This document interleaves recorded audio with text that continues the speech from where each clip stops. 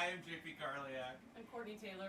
And we are the co-founders of NerdsVote. And we are back for another year of Stream the Vote. Woo!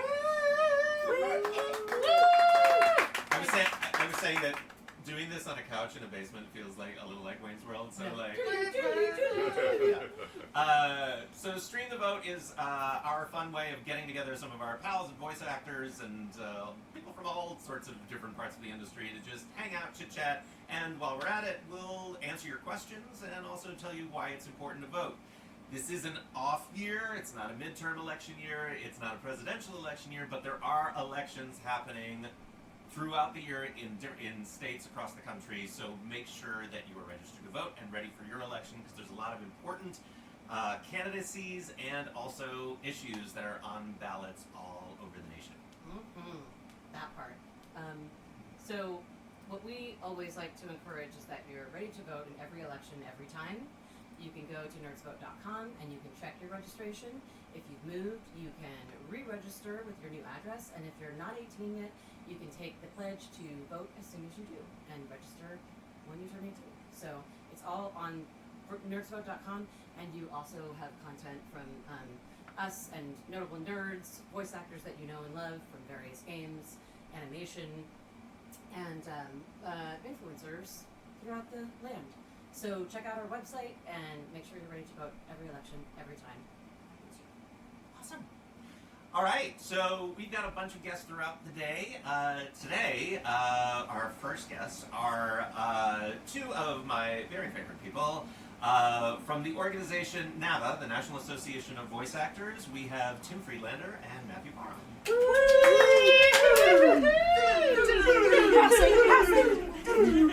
Okay. Party on, JP. Party on, Matthew. Party on.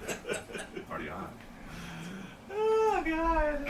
I'm having so many memories, like Foxy. Like there's just so many memories of Wayne's World that are like just flashing through my mind. We're not going to sing Bohemian Rhapsody today.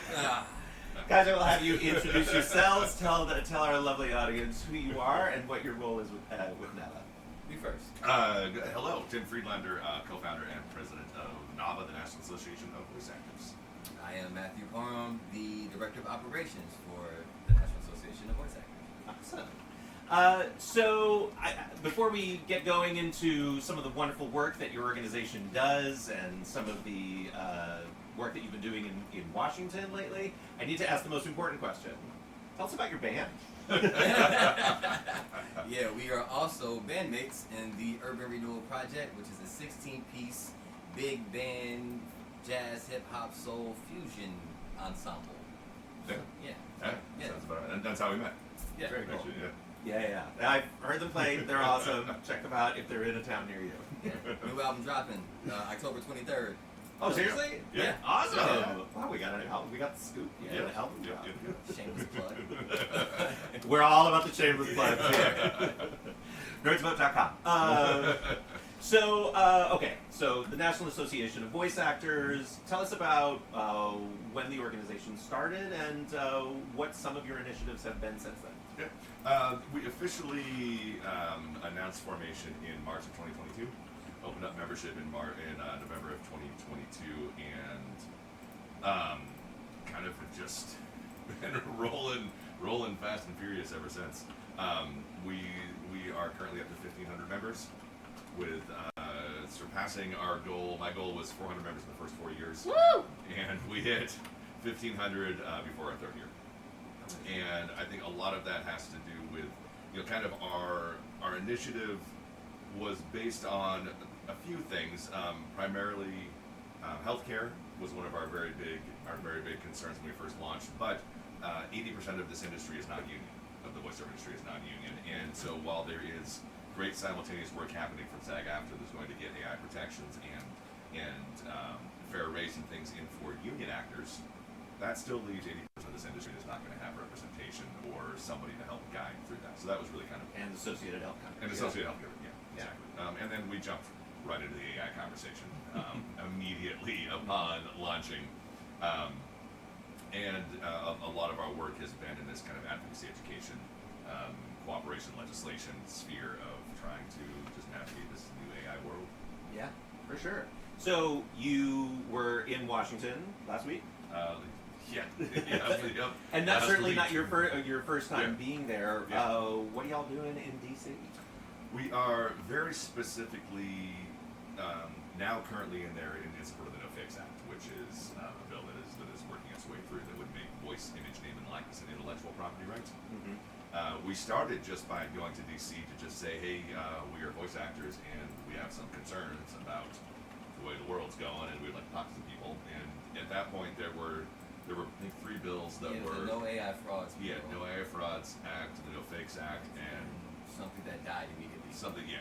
And so we were there kind of in general support of all these bills that are happening. Let's make sure that we actually can think of voice as something very specific in addition to this. Because a lot of, we've heard nil for a while, name, image, likeness. And it's kind of implied that likeness includes voice, but without it being explicitly stated, there could be some gray area around it. So our discussion was to make sure that now everything is vinyl, V-I-N-L. So voice, image, name, likeness. Vinyl is so much better than nil. Vinyl is, yeah, exactly. Yep. There's some really great T-shirts I can see out of this.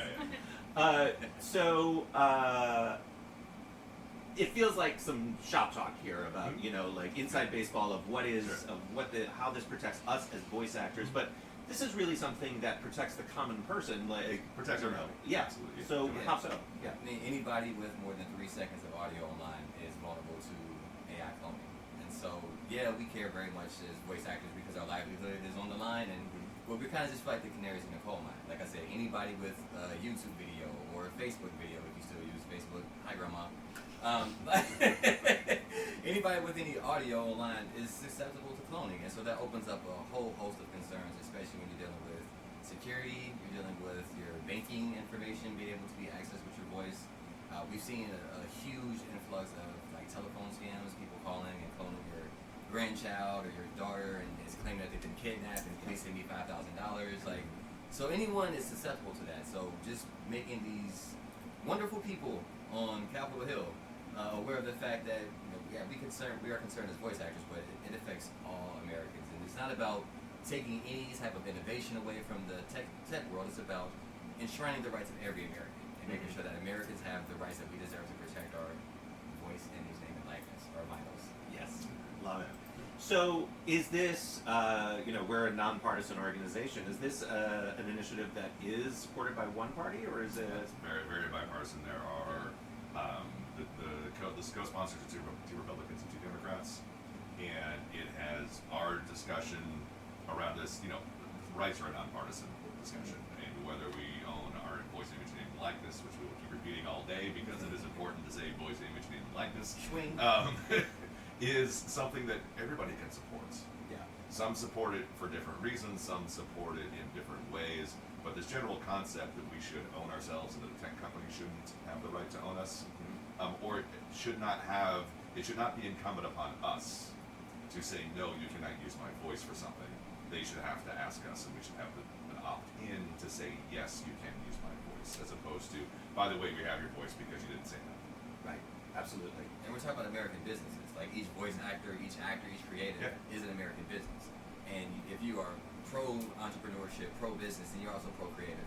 And we shouldn't have wealth concentration, where you can steal the art of a few artists, or a lot of artists. I mean, it's over a $3.5 billion industry in the creative field. And so to have that shrunk into the few tech companies that will enrich themselves but make everyone else broke, that doesn't speak of American innovation, honestly. Absolutely. So how can our audience support this, get involved? The very basics, and this sounds like I'm going to say it, and then I'm going to give a reasoning for it. Is call your representatives. Just call and write and send a letter. And it seems like a simple obvious, Representatives and congressmen, and senators, Senate and Congress, and all representatives. And I will say, as somebody who my first vote was in '92, so I got to vote in when I turned 18, and kind of you hear this consistent, well, just call a representative, call it and something, and you're like, oh, nobody pays attention, like they don't really care. They do. Yeah. They do. And the first meeting we ever had in DC, when we went in, we realized that in every office we went to, there was a person on the phone who is talking to constituents in each representative's area. And they listen, they talk, they discuss, they weren't blowing people off. And it honestly blew my mind because it was, you think that it's just a giant echo chamber and you put out something into the government and it gets lost in it. And who knows what happens. But people were paying attention. So that's what we can do. Support the No Fakes Act specifically. In a general, call out anything that you see that's AI generated. Make sure that people are aware, especially older family members who aren't able to spot something that is AI generated. Totally.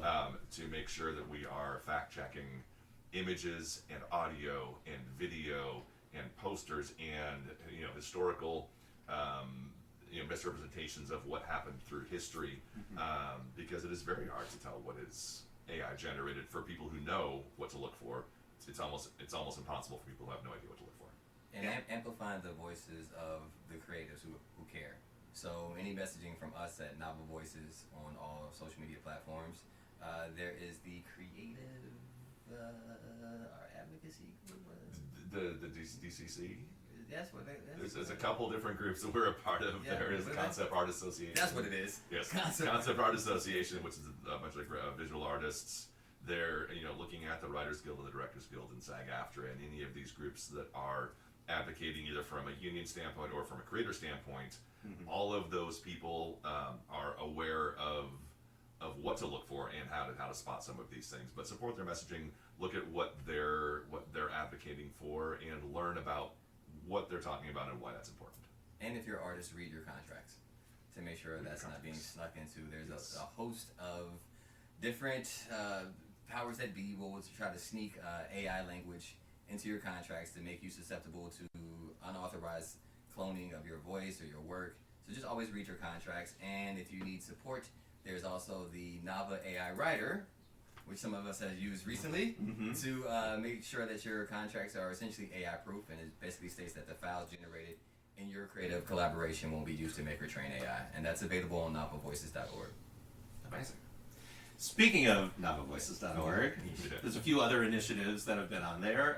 Matthew, you've spearheaded a bunch of them. Can you tell us about some of the guide pages? Yeah, we have, along with QueerVox and Voices of Color and the Disabled Voice Actors Database, we created a comprehensive and compassionate compendium called I love alliteration. Called the Best Practices for Authentic Casting. And this just ensures that everyone who is represented in art is represented accurately. And the power of art is to allow people to see their stories, to dream and make possible what was once fantasy. And you want to see your community represented with honor and integrity. And so we collaborated and came up with, like I mentioned, best practices that will advise creatives and professionals about how to make sure each community is represented truthfully in a way that empowers them and results in a more collaborative storytelling. Because when you have misrepresentation and you have certain communities doing stereotypical performances of other communities, there's no exchange of truth. And you miss out on the opportunity to learn about another culture because it's been just copy and pasted from a stereotype. And that's not what real storytelling is about. That's not what real art is about. It's about having a means and a window into another culture so that you can enrich in your own life. And so when you do away with authenticity, you do away with effective storytelling. And I'm very proud to be spearheading that along with you. Absolutely. Same. And not to double back to where we were, Yeah, please. but regarding authentic storytelling and AI, I love how you talk about the disenfranchisement of underrepresented populations through AI. Can you speak a little bit about that? Yeah, I mean, it targets more communities more than others. The numbers fluctuate about how many people have been displaced from AI, so I can't speak with certainty which number is which, but I will say that it's already, at least from my community, African Americans are only approximately 11% of the voice acting industry. So we already have limited access to the opportunities. But then to further engage with a robot of color, which has been trained on stereotypes, to then further take away and reduce that 11%, it's just disenfranchisement and it's disenfranchisement. And so you see that in the voiceover world, but you also see it on the visual side with Midjourney and other visual AI replication tools. If you type in what a black person looks like, you get a stereotype. if you type in what a trans person looks like, you often mention that they pop up with like purple hair, and not all trans people have purple hair. It's just it runs the risk of running afoul of authenticity because these models are often trained on just garbage, and it's trained on what's on the internet, and we all know the internet is 100% factual at all times. But when AI is baking in this bias as truth, the input is flawed, and so the output is flawed, and we can't just live in a world where the output is cemented as gospel without taking a further deeper look inside the foundational models, and especially with certain bills coming through that targets certain AI systems to make sure that they are not leaning politically one way or another. That's even more reason for every person to ask to see for transparency and foundational models.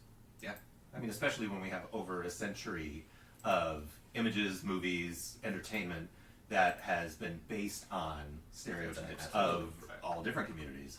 100%. There's only a limited window of authenticity that AI is actually using. Everything else is just, yeah. Well, and in addition to that, you have those who are fact-checking the biases and information that is being used to train these systems. Are not experts in those facts and biases either. It's not a whole room of anthropologists. Right. Not at all. And now we'll give just a little example of this, and it's damaging for the marginalized communities already, and they're now starting to do that on a larger scale for those that are less marginalized. They're trying to build in biases for these, and I had a very specific discussion with a data scientist about this, and I asked very specifically. I used a New York accent as an example of how does a AI system know what an authentic New York accent is?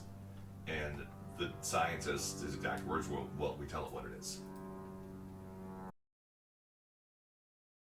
Very broad scale. Now think about how you get down to these more marginalized people you don't bring those experts to say, this is what this should sound like. This is actually what an authentic, this accent sounds like, or this sounds like. People are determining based on probably what they saw on TV as a stereotype. Yeah, it's eating itself, and it's a echo chamber of just supposition and stereotypes, and it further reduces the opportunities that marginalized communities have. And I know we're going on it seems like an anti-AI rant. We're not anti-AI, we're just pro-creative, and I think there's a win-win here where you can engage with the artistic communities, you can engage with people to make sure that the AI systems are accurately representing what their culture is, whatever that culture is. It shouldn't be left in the hands of a few tech bros behind closed doors with a few politicians rolling out the red carpet to make these systems just have unfettered access to replication and databases. We need to make sure that as we move forward and we pave this road of innovation, that we are also paving the road and building guardrails at the same time. It's possible. We don't have to wait till 1,000 cars go over the side of the cliff before we build guardrails. It's important that we, right now in this moment, make sure that everyone's advocating for their community and every community at large to have authentic representation in the AI database.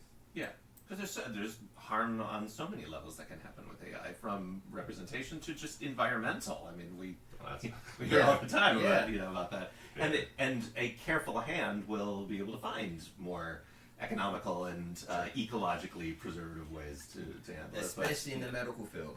Medical AI, there's already so much baked in bias, at least when it comes to African American history. The father of OBGYN had a lot of misinformation about black women in his texts. Those texts have been widely accepted for over a century as the foundation of OBGYN science. And if you have that misrepresentation about the black woman's pain levels baked into a medical AI that is going to be replacing a nurse, the implications are wild. And so as we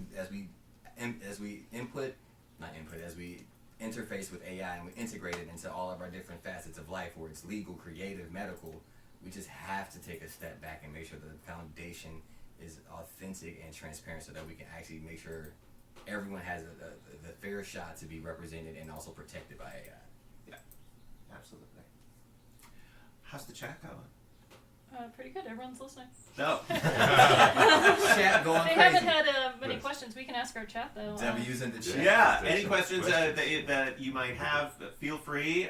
We've got some wonderful experts here that can answer all your questions about AI or just voiceover as an industry in general. Yeah. Anything else that NAVA has cooking in the pipeline that's coming up? You guys, yeah. 8412. Yeah, we have our kind of our big end of the year gala coming up in December, which is going to be a lot of fun, and hopefully raise some funds for us to keep doing what we're doing. Right. This is not a cheap endeavor, as we have quickly learned. But then one of the things we're looking at for those in California. There is a bill, AB 412, which we've been working on, which is a AI transparency bill, with Assemblywoman Bauer Kahan, who is leading that. And there's going to be some hearings coming up at some point between October and the break in December, where we're actually going to get a chance to go in person and speak in support of this bill in Sacramento. So if anybody's in California, keep an eye out for this on the NAVA socials. We'll be talking about going up there. It's AB 412. We have our healthcare. We have just switched over to new healthcare plans, and starting October 1st, for any NAVA members, we'll have access to our new healthcare plans, which are so good that I'm on it. Yeah, me too. Does it say Vault? Yeah, Is I it? have it. No, the new one. Oh, even newer one. Yeah. Yeah, Okay, so you need to okay. switch. Well, last year Yes. in October, I got health insurance thanks to you guys, so I appreciate Awesome. it. Okay. Thanks, NAVA. All right. Legal blue art. And we will, for those NAVA members, starting October 1st, all NAVA members will get access to free legal contract reviews by our lawyer. Oh, wow. So if you have contracts that you would like to have reviewed, right now NAVA's been offsetting the cost of it, and then now we're going to offset more of the cost. For three free contract reviews per year per member. So if you would like to join NAVA and get access crazy. to that, That's I know, right? insane. a lot of times, a lot of times with some of these contracts, especially again in the non-union world where you don't have a SAG-AFTRA contract that you can look at and say, yes, I know this has been looked at by a lawyer already. Mhm. A lot of times what you'll have is a company that is putting together the most advantageous contract for the company and not so advantageous for the actor or the artist on the other side. Right. And one of the things that we really advocate for is this idea that we as artists, anybody who's on the other side of a contract is 50% of that contract. You have an equal right to say, I don't agree to these terms of this contract as the person hiring you does, or who's running that contract, because what you're signing is going to determine what happens with your audio and your career, and potentially now your voice, image, name, and likeness going forward. So it's just a matter of having, looking at a contract and it's just as simple as, yes, this was going to be a good contract, or it's not, and here are some concerns we would have.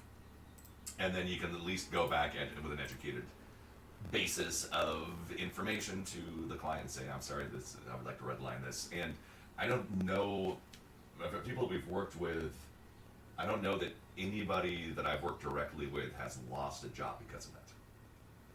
The other person has said, okay, that sounds reasonable, let's make these changes, or I'm sorry, it doesn't seem reasonable, and here's why I can't make those changes, and then they can have a further discussion on that. But I have not seen the people that I've, not to say that hasn't happened, but those that I've worked firsthand directly with and in these talks, when they've gone back, nobody has received an answer that says, I'm sorry, we can't change it, we were not going to hire you for this job. So feel empowered to say, stand up for yourself as an artist, and in an industry right now, in an age where not standing up for yourself could be the end of your career, or could be, the first job you do could be your last job, your next job could be your last job. Right. If you don't protect your brand, your voice, your small business, that we all are. And if you need contracts because you're not working under a SAG contract, or if the employer hasn't offered you one, we also offer scope of agreements contracts. Scope of work contracts. Yeah, scope of work yeah, contracts yeah. for the non-union world. That's available on NavaVoices.org as well. So even if you're navigating the world of pay-to-play sites, or independent contractors, or indie game developers, whatever it is, if they are not offering you a contract, you're not doing business. So I always recommend someone, even if you're on pay-to-play sites, download the NAVA scope of work agreements and use those as your contracts. They're customizable, so you can always update it with every details that you need to add or omit. And then you also work in conjunction with the NAVA AI writer, and that should offer you some modicum of protection as you are navigating the non-union world as well. And I'm going to go one step further and say, even if you're not being paid, you should have a contract. Absolutely. So a lot of people think that it's just a free thing or something they're going to do for a friend, or they're going to do for, a on an online casting platform or something, or a fan dub or whatever, make sure that you have some kind of agreement in place. Yeah. And Limitations on usage. Absolutely. and- Absolutely. Yep. Yep. Yep. So, everybody, you are here with NerdsVote Stream the Vote. We have Matthew Parham and Tim Friedlander from NAVA, National Association of Voice Actors. If you've got any questions, please throw them in the chat. So we are nerds who vote. We do have a question Ooh. from Dennis Vaultboy 189. Yes, all right. What do you think about the video game community that creates unique mods to make games more interesting? Like, how does that tie into, AI or That's- using people's performances?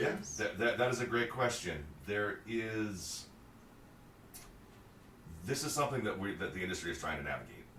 Even the video game industry itself, there are some video game companies that provide these assets freely available for anybody to use, and there is a difference that we're trying to parse out between taking an audio file that somebody recorded, modding it, rearranging it to make them take those words and say something different. It's completely different when you extract from that performance somebody's biometric data and a voice print and create a wholly new performance from that.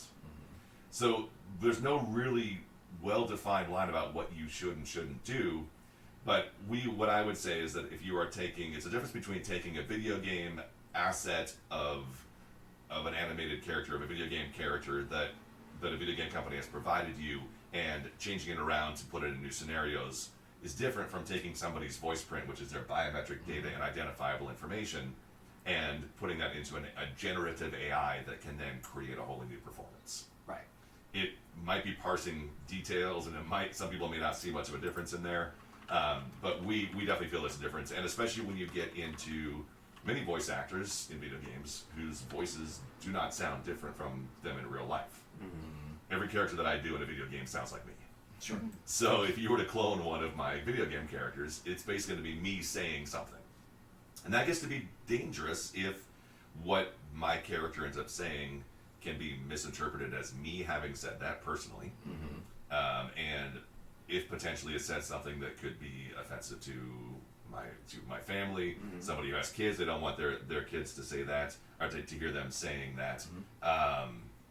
And one thing to think about is that we as human voice actors have the ability to walk out of a room if we're given a script that we don't agree to the content of, or is different than what we were told was going to be there. We have that ability to walk out. Our AI voice cannot walk out of this. Right. Now, all of that to say, this also has to be balanced with the First Amendment rights of ability of satire and parody, and those things that are there. So for those who are going to exercise your First Amendment right and that ability to satire and parody, think about the difference that now happens with an AI voice, that you now, not only is there free speech, but now you could potentially be infringing on compelled speech and forcing somebody to say something they never said. So I should have the right to say something. First Amendment right gives me the right to say things that I want to say, not without consequences, but I have the freedom of speech. But I also should never be forced to say something that I would never say. Should not be compelled to say something. So as we get into these mods, there is a fine line between a fan mod and a compelled speech that once something's put into a generative AI system. And also, I would add to that there's a difference between what's ethical and what's legal. Legally, you can do it, maybe, for now. But ethically, should you? Because, like you're saying, like you're extracting someone's biometric data out of that performance, now compelling them to say things that otherwise would not say. And that's, in my opinion, is ethically wrong. Now, it's different if the game company is giving you certain things to build your mod, but that's different. Yeah. But if you're just scraping wantonly from this game and putting it in a generative AI system, to me, I don't think that's ethical. But then, there are going to be laws that come out one way or another for this, and we're fighting for what we feel is right. That may not be legal at some point. And these bills won't be retroactive, but still I would not want to have been in a position where I have done something that may be illegal in the future. And then you also just don't have provenance control. You don't know what that company that you put that voice actor's voice into their database, you don't know what's going to happen with that voice file now. So when that company folds and sells that asset, that was all because you put it in their system. And so like the provenance of that can lead to further damage outside of just the simple enjoyment of this one mod. And so it can snowball into something that's bigger than you even think about when you're just doing something that's for fun. For sure. And I think there's an aspect of, this is coming from somebody who's made his career doing sound-alike voiceover. Sure. I do think that there's it's one of the reasons I love the fan dub community, because I love the idea of people kind of doing homebrew versions of their own thing and finding their own interp of something rather than feeling the need to like scrape audio from perhaps even somebody who's deceased to keep this a character going into longevity. Like, there's like Mickey Mouse has been voiced by 8 different people, I think, at this point, and everybody has their own little nuance, and that's what makes it fun. That's what makes it interesting. It's to see what each person brings to the general sense of a character, and I think, yes, the people that are doing mods want that sort of like one-to-one authenticity where it feels like this is a seamless part of Breath of the Wild, but there is that aspect of like, well, let's feel your stamp on it. Let's feel like, what you could also bring to the character as well as the gameplay. Which also provides an on-ramp for beginning voice actors. Yeah, totally. To get better. That's Help your friends out. Yeah, that's how they cut their teeth. They become better voice actors and the big stars of tomorrow. You have to start somewhere, and it's like to eliminate that on-ramp of jobs by using AI. It kind of like can basically take the knees out of the industry. Yeah, absolutely. Hopefully that helped, Dennis. Yes. Great answers. That's what I was okay. All right. Any more questions? We got one in the chat. Is it lunchtime? Nothing in the chat yet. Awesome. All right. So since we are nerds who vote, Yes. Couple questions. Yep. What are you nerdy about, for starters? In general? Yeah. Just in general? Yeah. You guitars. What is something that you're what are you obsessed with right now? Oh, I can go. Go for it. Yeah. Go for it. Anime. I'm obsessed with Demon Slayer right now. Oh Yeah, God, all day 100%. long. Yeah, they just all had the movie. day I long. went to see. I saw the movie already.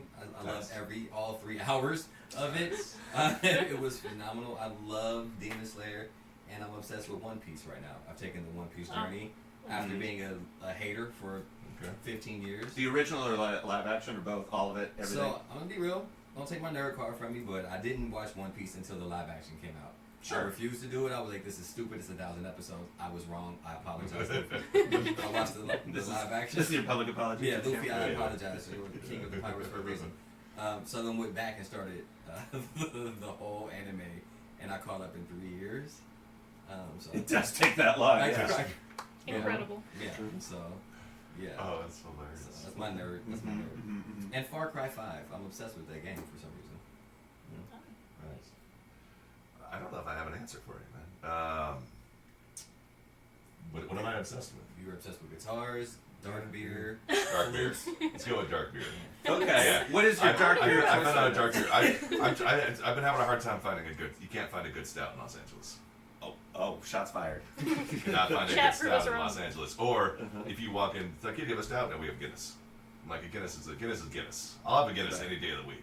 Sure. But I'm not going for a Guinness to get. He's heard this rant many times. So this is a nationwide program. Yeah, so yeah. we're oh my God! Cissy. Cissy Jones. And you come to speak over here. Am I Yeah. supposed to? Yeah. Join the Come fray, on. gentlemen. You Right in pulled the it. middle. Yeah. Let's see. Make What's a up, little guys? zoom out. Here we go. Let me do a thing. What was that? Yeah, perfect. That wasn't high tech at all. Everybody, please welcome to the couch, Cissy Jones. Yay! I brought something for your husband. Oh. Hollywood. Oh. Okay, I don't want Done. You're like, He's not watching. He's asleep. Oh my God. oh, Oh perfect. my God. That's this is gorgeous. Beautiful. Thank you so much. So Tim was just answering a very important question. Yes. Yeah. Nationwide, place that you've been to that has had very good. Boundary Bay Brewery in Bellingham, Washington. Again, alliteration. Like, Yep. And I believe they just went out of business. They've been around for 30 years and they just shut down. It was where I actually played there on New Year's Eve 1999. Got to play 1999 by Prince on 1999 at Boundary Bay Brewery. But they have a stout there that is just amazing. Well, Yeah. may she rest. Yep. Cissy, we were just asking everybody, we are Nerds Who Vote. What are you nerdy about right now? What are you obsessed with? God, all the things. What am I nerdy about? I don't know. Democracy? No, maybe I a would say TV, change, TV but yes, show, a yes. song, an artist, something that you just I like. mean, K-pop Demon Hunter. Yes! Everybody's obsessed. No, I'm not gonna say it's been on repeat for the last 2 months, but it's been on repeat for the last 2 months. I've seen it so many times with my nieces. I got kids, man, and they're like, cool, but I don't know the entire thing by heart yet. Can we watch it again? So Yeah. Yeah. This is how I learned my lines. yeah, it's been real good. It's overrated. Okay, next question is. Did you say it's overrated? Fight me. Friendship Oh. over. I thought you were just saying that you loved it. So hold No, on. No, one. Demon Slayer. Yeah. Oh. Yeah, but Keep up, Demon Hunter. I think that's overrated. Wow. Oh, okay. It's cool. It's Okay. good. It's good. It's Okay. straight. It's okay. Is it legendary? Is it One Piece? No. Is it the Okay. most watched anything on Netflix ever? Okay. Whatever. Tune in to our next hour when we have a death match. He'll be a hater for 3 years again and then change his mind. Yeah. Okay, so we are Nerds Who Vote. So, what is one issue that you are really excited to vote about? Man, the depression that just sank. I know. We said I it was going to know. be chill and fun. I'm sorry. Yeah, what happened to chill and fun vibe? I don't know. The third question will lift us back up. Okay. Let's. Oh man, this is. I'm really excited to vote in the next presidential election. Okay. Yeah. samesies. Hey, looking forward. I'm looking forward to having another presidential election. Fingers crossed. Cool. Valid, All right. valid. Sure. Uh, Sissy's concurring. I don't know. Are you voting for school board or something? That can be exciting. Yeah. Enthralling. I am excited for AI legislation to get passed. Yes. And in order for what I want to vote on, I want to vote to protect the rights of the people we love in any capacity that looks like. Speaking of which, we have a question in the chat Oh yeah. from Brizzy Voices. Hey, He's in hey. Brisbane, what's it? who will be here later today. Where is legislation at right now as far as physical or voice likeness AI protections? I will answer that. That's what I was in DC for last week, getting an update on this. So the current bill, the one that is moving and most likely to get into place is the No Fakes Act, which makes voice, image, name, and likeness an intellectual property right. Federally. Federal intellectual property right. We are currently in the midst of a government that is probably going to shut down, or very highly likely to shut down very soon, making any legislation getting through this year highly unlikely.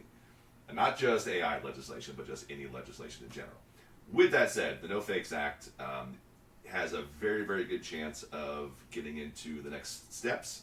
Right now, it's in a place called Markup, and they need 12 votes to get it out of Markup and put into a larger committee. They have 11 of the 12 votes they need to make it move to the next committee, and then from there is the hope that it will get into some kind of appropriations bill, which means that it would be added to another bill, and if that bill goes through, then this bill would be attached to it. And this is currently in the Senate or the House? This is currently in the Senate right now. The Senate has the most recent version they released was in April, and they have new language coming out in the next couple of weeks on some updated language, probably very minor language. But one of the things about it is that it's co-sponsored by Marsha Blackburn, who is going to be running for the governor of Tennessee, which means that she is going to be leaving the federal government, and this is possibly trying to be her crowning achievement before she leaves. And so That's a cool sign off. it's all good things going in the right direction, that if something does have legs, this is going to be probably one of those. Caveat being that if that does happen, nothing will go into place until probably 2027. Woof. So in the Yeah. meantime, as we know, States. we need so many state laws which can move faster. We also need contractual language, and we need Lawsuits. outcomes of lawsuits, which will set precedent for things going forward. But AI moves exponentially fast, and so a year from now is 3 or 4 generations of AI technology advancements. Yeah. So, there you go. But NAVA's leading the way. That's the full job. And Yep. there's hope on the horizon. There is hope on the horizon. So since we're back to the AI chat, Cissy, tell the audience what your involvement is with the fight for AI protections. Yeah, so if you haven't heard my story, because I feel like I've told it a zillion times, I actually found my voice being used without my consent in 2021. And when I reached out to the voice AI platforms that had my voice available and asked them to remove it, they said no, they didn't have to. So I got involved with NAVA. We got into this whole legislative fight, which has been amazing, and also I started my own AI company to work directly with actors, with their agents, with the union, to give people full consent control and compensation over having digital replicas. And so that is what I have been pouring all of my waking hours into, and goodbye sleep. Understandable. Amazing. So you're the CEO of this company. Yes. What makes this company different in providing AI services than others? So because we work directly with the actors, we work with people who have professional broadcast quality studios. So number one, our quality is just better. We also have a mastering process to remove any like mouth clicks and nose farts and those terrible sounds that we make when we speak that we don't recognize that we make. I have dysphonia, so like mouth noise just makes me like when I take a hatchet. Like, Yeah. What about those parts? Oh good. Yeah, all of it. They're All of it. everywhere. They're everywhere. All of it. Chewing. So we As I'm chewing right now. So we have really high quality replicas in the first place. We also work within the agent ecosystem. We're not trying to replace agents. We're not trying to replace casting directors. We want to fit into the existing ecosystem because we think that it's good. We are not a B2C, so we don't have a consumer platform. We are a B2B platform, meaning that you can't come to my website and access any voice that's there. If you are a B, you will have access to only the voices that you have. business. Oh. Business to consumer Sorry. or business to business. Yes. Yeah. Pitch to Sorry. pitch. We get it, you're Yes. in it. If you are a B. Mhm. You will only have access to the voices you've contracted with, so it's not an open forum for anybody to use whose ever voice. And most importantly, I think, is that the actor gets to consent to how their voice is used. So if you, JP, you lucky dog, are now the voice of Honda nationally, lucky, Toyota cannot come and use your voice without your consent. You would get to say yes or no, so that you, the human, do not get into contractual hot water by doing jobs that you are excluded from doing. Amazing. Love that. Cissy, you bring up a great point about how this all started for you and finding your voice being used against your will. Question for anybody on the panel, like if anybody, whether voice actor or just regular citizen, finds that their voice is being used inappropriately, what can they do about it? Cry. Well, that's step one. Yeah. Step one is weep. And I'll give you some tangible things to do. Right, it's tangible. It is very It's tangible. tangible. It's very tangible. First thing to do is reach out to the company. That's the first thing you can do. You can reach out directly, and then reach out to NAVA, and we can help with that process in some capacity. One of the things that we have done, and I mentioned this earlier, was kind of legislation, cooperation, education. And cooperation is one of those things that we've really tried to do. Is we tried to have some open dialogue with a lot of these AI companies that are using the voices. Mm-hmm. So depending on what platform it is, it's a possibility that it's a company that we already have an open line of communication with, and we could possibly help with that. Then your next step would be to figure out what state you live in. So if you know what, Hope you know. Yeah, So- don't know that. That's, or that we know what state you live in, so that we can help you with the laws. Because depending on what state you live in, you will have different protections over your voice, image, name, and likeness. If you are in California, New York, Illinois, Texas, Tennessee, and Washington, you have fairly strong protections. If you are in other states, you don't have as strong protections. So, and call your representative. But also now, not even where you live, where you happen to have done the work. So if you happen to be traveling and you did the job because you were on vacation in Idaho, and you did a job in Idaho, I go to Idaho every once in a while. We're both from Idaho. Yeah. Good for you. Boise is very good food. But yeah, I've never heard that phrase in my life.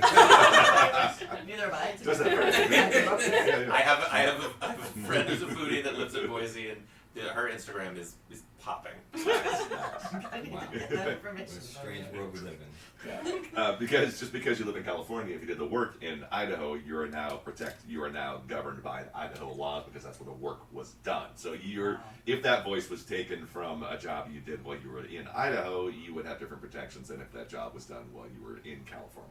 That's bonkers. So hence the federal legislation, because all of these not Always only United States. yeah.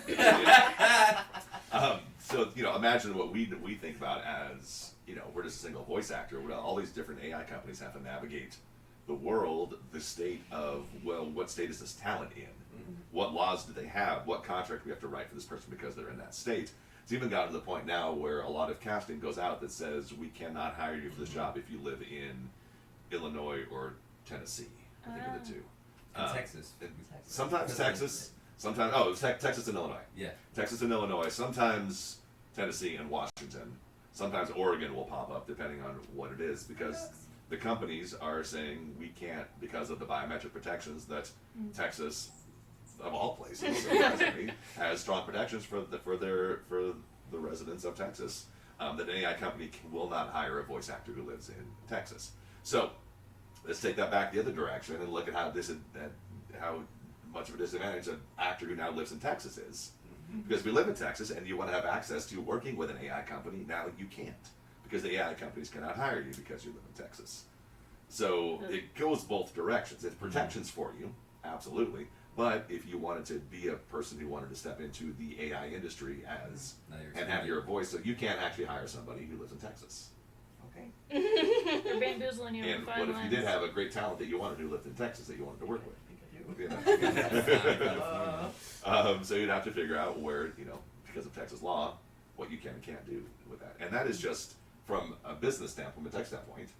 How do you navigate different laws for every single state? And It's almost like a federal law. it's almost like a federal law would Yeah, it's like a really federal law. So wait, the patchwork We're isn't onto working? something the here. patchwork's not Patchwork's working. not working. So we've talked about for the Yes, for the No Fakes Act, Yes. that people should call their senators and also eventually their Congress people Yep. about the No Fakes Act. But if they live in a state where they don't have the protections that we're talking about, who should they call?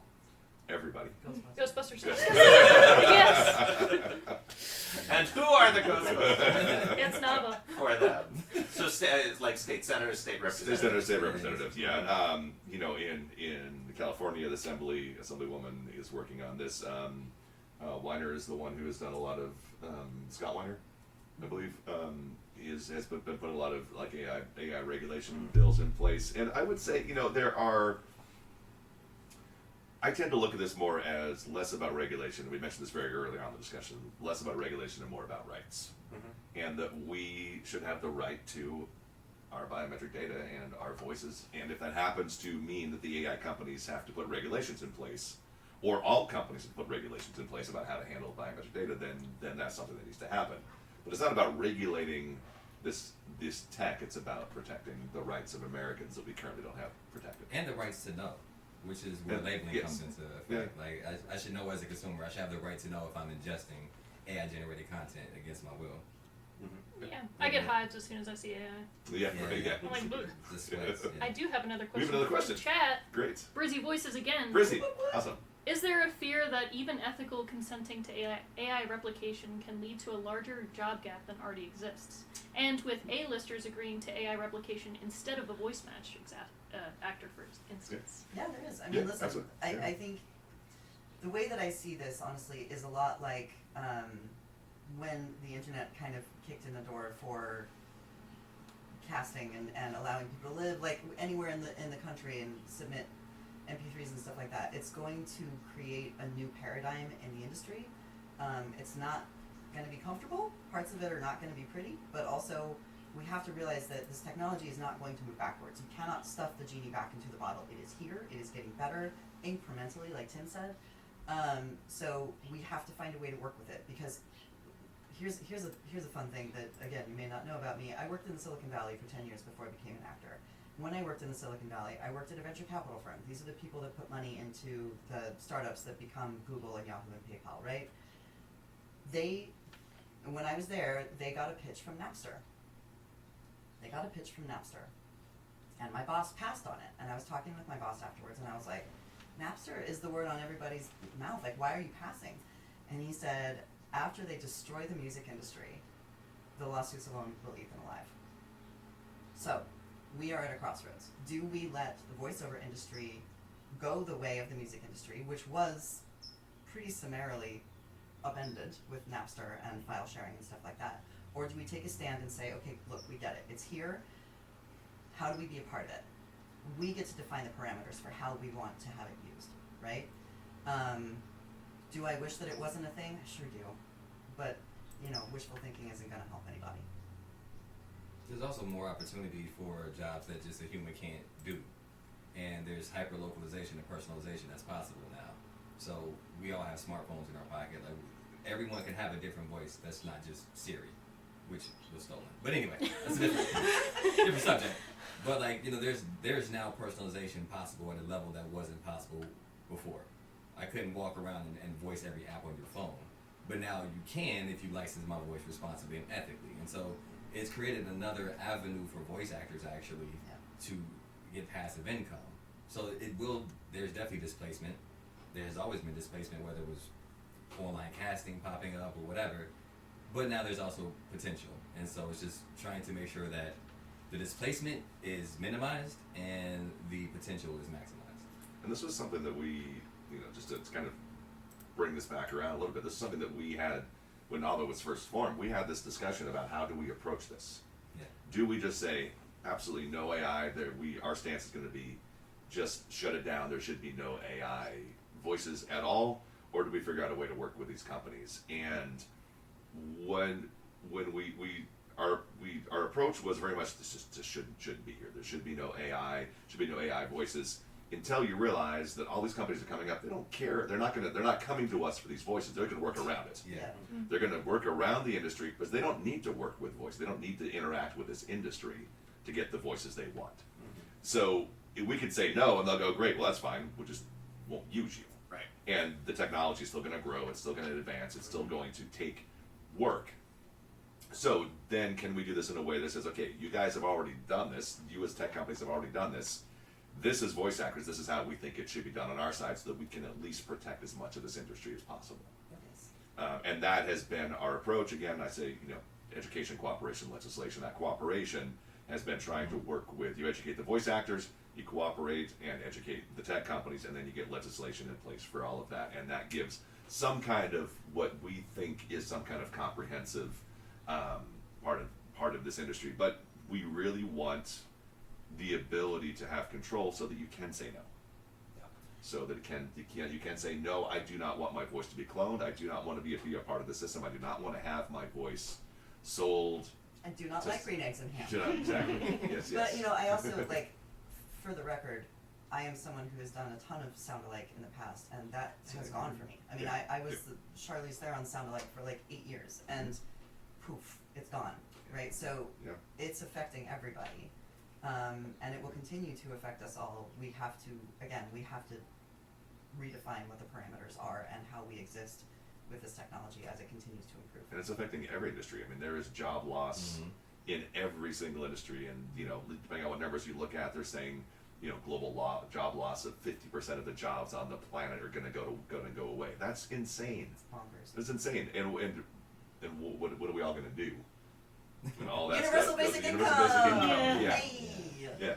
Who's paying you? Yeah. I don't know. Another thing you can maybe vote for one day. Yeah, exactly. Yeah. Anyway, And so enshrining women's rights. The right to choose should be enshrined as well. I'm looking forward to voting for that. Yay!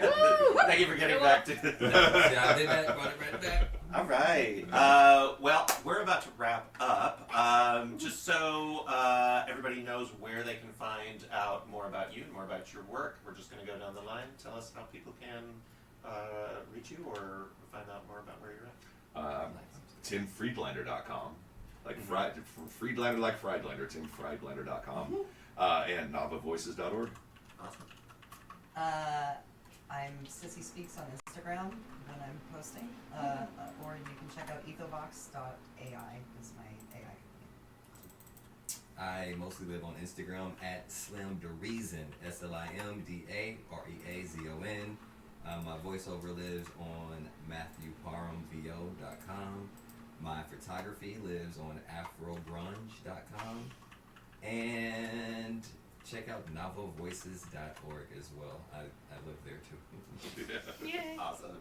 Thanks, everybody. Nerds Vote Stream the Vote continues shortly. We're going to take a short break, and we will be right back. Yay! Thanks, everybody. Thanks for letting me.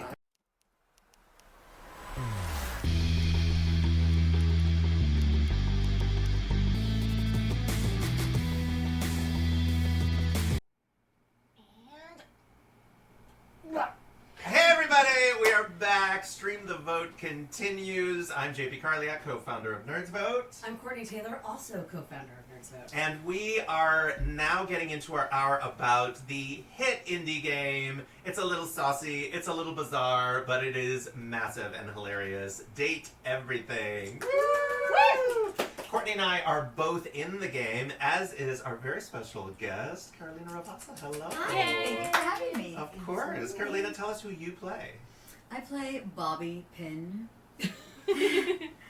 Bobby Pin wants to be the leader of a gang. Who doesn't? And Bobby was put away for 10 years. Very dark times. Bobby is thinks that they are real badass, but they weren't away in prison. They had been sucked up by a vacuum.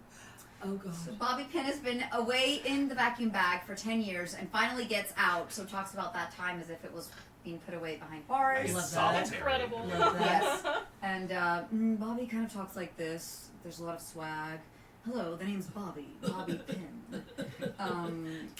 They have a leather jacket with tons of bobby pins and kind of a side shave and bobby pins everywhere. Gold bobby pins, Nice. black leather. I love gold bobby pin moment. And they're gender neutral, and I love it. Amazing. Yeah. Love Very that. very sexy, but also like comedic, because there's like dad jokes sometimes that you're like, Bobby, that's not funny, but Bobby's like, I think it's totally cool. Yeah, you don't know. So, yeah. I love it. Courtney, who do you play? I play Dasha, the disc. Dasha is going to help you with some practice dates. So you can make sure that when you do go on date, you have very successful date. So, but can you date Dasha? Just, She just trains only you for practice. Yeah. Oh! She's your desk mommy only for practice. Wow, desk mommy. Mm. It is. I am embracing the whole. Somebody on the socials referred to me as #desk mommy, and I was like, Yes. The LGBT community has really embraced Dasha. yet another Yet of another my roles. lesbian icon, yes. I'm apparently. like, Love it. I'm like, throw another one on the pad. Excellent. Perfect. Yeah. And who do you play? I am Stepford, who is a trophy boy. Oh, whoa! Oh my god. Wait, what does he sound like? Just let. Yeah. It was, he sounds like JP's Yeah, mustache. yeah. Oh, It's okay. basically I like- was like, He yes. sounds like Yeah, JP's mustache. It it's basically gets very just sexual very quickly. I often Yes. joke that if there's a through line of many of the characters that I play, it's that they all think they went to a good college. And Stepford is definitely one of those assholes. So Oh my god. Nice. Yeah. yeah. Although apparently I was at a convention and somebody's like, "Oh my god, you play Stepford, that's so cool." I'm like, "Oh, thank you so much." They're like, "You're hung." And I'm like, What? "What?"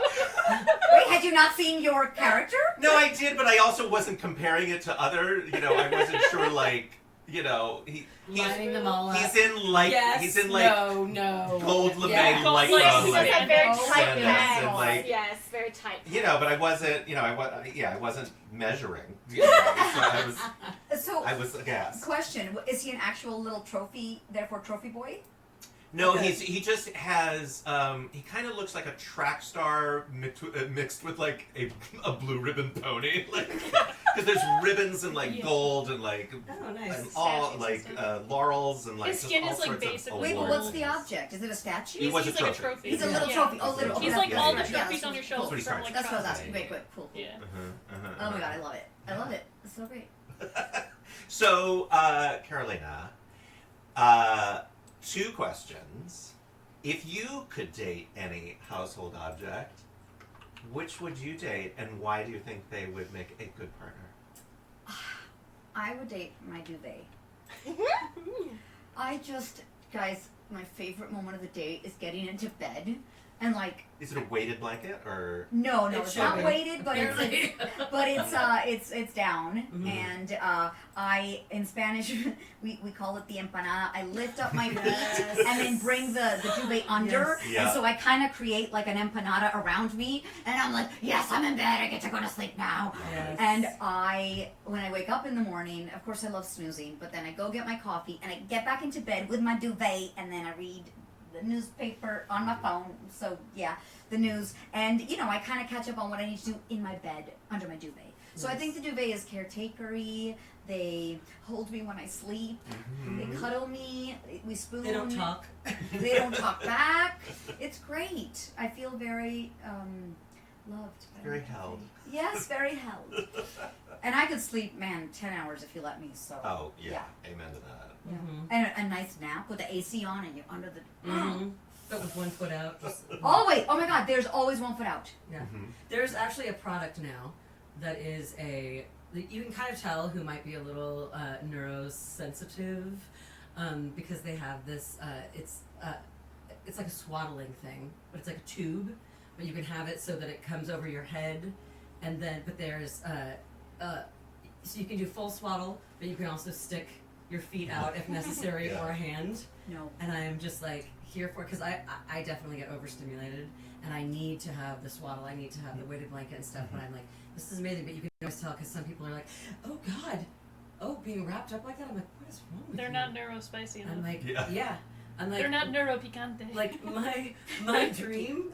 My therapist thought I was really weird at one point. She was like, well, explain like what would be a safe place for you. And I'm like, I don't know. I always think about like going out to like Yosemite where they have those like rock overhangs where there's just like a little space underneath, Yeah. Yeah. and like just being able to like swirl under there and just lay like in a tight space. Like I fell asleep during my The MRI. scorpions find you. Yeah. Yeah, like I think it was the MRI where they like smush you, you know. No. and you lay I might there. get cluster. I like I being can't. swaddled, But, the but you're not. claustrophobic- But that one's you're just getting pancaked, right? It's not the one where you. Oh, go you into have the tube. open air. Oh, okay. So okay. I fell asleep and they could not believe. They were like, I was like, it was so Hilarious. nice. It was kind I of need loud, and it to was be like deeply I was medicated. smit. Okay. Wow. It was.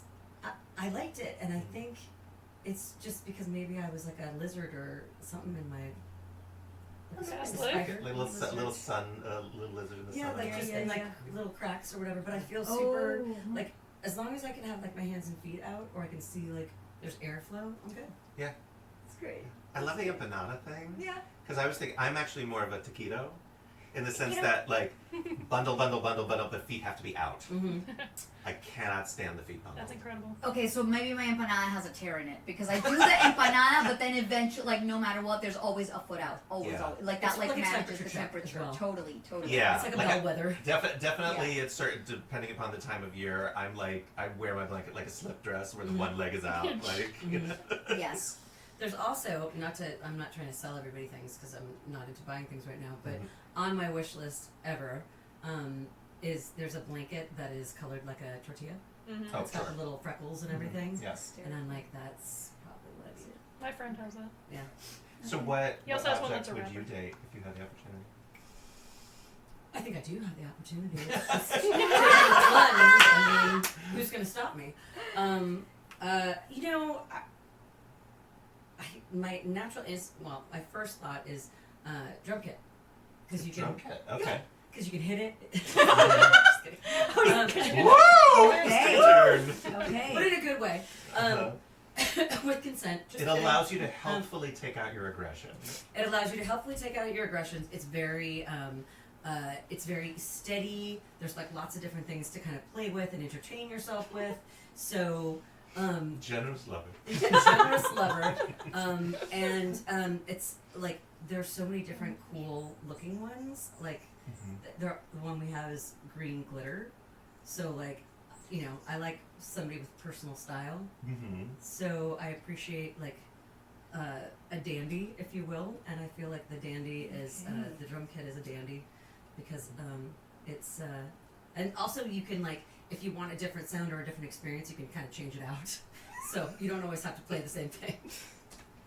Sorry, I Sean. love that. I thought you were gonna be dating We're different learning drum so much sets, about it. but so it's one that can It's be. it's basically polyamory. That's what I was. Yeah. Yeah, Okay. Okay. Great. It's a It's harem. great. It's a harem. But it is true, like, and I just like, because I have, you know, a brain that kind of jumps around a lot, so it's good to have someone who can entertain all sort All of the different sides. Yeah, sides, you have yeah. to. I always said in a partner, I always wanted somebody that I could take with me anywhere. Like they have to be able to like, you know, go to like the, you know, monster trucks, but also to like a black tie Mhm. dinner. And like Yeah. a farmer's And- market, and yeah. then like a drum circle, and Ex- you know, There's no Sedona. drum circle in my life. Oh, okay. I was just She's giving you from opposites. San Francisco, so Okay. she's Yeah. seen all the drum circles she I ever needs to literally see. Got it, grew got up it. in San Okay, okay. Francisco and Berkeley. There's no drum circle I need to be in ever. Got it. But Great. bye Venice Beach. No, I'm just kidding. But yeah, like somebody who can go to like you know anything and they're gonna find joy and Yeah. interest Yeah. in wherever they are. I think that's such a key component, and also somebody who likes like dress up because I love to get dressed up fancy and then also just So chill be out. this. Yeah. Totally. Meet me where I am, Mhm. wherever I am at any moment in time. How about you? This is gonna feel like product placement. It's not. I've received no money in exchange for this. It would be my almond cow. Oh, So So, what the heck is that? so an almond cow, No. it looks like an old-timey coffee percolator, but it's wider, and it's a nut milk maker. Okay. Yeah. And Guys, if 'Cause you're you're listening milking and you're the getting any ideas for Did Everything Too, yeah. Right. get the nut I mean, milker. Hey guys, it just comes. It just automatically has every innuendo you could possibly need. So like Yeah. it's all just baked in. But no, I love my almond cow because not only can you make we make coconut cashew milk and it's delicious and it's all natural. So it's so it's California. environmentally conscious. Yes, no packaging. Yeah, it has social impact. It's whimsical because it's called an almond cow. Yeah. And it also, because it's an infuser, you could also use it to make cocktails or drinks, or it's versatile. Really? Yeah. What kind of cocktail are you gonna make with almond cow milk? So Cow. it's basically you put the solid presser. ingredients in the basket, then it Mhm. whirs it up, and then there's the like water or whatever your liquid is in the base. So if you want, let's say you wanted to do like a strawberry basil mojito, you could put strawberries and basil in the thing. You could put like your liquor with some ice in the base, and then it gets infused without chunks or anything like that. It's all very smooth and delicious. Oh. I don't believe you. Mm-hmm. How hard is it to Let me clean? get it. I Yeah. know. Maybe I You should have come to to your invite house and you us. should show me. No, but yeah. So for being whimsical, for being versatile, for being low maintenance, and for being just Delicious. socially conscious. I mean, yeah. Marry the almond So cow. you buy raw almonds, throw them in. You have almond milk in how long? 30 seconds. Shut the front door. And then how long does that last? Do you? And then the pulp that's left over, I just mix with like jam or yogurt or something like that. He gets You almonds get in a breeze. butter out of it on top of it? Yeah, well, pulp. It's not quite. I mean, if you dried it, it would be more like butter. But it's but it's tasty. How hard is it to clean? I didn't even know this existed. He said low Also, maintenance. So. also Okay. 2 minutes. Because That now you really I think of like a juicer, and juicers are hard to clean. Oh, I hate Yeah, that. no, Yeah. not like a Nightmare. juicer at all. Okay. Yeah, yeah. Okay. Wow. Yes. We have some questions in the chat. Somebody who was like, where do I purchase an more almond? about the almond cow? I put one on my Yeah. wedding registry, JP. Do you get like 10% off if you say JP Karliak? Nut milking really brought everybody in. Yeah. Oh my God. Now we That's have all your the boys to attention. the It yard. does. But- My nut milk. Brings all the boys to the yard, and they're Brings all the stuff. No, that's the- no, edit. no. No. No, Leading with. it's on the internet forever now. It's clips. Forever. Never. Mhm. What's the question, Brittany? So, first one, Brizzy Voices, Anna Brisbin again, asking, What up, girl? I don't know if you guys all got these roles via audition, but were there any other datables that you read for? Or was it just that one? That character that you I did read. Day, did you go get Isaac? We have another guest! Sorry. It's okay, I Um, need to review another thing. I did read Thank on. you. I feel weird. I feel weird saying who else I read on only because like, I love their performance so much. So you said Well, yeah, no. I You can can say say it. it. Yeah, I read on 2. I read on I read on Scandalabra, So good. Ooh. and I read on Lux. Oh, the little light guy. Yeah, Cool. I thought I killed Lux. And I was like, what the F? I thought I slayed, and then I listened to the actor who did it, and I was like, Michael. You're like, just kidding. yeah, Oh, never mind. good. Scandalabra, I was so mad at Ray, because Ray Chase plays Now we're getting the Scandalabra. tea, y'all. And There was a because fight in my the X-Men. my drag name is Veronica Scandalabra. Shut the I have never done drag, but if I did, that would be the name. Oh. And- He's prepared. yeah, Fully prepared. fully prepared with the name. So Veronica Scandalabra, and I was like, Ray, you can't steal my drag name. He's like, oops, sorry. So yeah. Had you told him? Is that I proprietary? told him after he'd already Okay. created it, so, So it's it not wasn't it's not like I had a copy written. out. Brizzy said, hell yeah. Thank you, Brizzy. I don't remember. I'm literally like, did I audition for it? Did I even I audition? don't feel like I even auditioned. Like, I don't know. Like, I think they Maybe. wrote certain They roles just and then saw had you and they ideas. said, you And can they be were- a they were Russian like, desk. you was- look it like was- a Russian desk. Come on in. I don't know that we look like, but you know they know what you've done. So I think there were a lot of thems that they just threw out and said, "Hey, we want you for this," because they did just give me Bobby Pin without the audition. But then an audition came after I'd recorded, and I was like, "Oh, let's try it. Why not?" She was like maybe like a paperclip. She was like a Ooh, little there's a theme. You're secretary. gonna be a little, Oh yeah, little Oh, parent. funny. Yeah. Well, no, but this was very different Oh, to funny. Bobby Pin. yeah. Oh, where are they? Oh, oops. We're missing somebody. Well, yeah, Bobby Pin and Paperclip seem similar, but the Paperclip is like a little secretary, and she's all like nerdy and like very organized. And I don't know her name, but she was just kind of like Yeah, so it was like the stationery. maybe Well, that's what it I was. think- now I think can't they lumped remember. it She has together. curly hair. Yeah. Um, I only Should played a we little play bit of the Date game. Everything. You I guys? feel like probably. Should we play it? I like, as played one of- I played like I the would first play it. 2 hours and I came across you. I knew JP, Brizzy and would Isaac. know. Penelope, the office supplies. There you go. Office yeah, supplies. office supplies. that's Pretty what it sure was. Brizzy has a video. So doing Brizzy, who impressions of voices everyone. them? Because I should look them up just out of curiosity. There's so many voice Yeah, actors I in tried this like a There's nerdy like nasal 100 thing. people. Yeah, there are lots. With the cast of. But then I thousands. also tried an organized Latina. Like this, very much I'm going to organize this and that. thing. Like, You run on vibes, and that's okay. Huh? It's vibes. You Yeah, run on yeah. vibes. I was like, I went off 2 different things and I sent them, and then I'm like, I already got Bobby, so I'm cool. But why not? Let's try it. You know. Yeah, I like that attitude. That's a good. I was just talking Oh, to Amy somebody, Carrera. not to bring it back to work stuff all the time, but I guess we're talking about work. But that like keep yourself entertained when you're bringing, like, and also don't cut yourself out of something, because I always say this to the folks that I coach. I'm like, obviously you want to not cross any like boundaries of things that you should not be. Sure. That you're not, a true representative of in certain situations, in certain, help me out here, what am I saying? You're right. Demographics. Like you want to Yeah. make sure that you're not telling somebody's story who you really Yes. should not be telling. Yeah. Is But- this my story to tell? But that you can send it, I mean, I would, just hearing you do that, I would be like, oh, I love that character. I will try and find her. Like maybe in Date Oh. Everything too. Yeah. Robbie, Max, Ray. That you have the opportunity to play that character, Yeah, right? yeah. So always give like a second take that is something else that you can And do. this feels very different, and it could be wrong, not for that character. Nothing's wrong. It No, just because it fits in the parameters of that Yeah. character. Oh, You're not okay. doing it just Or- to be weird. not what they imagine, Right. I guess. And then sometimes either it inspires them for something, or they just go, "Holy cow, we're rewriting this," and boom, Exactly. it didn't happen. But Exactly. and also, I Still love good. Amy You Carrera, never so know. this is You're cool. not dead. Yeah, So not dead. we can always bring that character back for something. Yeah. Speaking Y'all, of a awesome new- characters. A new player has entered the arena. Please welcome Isaac Robinson Smith. Thank you. Hi, pal. Hi. Hi. Yeah. Good to be here for the last little bit of it. Oh no! We're gonna keep We actually going. didn't start that long ago, Oh, okay, so cool. yeah, Okay, we're good. great. Okay, so Okay, and goodbye. Thank you so Yeah. much. Yeah. That's all I need. Just That's wait. fine. Thank Yeah. you. yeah. I'll I take love it. your shirt. Thanks. Yeah, You this are is very amazing. repping the jewel tones. Yeah. I like it on camera. Do I need to be here? You're fine. great. You're You good. look Yeah, yeah. amazing. I changed I mean- the framing. Okay, We thanks. got this. I'm a So- professional. Isaac, we were just going down the line. Which character on Date Everything do you play?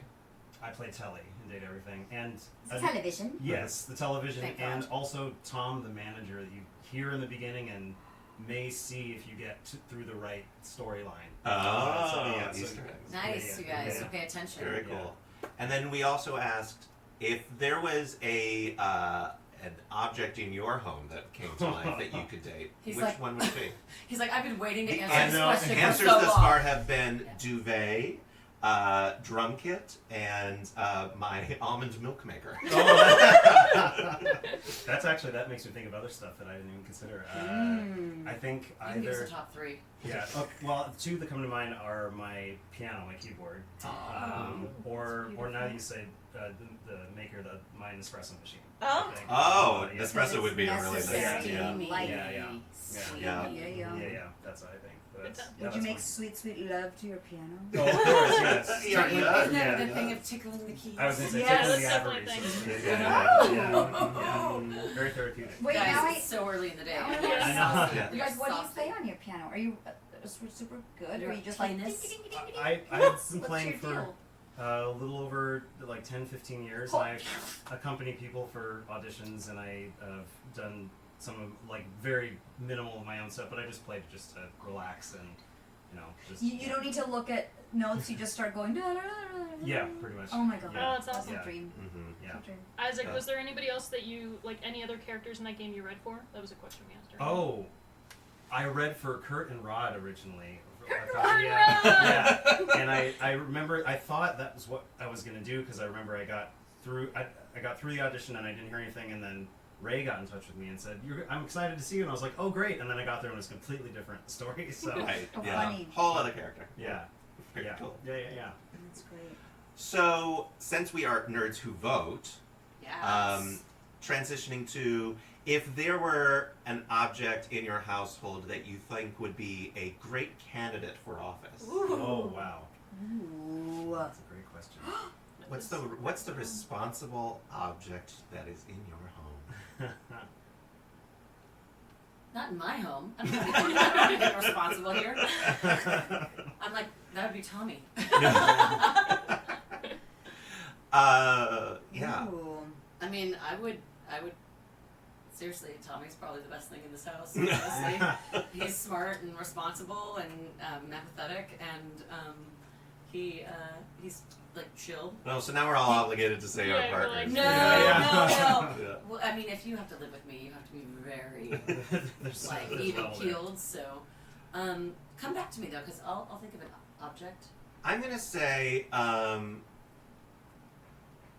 my kitty, and when I say my kitty, I don't own a cat. Okay, now it's getting really. Yeah, Yeah. I actually. Yeah, Jackie no, always has the wildest I- things to go. I am a huge fan of Maneki Nekos, the Chinese luck fortune cats that. Mm. that Oh, yeah, right. yeah. And what con was it at? I think it was Washington Summer Con. I bought a giant stuffed one that's like this, Oh, that's great. and he's my kitty. They're Chinese with the little. Mm-hmm. They have the Yeah, little arms Yeah. that wave and. So I would say that he would be a good politician because he is economically sound. He is empathetic.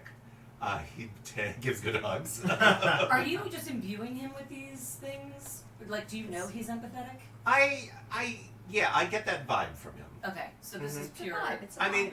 He hasn't told I mean, you. how much of politics is nothing but vibes? So, Yeah. you know, if he provides a fact sheet and a platform, then I will take that into consideration. But just going off vibes, yeah, he's empathetic, he's financially responsible, and he has multicultural awareness because his origin is from Chinese culture, but he's actually appears in multiple different Asian cultures. So. Correction.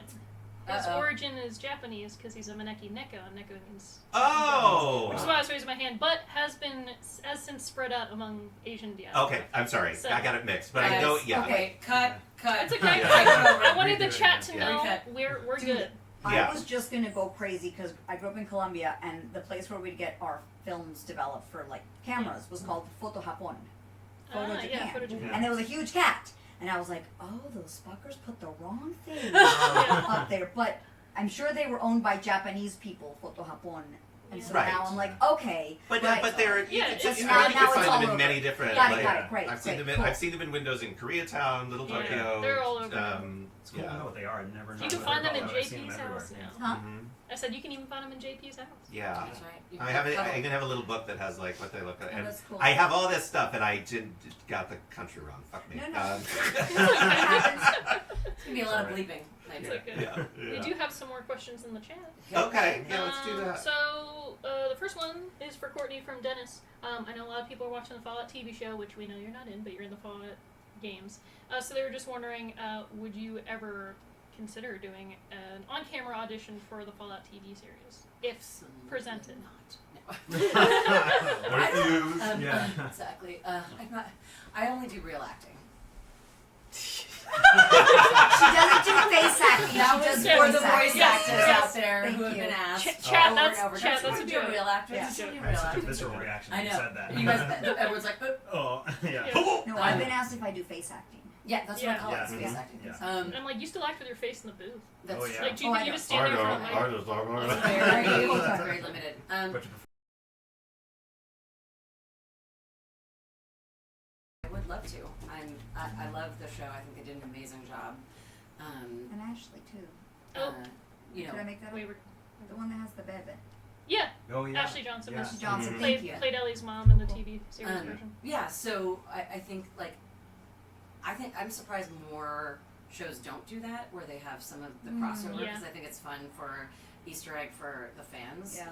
And I haven't done any on-camera acting for a while, but I used to, and you know, I mean, if it comes my way, I'm happy to. If it doesn't, I'm also gonna be okay. I'm always up in every chat being like, hey, you thinking of bringing the voice actors in for a cameo? No matter what the show, even if I don't know them, I'm just like, I know they voiced this game. If you're doing a TV show, bring them on. Yeah. What are you doing? I did. Oh gosh, is it Usual Suspect? Oh my god, hold on. Cut. Words. I played a very beat down wife on the show. Oh, it was one of those like Criminal Minds-esque shows. Yeah. Mhm. Yeah, I don't remember which one it was. It's one of them. Amazing.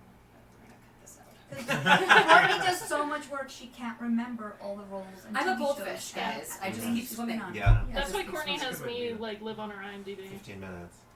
Hold on. No, I have when I've gotten the question about more for X-Men about would you do it on Oh, yeah. camera?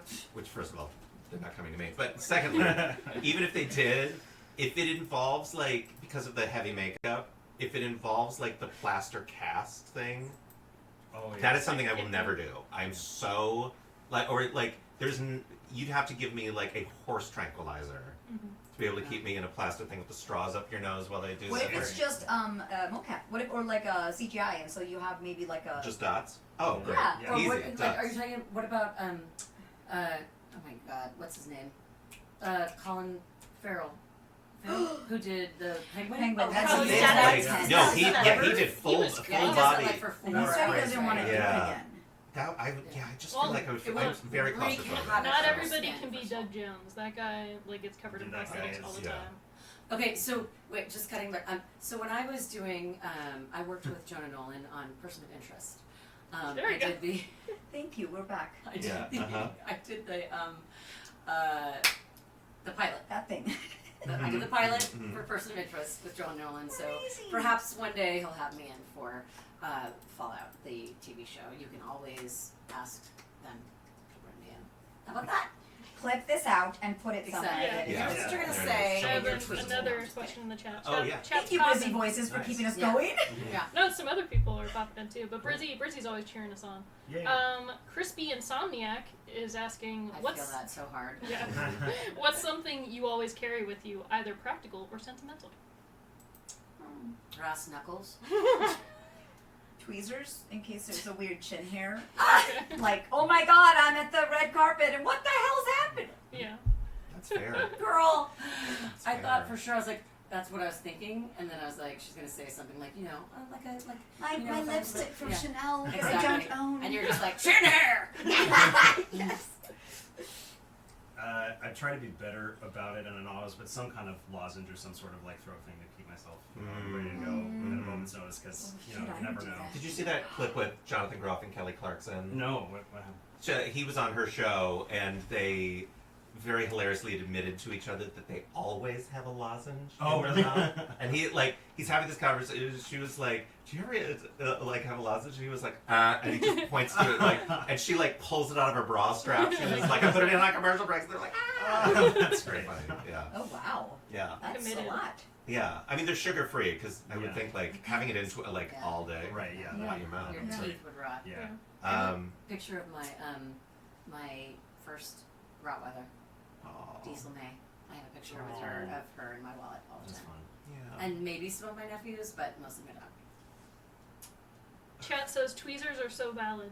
Yes, I do take a water bottle everywhere I go. I Yes. cannot drive across LA or even 10 minutes to. I have to have water. So like the lozenge, I'm just like, it's Yeah. become this Yeah. thing that I have to have. What else am I going to leave in your studio? Yeah. Hi. Oh, I'm so sorry. I know. I'm like, oh my god, did I leave this here in 2015? I think that's mine. Totally.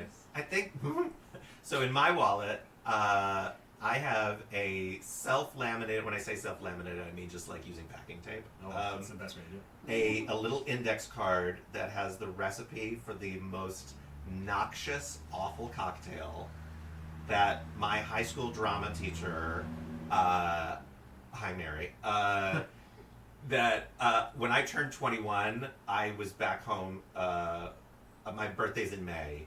I got home before all of my college friends got out of school for their summer break. So I turned 21 before anybody was around to actually take me out, except my high school drama teacher. And I was like, "Mary, you're taking me to get drunk." And so she was like, "All right, these are what we're drinking." And it was this horrible thing called Trip Through the Jungle, Oh my which is God. basically like a That long... sounds real Any- sweet. anything already. in Oh the yeah, jungle it's is a basically a mistake. Long Island iced tea, but instead of like all the liquors, it's all the fruity like things in one thing. Horrible.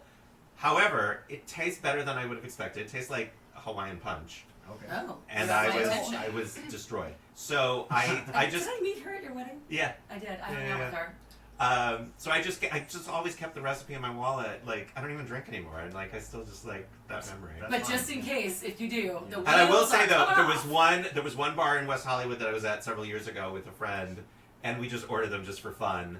And somebody was like, "What's that? What's that? What did you get?" And then like the bartender started giving us free drinks all night because we were selling them like crazy down the Upselling. bar, and they were because they've got 17 liquors in them. Right, Like they were right. like, "Here, $20." That's amazing. Yeah, So you got free Trip Through the Jungles, even more of them, and just got completely destroyed Yeah. in the end. totally. You were the architect of your own destruction. Yeah. I like that. Good Yeah, deal, yeah, yeah. Good deal. Yeah, yeah. Chat says that's the gayest celebratory thing I've ever heard. Yeah, no, Yeah. no, absolutely. Yeah, it's wildly unacceptable. That was totally a different trip than I thought. I was like, oh, she's gonna drop in some ayahuasca or something. No, Yeah. no, Different. That's hilarious. no. Chat wants to know which Pokemon does everybody identify as if you know Pokemon.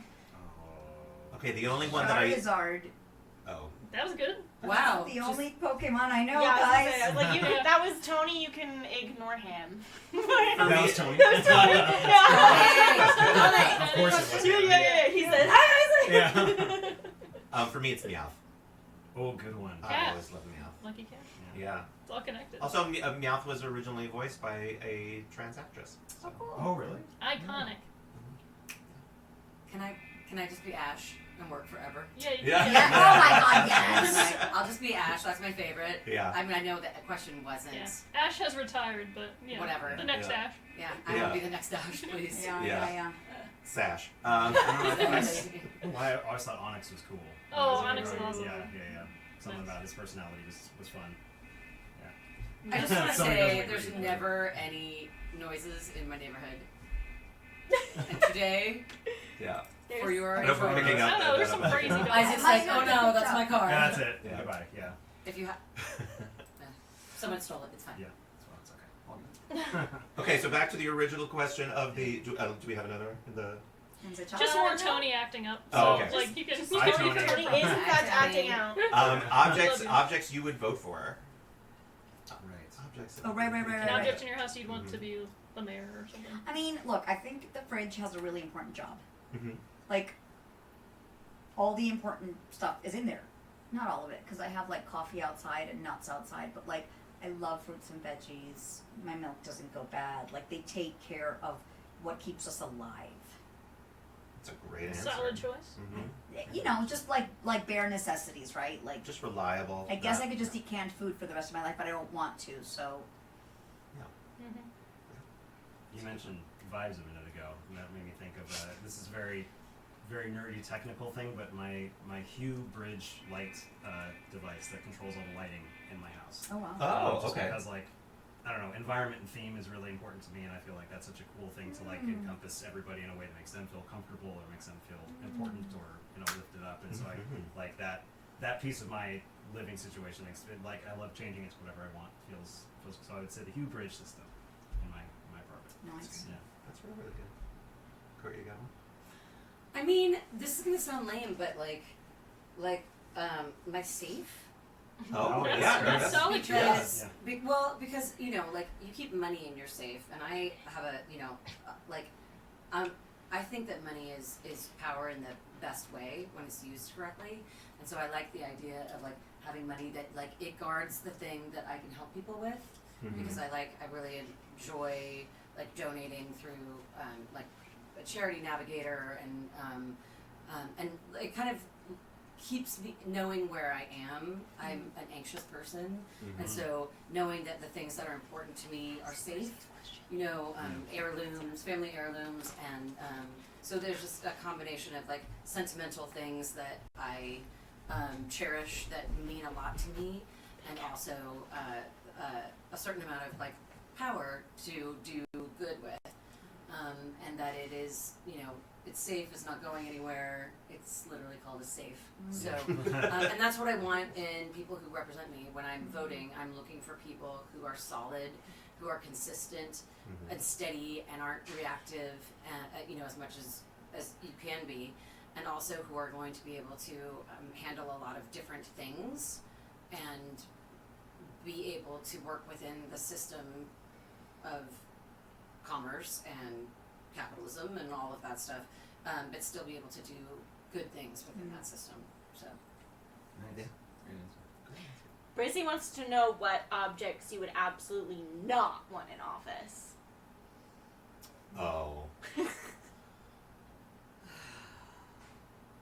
oh God, My air conditioner. Yeah? Because it's broken. I was gonna say, dude. I mean, sometimes it's Yeah. really No, nice to it have. is broken. It is taking my money hand over fist. It is ugly, inside and out, and it is obsolete, and it is driving up your bills. and it desperately needs to be replaced. Yeah. I was gonna say printer, but that's too Okay. obvious. I'm gonna say so I have one of those mirrors that you should not have at all. It's one of those ones that lights up with terrible lighting, it Oh, blasts your face, Oh, and it magnifies every flaw you have. Oh, So yeah, that's you can not get good. lost in that sort of narcissus, that was the in the story of Narcissus, gazing in your reflection to your own demise, right? So I think it focuses on all the wrong things, all the flaws, makes you feel like you're not enough, and is completely focused on surface bullshit. totally. Yeah, it's still in there though. Politicians Like should a be flag. telling the truth, but not necessarily Yeah. Right. turning it back against you. Exactly. You want to be illuminating, but not a spotlight on flaws and making Because everybody feel everyone's bad. imperfect, Right. so Exactly. Right. yeah. Exactly. I don't know. It's tough. I don't know who I wouldn't date. I gotta think about it. It's harder. Yeah. Next question. Yeah. Well, that's all the time that we have What? for our date everything. I know, for time our has date everything flown. section. But What's coming up next is coming up the X-Men, so stay tuned for that. Before we go, we're just going to go down the line. Let us know where people can find you to learn more about what you're up to. Yeah, you can go to IRS Voices on Instagram or Isaac Robinson Smith on Facebook. Those are the places I'm at. Awesome. Yeah. I thought you were telling us to go to the IRS website. That's what, yeah, I know. Yeah. Don't. Yo, I unified my socials finally, and they're all at Ravassa. Nice. That's great. Makes life really easy. Yeah. Oh, I love Yeah. that. I love that. Awesome. Well, stay tuned for X-Men. We will be back Also, shortly. you can reach me at. Oh, I'm sorry. I thought we. Yeah. No, I mean at NerdsVote. Yeah. Is everywhere. At NerdsVote. Also, if you haven't already, visit nerdsvote.com to make sure that you are registered, that your registration information is up to date. And if you're not 18, you can take the pledge to register to vote and vote in every election every time once you do turn 18. Yeah, absolutely. And if you're like, but I've done all that, cool, then you can buy some swag from us or get some t-shirts like the ones that we have here. Or you could donate to us. We also have a donation line. Look at attractive photos of your favorite voice actors. We have a few of those too. There's a few things. So it's worth a look. And yeah. So Awesome. We'll see you on the next segment.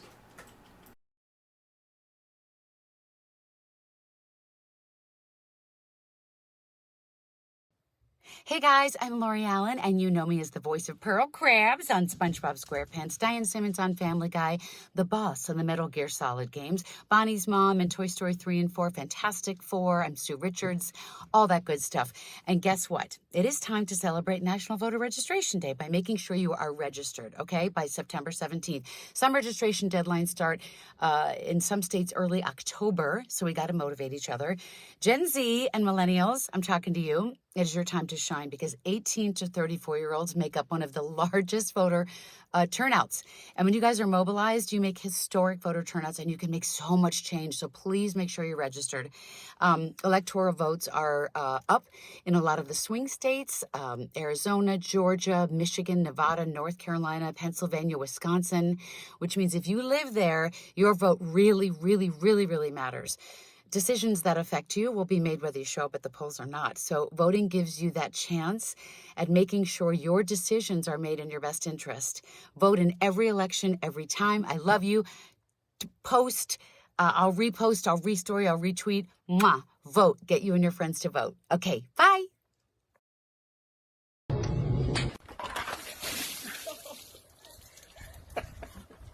This election season's really heating up. What are you waiting for? Head to NerdsVote.com to register to vote today.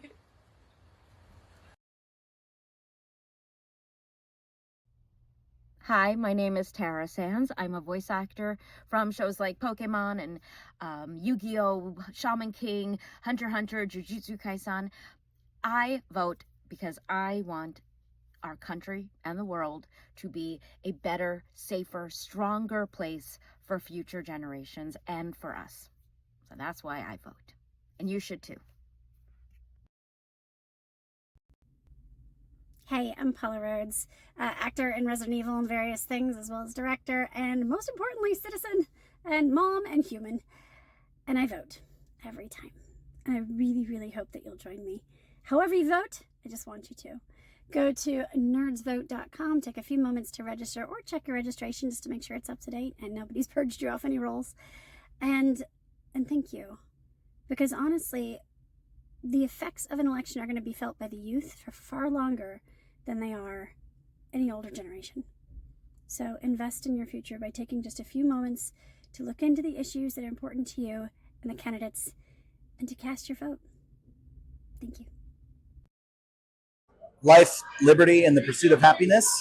If you love those things, you better vote.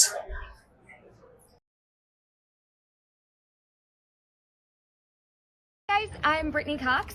So when it comes to voting for judges, the Bar Association actually ranks all the judges that are up for election, and they list them as either exceptionally qualified, pretty well qualified, or not qualified at all. It makes figuring out which judge to vote for so much easier and faster. Well done. A little voting tip from Brittany Cox. Whoop whoop.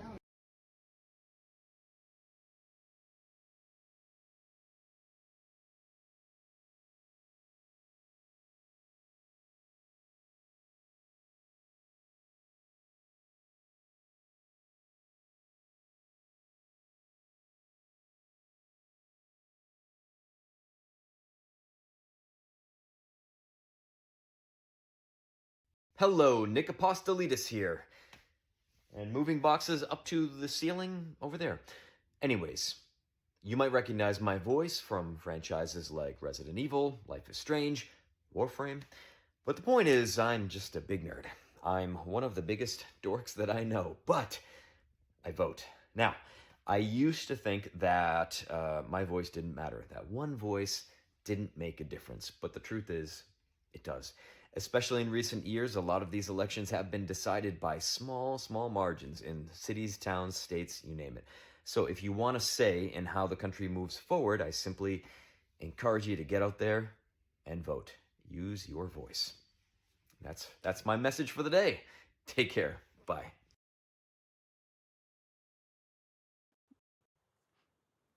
Hi, everybody. I'm Emma Sherjarko. I'm a voice actor and a proud nerd. You might know me as Commander Minkowski on Wolf 359, as Wendy in Ghostbusters The Cursed Collection, or as Captain Kate Pride on Marvel Move's X-Men Age of Orcus series. I am proud to say that I believe I have voted in every election that I possibly could have for the past 8 years or so, and I even participated in a caucus once. It was weird, it was wild, would love to tell you stories about it, but we'll wait. The reason why I vote is because it makes me feel like I am involved in affecting the change that I want to see, not just on the national or global stage, but also in my community. Because elections decide a lot more than just the presidency. They decide everything from your U.S. rep down to your local school board. So make sure to learn about the races in your community and get vote ready so you can vote all the way down the ballot. And in fact, while things like your reps, senators, and the presidency are obviously vitally important, the local issues on the ballot are probably what are going to affect you and the people that you love in your community most immediately. So make sure that you educate yourself on what's at stake in your community. And obviously, make sure you're registered to vote today, right now, while you're watching this video, because time flies and the election will be here before you know it. So head to NerdsVote.com to register and also get one of these super cool t-shirts. And fun fact, if you wear this t-shirt to your polling place on election day, people will love it. I did when I voted in the primary earlier this year, and oh my god, I was so popular. So make sure to get some swag because nerds are cool and nerds vote.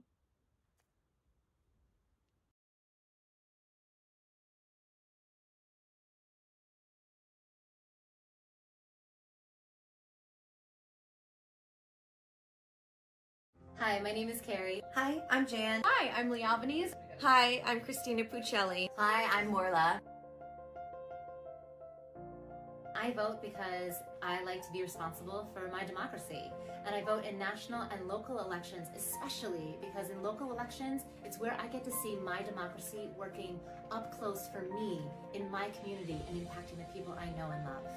I vote because I think it's our job to look out for one another, and I feel like my vote helps do that. I vote because I think young people should have a voice in the future of our country. I vote because I care. I vote because I want to be a good example to my son, and because it just feels damn good.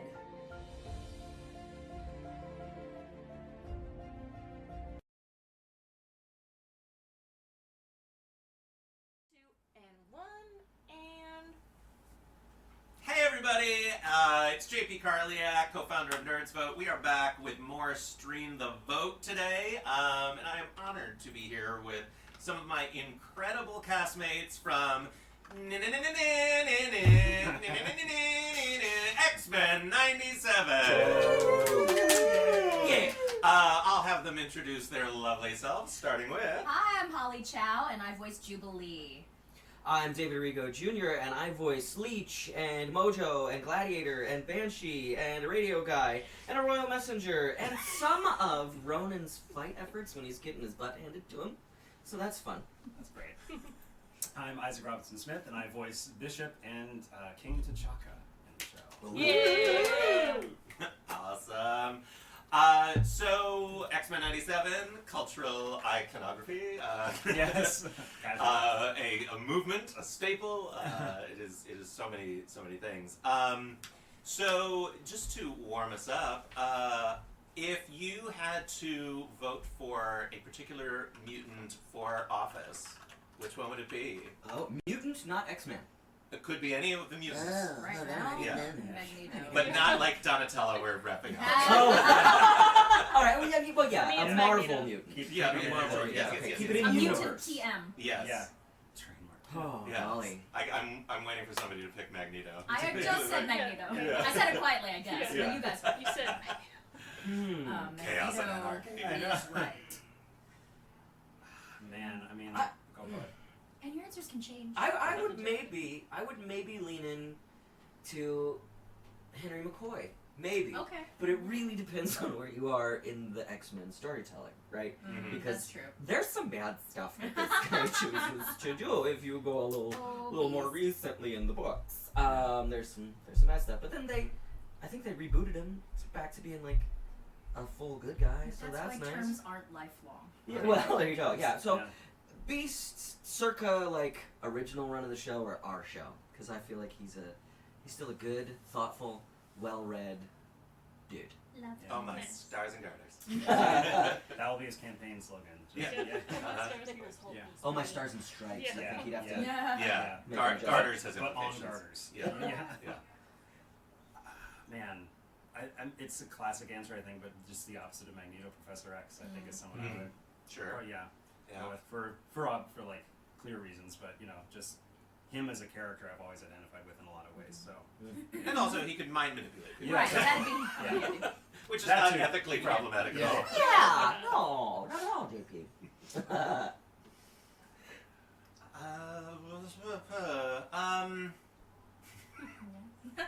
It would not be Magneto for me. I- He said he would save me. Aw. I was Well, actually- he said don't be afraid. David, it's funny you said that. I was actually going to say Leech just because we know he is pure of heart. Well, there we go. Vote me. Awesome. So we are Nerds Who Vote. If you are interested in learning more about NerdsVote, visit nerdsvote.com. You can register to vote. You can check your registration to make sure that it's up to date. Sometimes if you've moved or they purge voting rolls every once in a while, so just make sure that you're on the rolls, even if you think you are. And if you're under 18, you can pledge to start voting when you are 18.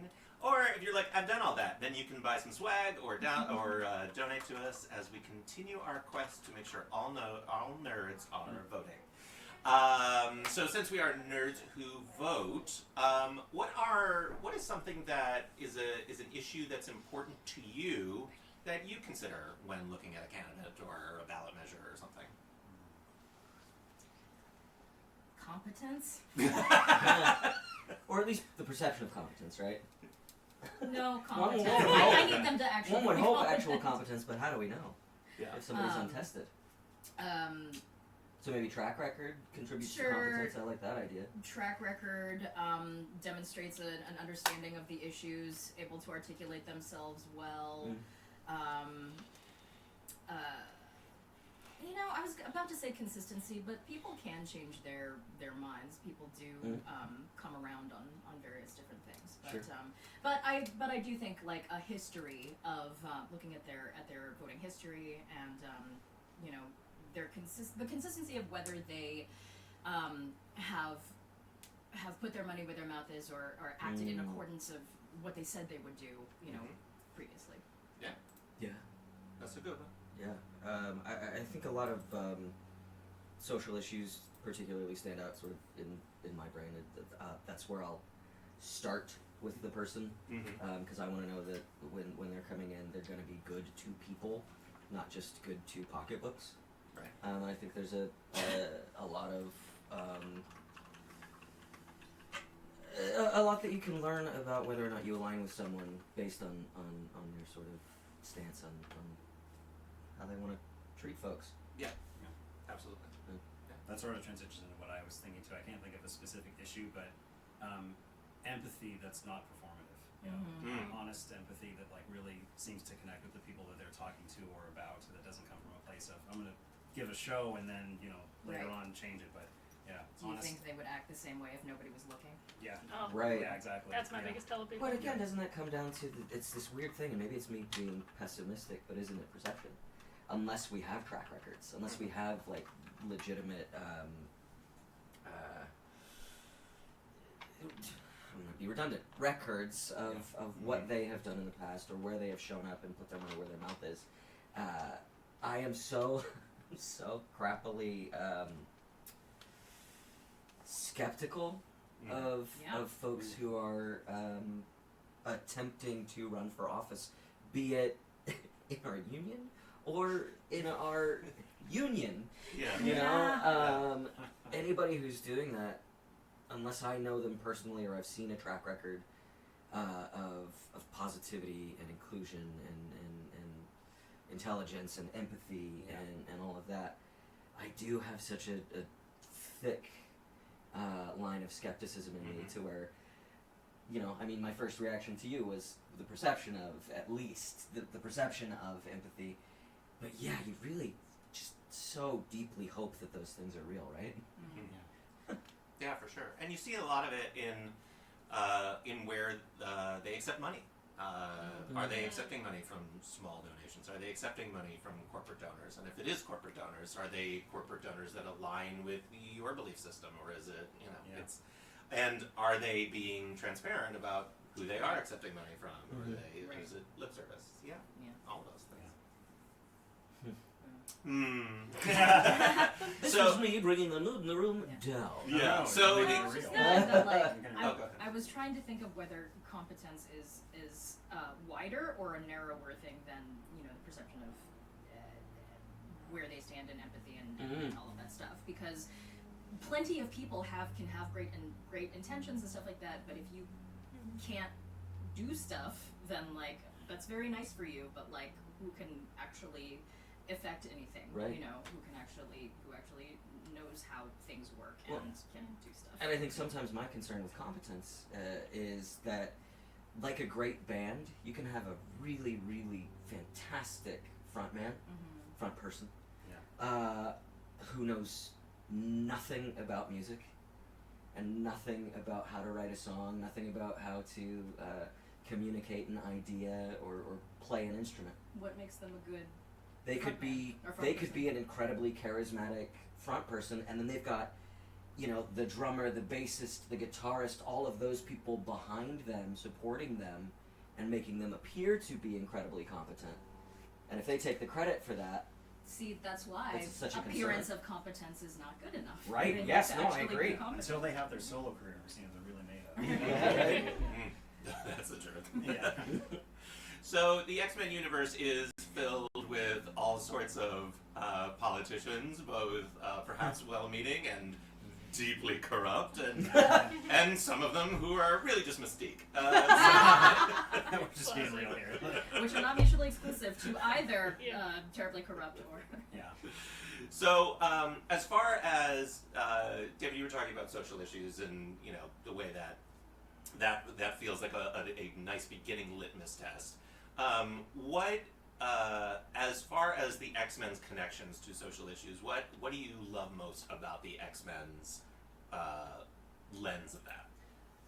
Oh, you know, it's going to be a funny way to articulate it because they sort of differentiate within the mythology of humans and mutants.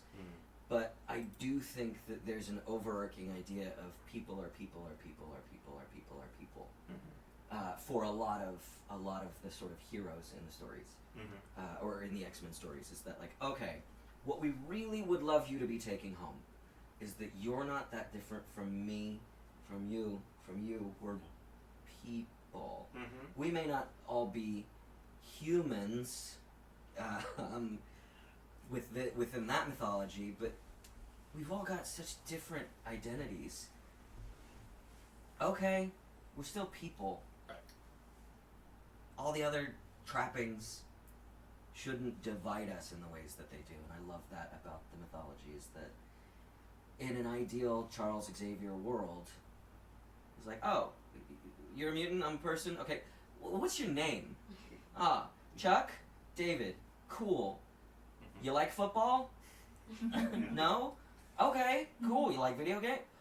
Let's talk about video games. Yeah. Like, it's that sort of part of the whole thing, and I always loved that growing up, and I love that how it can be sort of analogous to our world, right? How you can compare it to like, okay, being mutant is being somehow othered in our actual existence. Well, why are we gonna do that? Is it really worth it? No. And somebody else's sort of like other characteristic might be their superpower, and don't you want them around with that? That's awesome. Like, have We're certainly on your side. like more is more when it comes to having quality people around. And like, if you're gonna differentiate quality based on these immutable characteristics, like whether or not you're a mutant, well, that sucks.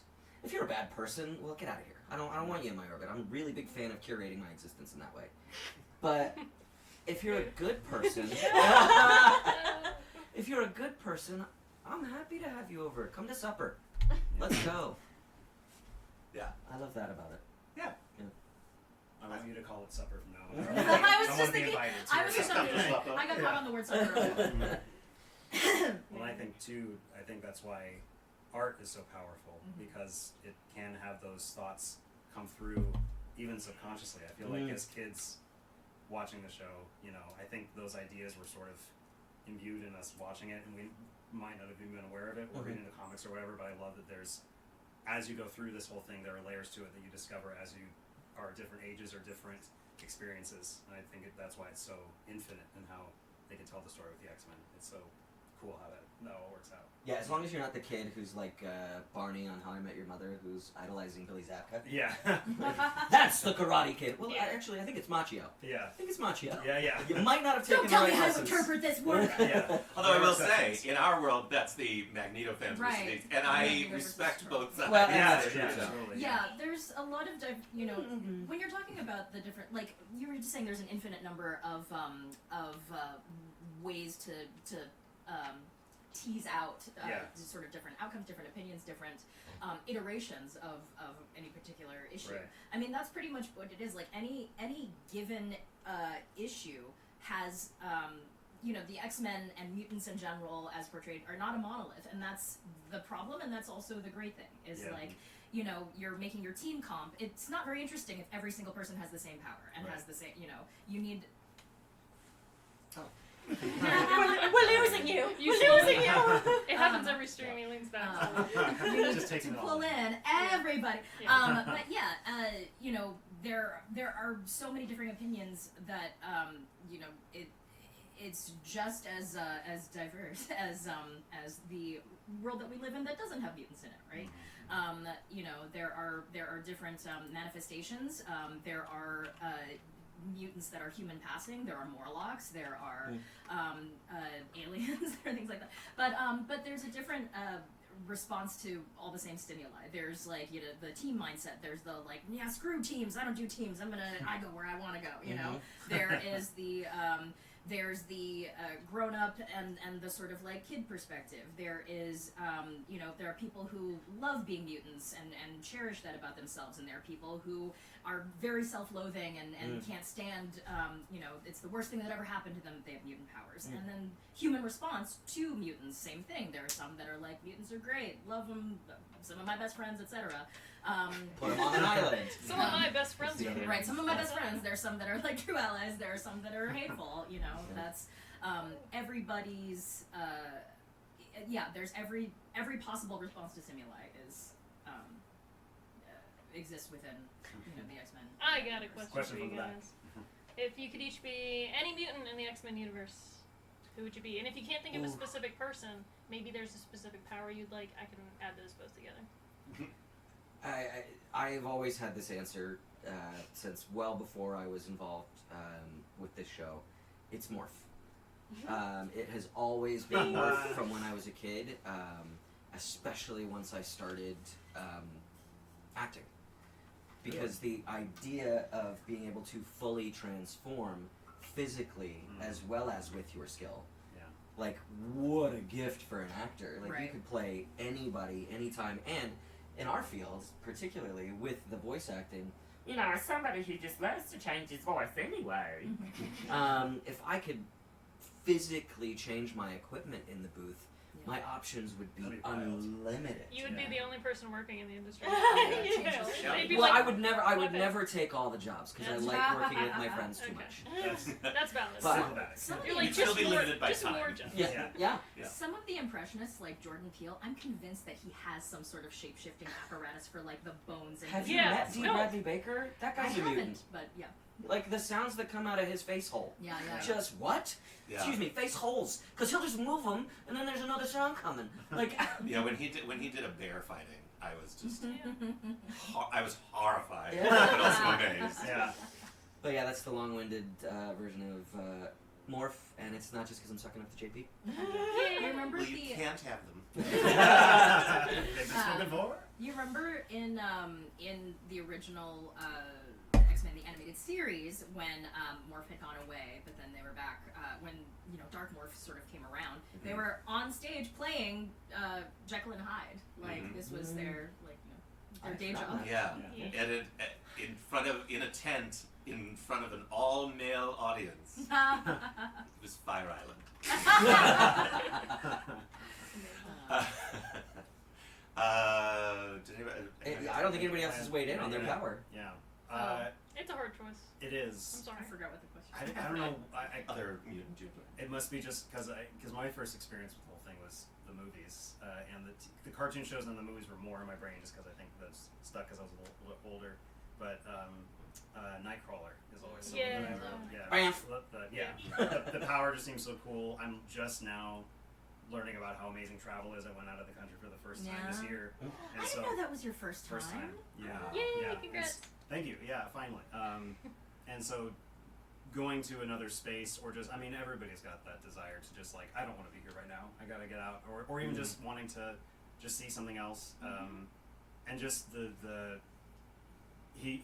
I felt like his whole soul was present with his character all the time. Like there was never a moment of like blocking or not feeling how someone else was feeling or not being part of the move toward good.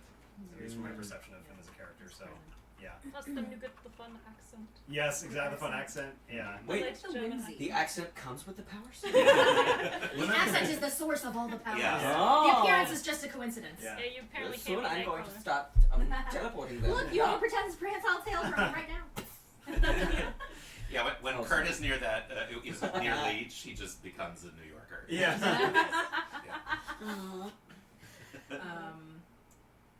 Gee. When I was a kid, the answer hands down would have been Rogue. Yeah, because she can fly and she's super strong. What more do you want? And she can have anybody else's powers that she wants. Yeah, She she's got options. notoriously would be like everybody. Yeah. She's the if you could only eat one thing for the rest of your life, Yeah. she's the answer sandwich. Yeah. Because then you can have so many different sandwiches. Yeah. But it's not. But it has changed, or no? I don't know. I think as a kid, the whole implications of never being able to touch somebody didn't really, because as a little kid, I'm not thinking about that stuff. Yeah. I'm Yeah, like, cooties, whatever. get away from me. Yeah, That was the same way. I was like, okay. I think as an adult, I don't know if I would choose that, but I don't know. Maybe I would. Maybe it's worth it. You're like, I'm tired of people. I'm thinking about it more. As actors, I think the shape-shifting does appeal, the mystique and the morph and the that of the world. Sure. Plus, then you'd be a lovely shade of blue. Or only if I want to. Only if you want, Yeah. Actually, that feels like a missed opportunity that they never exhibited Mystique's chameleon powers in the movies, where she's just looks exactly the same, as just cycling through colors. Now I'm yellow. Because I was just thinking that. Randall. Randall and Officer Saint. Turns plaid. Yeah, exactly. I will say that we were talking earlier about on-camera actors and what that visibility has to do with, either being recognized or the level of engagement that changes, but I will say that there was a TV show called Players that I was on, where the two most recognizable characters, the main guy and then there's one other, there was the main guy, second main guy, and then the third guy, and then I would say that I was fourth, but in terms of positions on the team. But the The first and third guy, we would go to. We went to a couple of League of Legends like World Championship events and things like that, and the two guys were getting recognized like left and right. And not to say that like it's got to do with whether I would be recognized even if I looked exactly the same, but when you. It's very easy to Clark Kent it, All I have to do is like put your hair in a ponytail. Nobody knows you were on that show, I call it conditional fame. Sure. Like when we go to cons and stuff like that. If you step away from your at the table and my name is behind me, Right. people know who I am. Right, But when I exactly. walk out on the floor, Sure. unless I have like a shirt from the show or something like that. Yeah, but like I think we kind of already have the shape-shifting power. It's sort of like I can camouflage anytime I want to. I just put a sweatshirt on. Yeah. I always call it, child of the 90s, I call it Lisa Loeb. Like, she takes the glasses off and it's just like, yeah. Where'd she go? Yeah. Where is Lisa Loeb? What would your answer be? What mutant would I be? Or powers? I think. See, the thing is I would say, like, for me it's teleportation, but. So I would say Nightcrawler, but he's so limited in, like, he has to see where he's going usually. Yeah. Or it's like, it's a limited distance, it's not just It's like, a real risk if you can't see it. Yeah. I'd want to be able to teleport, like, Cable can like body slide, but I think that's got its own limitations too. Yeah. Well, and that's more tech, right? And Yeah, the it's metal not his arm power, feels yeah. like a lot. Like, and also the Well, you're in the two-person club with Winter Soldier. It's like, Yeah. I wonder Is it the same arm? Do they like? Well, see, that's the thing. I think is Winter Soldier's original arm was not detachable, but the Wakandan arm is detachable and dishwasher safe. Although they made That's the the point of that. Yeah. Yeah. Love that. So you'd probably want to be like Wraith then, like jumping to different points of space, like any. Point Yeah, of space. yeah. I'd actually like to be what's her name, Clea. Charlize Theron from Doctor Strange, where she just like gets that knife and she rips like a hole and just can walk through. She's like, this is fake. Yeah. Yeah. Well, you That- could be a Sorcerer Supreme and make like portals. I mean, I feel like that's who I am. You ever get stuck on that idea about like time travel, that like you would actually have to do time and space travel, because if you traveled back in time, the Earth wouldn't be where you left it. Right. So you would have to go back Oh, yeah. in time to a position where the Earth was. Yeah. Where you are. Maybe there's some which kind is of wild. maybe there's It's some too kind much of nerd inertial for me, thing. Right? Yeah. It's spatial and temporal. But maybe there's a kind of I love inertial thing that is inherent to the power, in the same way that we don't have to exercise gravity. It's like you're Gravity's dropping an anchor at point. us, right? Ah, So okay. like, We're automatically drawn right. to Maybe the Earth. right. Maybe Yeah. where you're. Maybe wherever you're teleporting is already like doing that calculus of like this is the equivalent spot.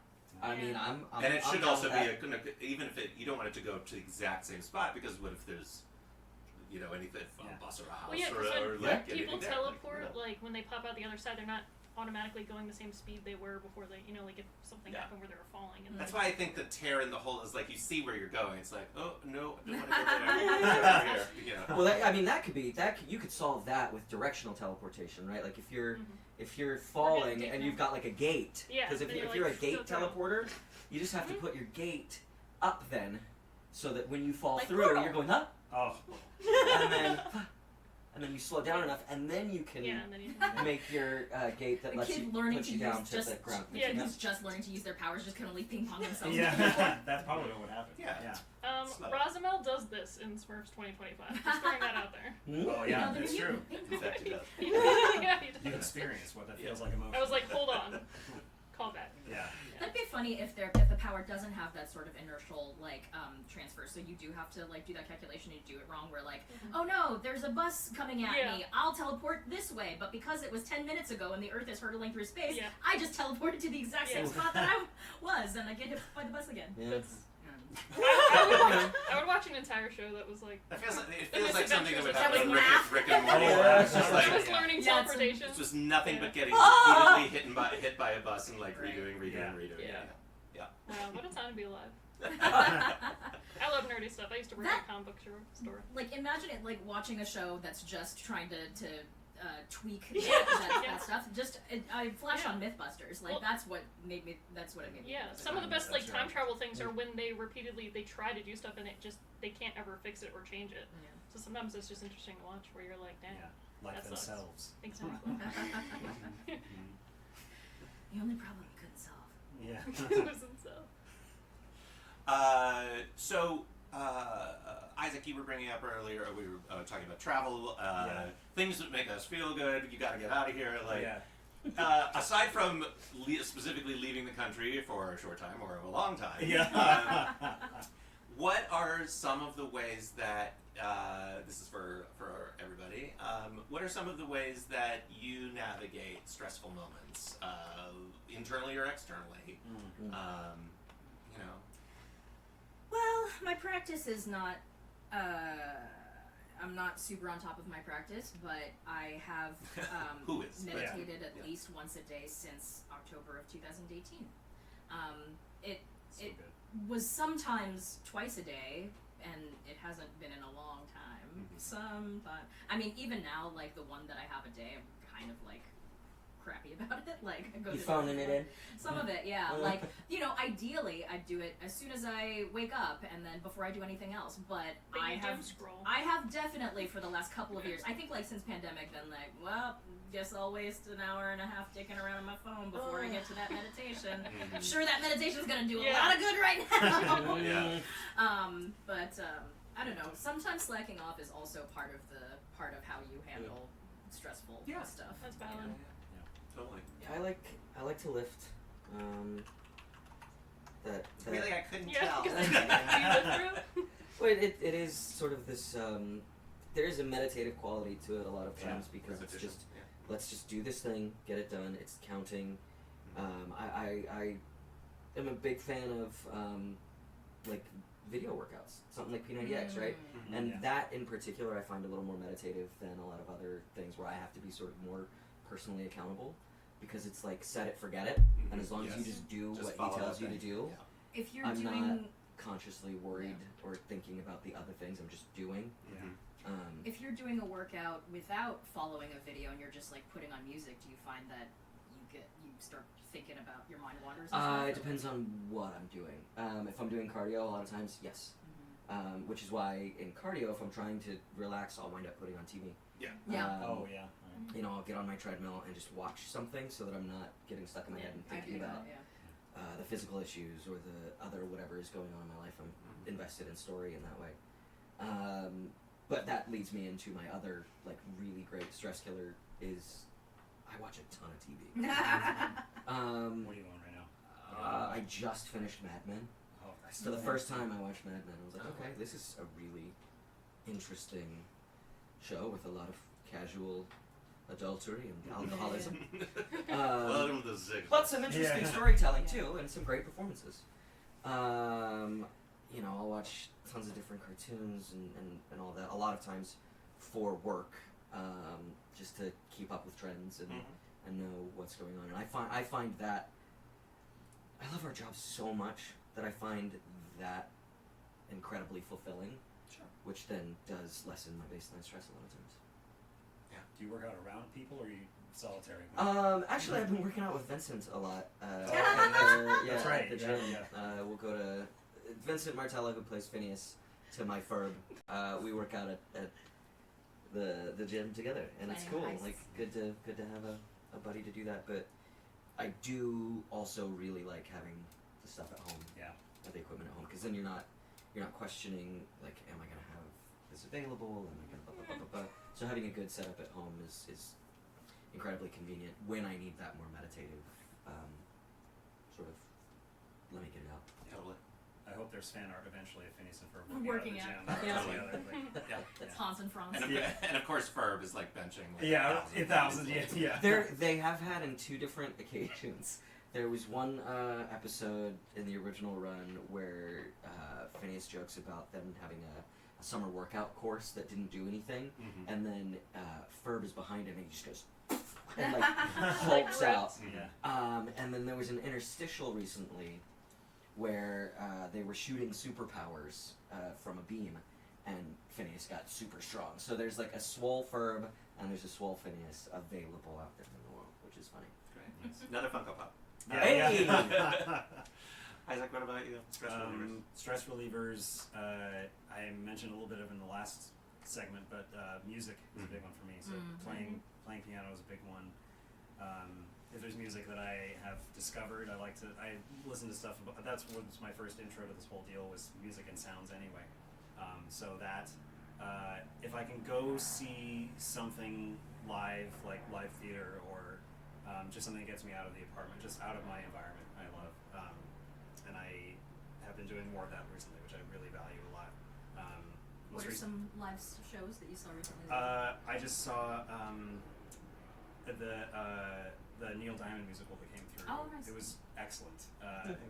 So that was great. And then I guess I go to the movies a lot too. The most recent thing I saw was The Long Walk, which was phenomenal and stressful time. Yeah. Okay. Yeah. You know what? I'll take your word for it. I've been watching that preview and going, do I want to watch this? You should watch it while you do cardio. Well, they had screenings for that apparently, right? Yeah, there was a promotional screening where they brought treadmills into the theater, and if you didn't make it, like the 3 miles got an kicked hour? out. Yeah, you got kicked out of the theater. Yeah. Did you do one of those? No. No. If you didn't make it, they beat you. He was like, senseless. this is about de-stressing. I'm also a huge. Stephen King's had such a boom lately with his stories, and it's just such a fun, and it's fun and horrifyingly relevant story. Given that the story was written 30 years ago, came out. Okay. The movie, yeah. So, but that's just my opinion. Well, and previews, trailers, you never can really judge it. No. But it wasn't that one. I'm like, okay. Yeah. Well, I don't. This is only going to end one way. Yeah. But maybe it doesn't. Maybe there's another way that it can end. I was seeing Mark Hamill in that role was really fun. Yeah. It's always interesting to me when a preview clearly when a movie very clearly deserves a better trailer, or that the trailer completely tanks a movie's performance. Oh yeah. I'm thinking. So when I remember, I don't remember what year it was. I think it was early aughts, but The Family Stone. I remember that the commercials were like. It's like they literally used that song, and there was it's a family Christmas comedy or whatever. And you watch it, and you're like, why did they tell me that this was the movie? Yeah. There were people who would have come to see it for what it was. Instead, you tricked a bunch of people into being very sad. So then you capsize any potential for word of mouth. Totally. It was a bait and switch. It was a bait and switch. Jimmy Stewart's like, it was a bait and switch. Perfect. What about you? What was your distressor? Also movies. I love my little Fandango thing that I see a movie a month. Did you used to do Movie Pass when that was a thing? I did not. Because that all I do there was AMC. nothing about Movie Pass that didn't feel like scam to me. I did it. Oh, I did it. It was great for a while. Yeah, it was pretty. It was too good to be true, and Yeah. indeed it was too good to be true. And I think also, I might have had a 9 to 5 at the time, so I think I was just like, I'm just not gonna get there enough. Yeah. But yeah, now I do make a point, and I usually go myself, and I just like to just kind of sink into that. Yeah. Also seeing live theater, that's always great, and playing with the dog, who's a jerk, but I like to play with him. Speaking of de-stressors, who has pets? You have. I do not. Yeah. We got a Winnie. All right. Well, I think that wraps up our X-Men hour. Who registered to vote? Yes. If you haven't and you're just joining us, remember to visit NerdsVote.com, where you can register to vote. You can check your registration to make sure that you are registered and that your information is correct. You can pledge, if you are under 18, that you will vote when you are 18, which you should. And you can also get swag, donate to our cause, and just find out more about what we're up to. This has been the X-Men 97 crew. Before we go, let's go down the line. Tell us where people can find you and find out what Can you're you up also add a really good question here? What part of yourself do you bring to the X-Men characters you voice? Oh, that's a good one. So tell us where to find you and what you bring to your character. Okay. I'm JP Karliak. You can find me at JP Karliak on Instagram or jpkarliak.com. Also at NerdsVote. And what do I bring to my character?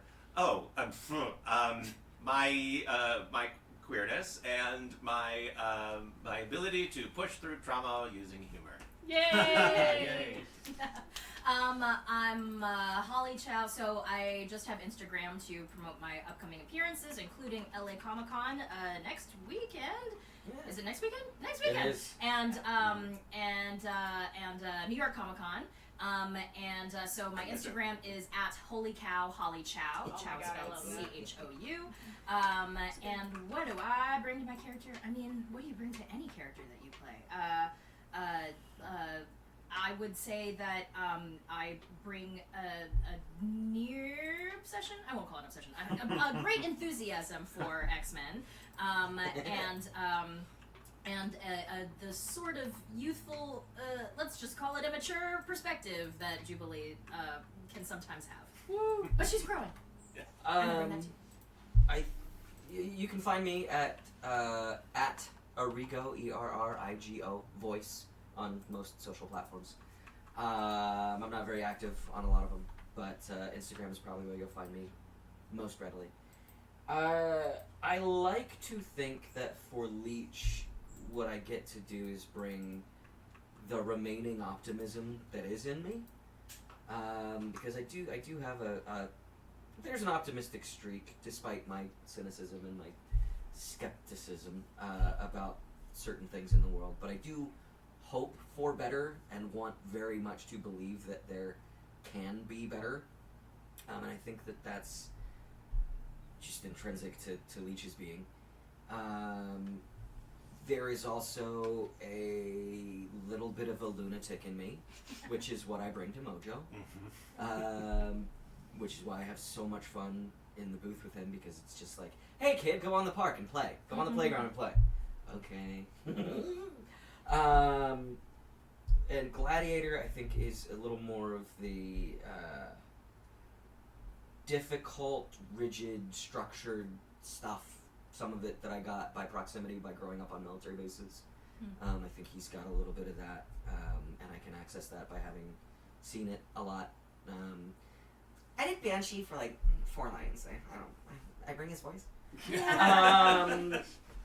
And you know, there's sometimes we all have to have a level of obsequiousness on occasion, and that's what I brought to the Royal Messenger. Very, very, you know, trying to. Okay. Yeah. Awesome. You can find me at IRS Voices on most things. Like the government agency? Yes. I get a lot of money every and well, yeah. What do I bring? I feel like sometimes it's reversed. I feel like the character gives me stuff that I get to think about. My own version of the Black experience, which I'm constantly questioning, confused, celebrating in my own weird way and trying to figure that all out. And also Bishop's, and I've said this a bunch of times before, but his journey into finding where he belongs, because it's not really anywhere stable necessarily, because he goes through so many different times, and one time is technically home, but it's not really where he wants to be anymore, so he finds, you know, somewhere else, or tries to save somewhere else for the sake of where he was. So that idea of finding your actual home, you know, despite where you've been told this is where you belong. Oh, this is so We're like, okay, I think we're crying behind him. Awesome. Coming up next is it's NerdsVote and Friends, right? Yeah. NerdsVote and Friends. It's just kind of an all skate. We're gonna be hanging out, and you know, whoever drops in can drop in. Yeah, just a big old drop in. It's a little filler. Stay tuned. We'll be back soon. Bye.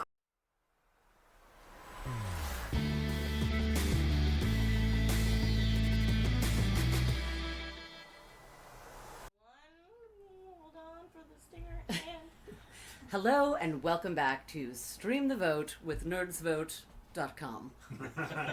We have some friends here. This is my segment. This is the important stuff. This is about nutrition, good nutrition.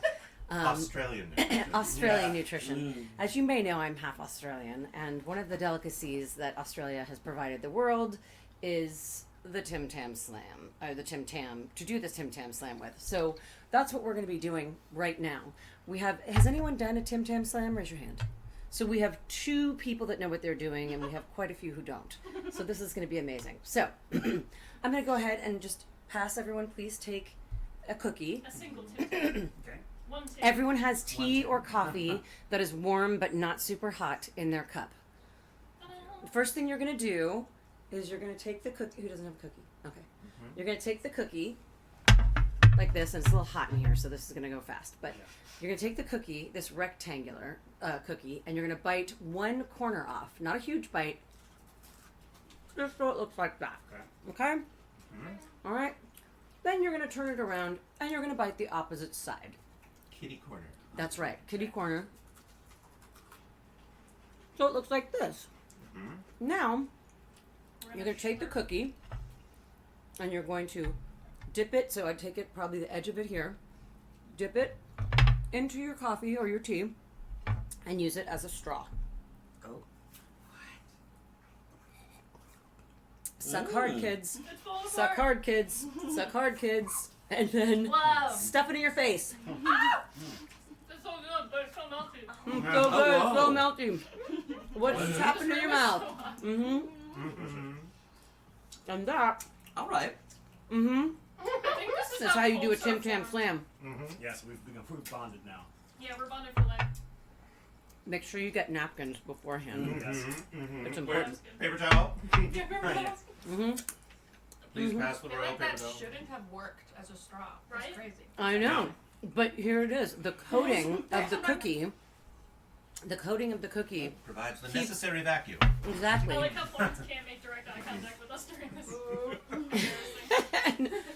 So it keeps it all inside, and then when you're ready, you just give it the big chomp. I guess. I feel like I gave it a little bit more of a slurp. That's good. Okay, Everyone wait. has their own technique, Yeah. right? I always try and go like shotgun it because college, but but everyone has their own way. Some people are very dainty and don't even need a napkin afterwards. I don't hang out with those people. Wow. Do they put their whole hand in their mouth from the start? Because you're getting Practice. melted chocolate on your. I know. There's no. If it's, Practice. Warm. they can only do that in winter. Here's the thing: it does not work with cold items. It doesn't work. It doesn't Not go the through. milk. It doesn't get the mush. It doesn't. Slurp through it. It can't. It has to be. I wonder if it would work if you with a frozen Tim Tam. I don't think that's how. No, but if you want, if Weather you were works. asking how do you do the thing Keep with the outside.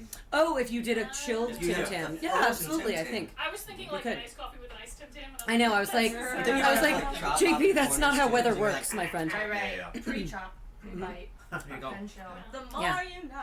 So you know what? Don't say that Australians didn't give you anything, and also They gave us Hugh Jackman.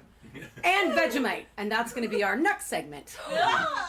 Back to you. Bye, everybody.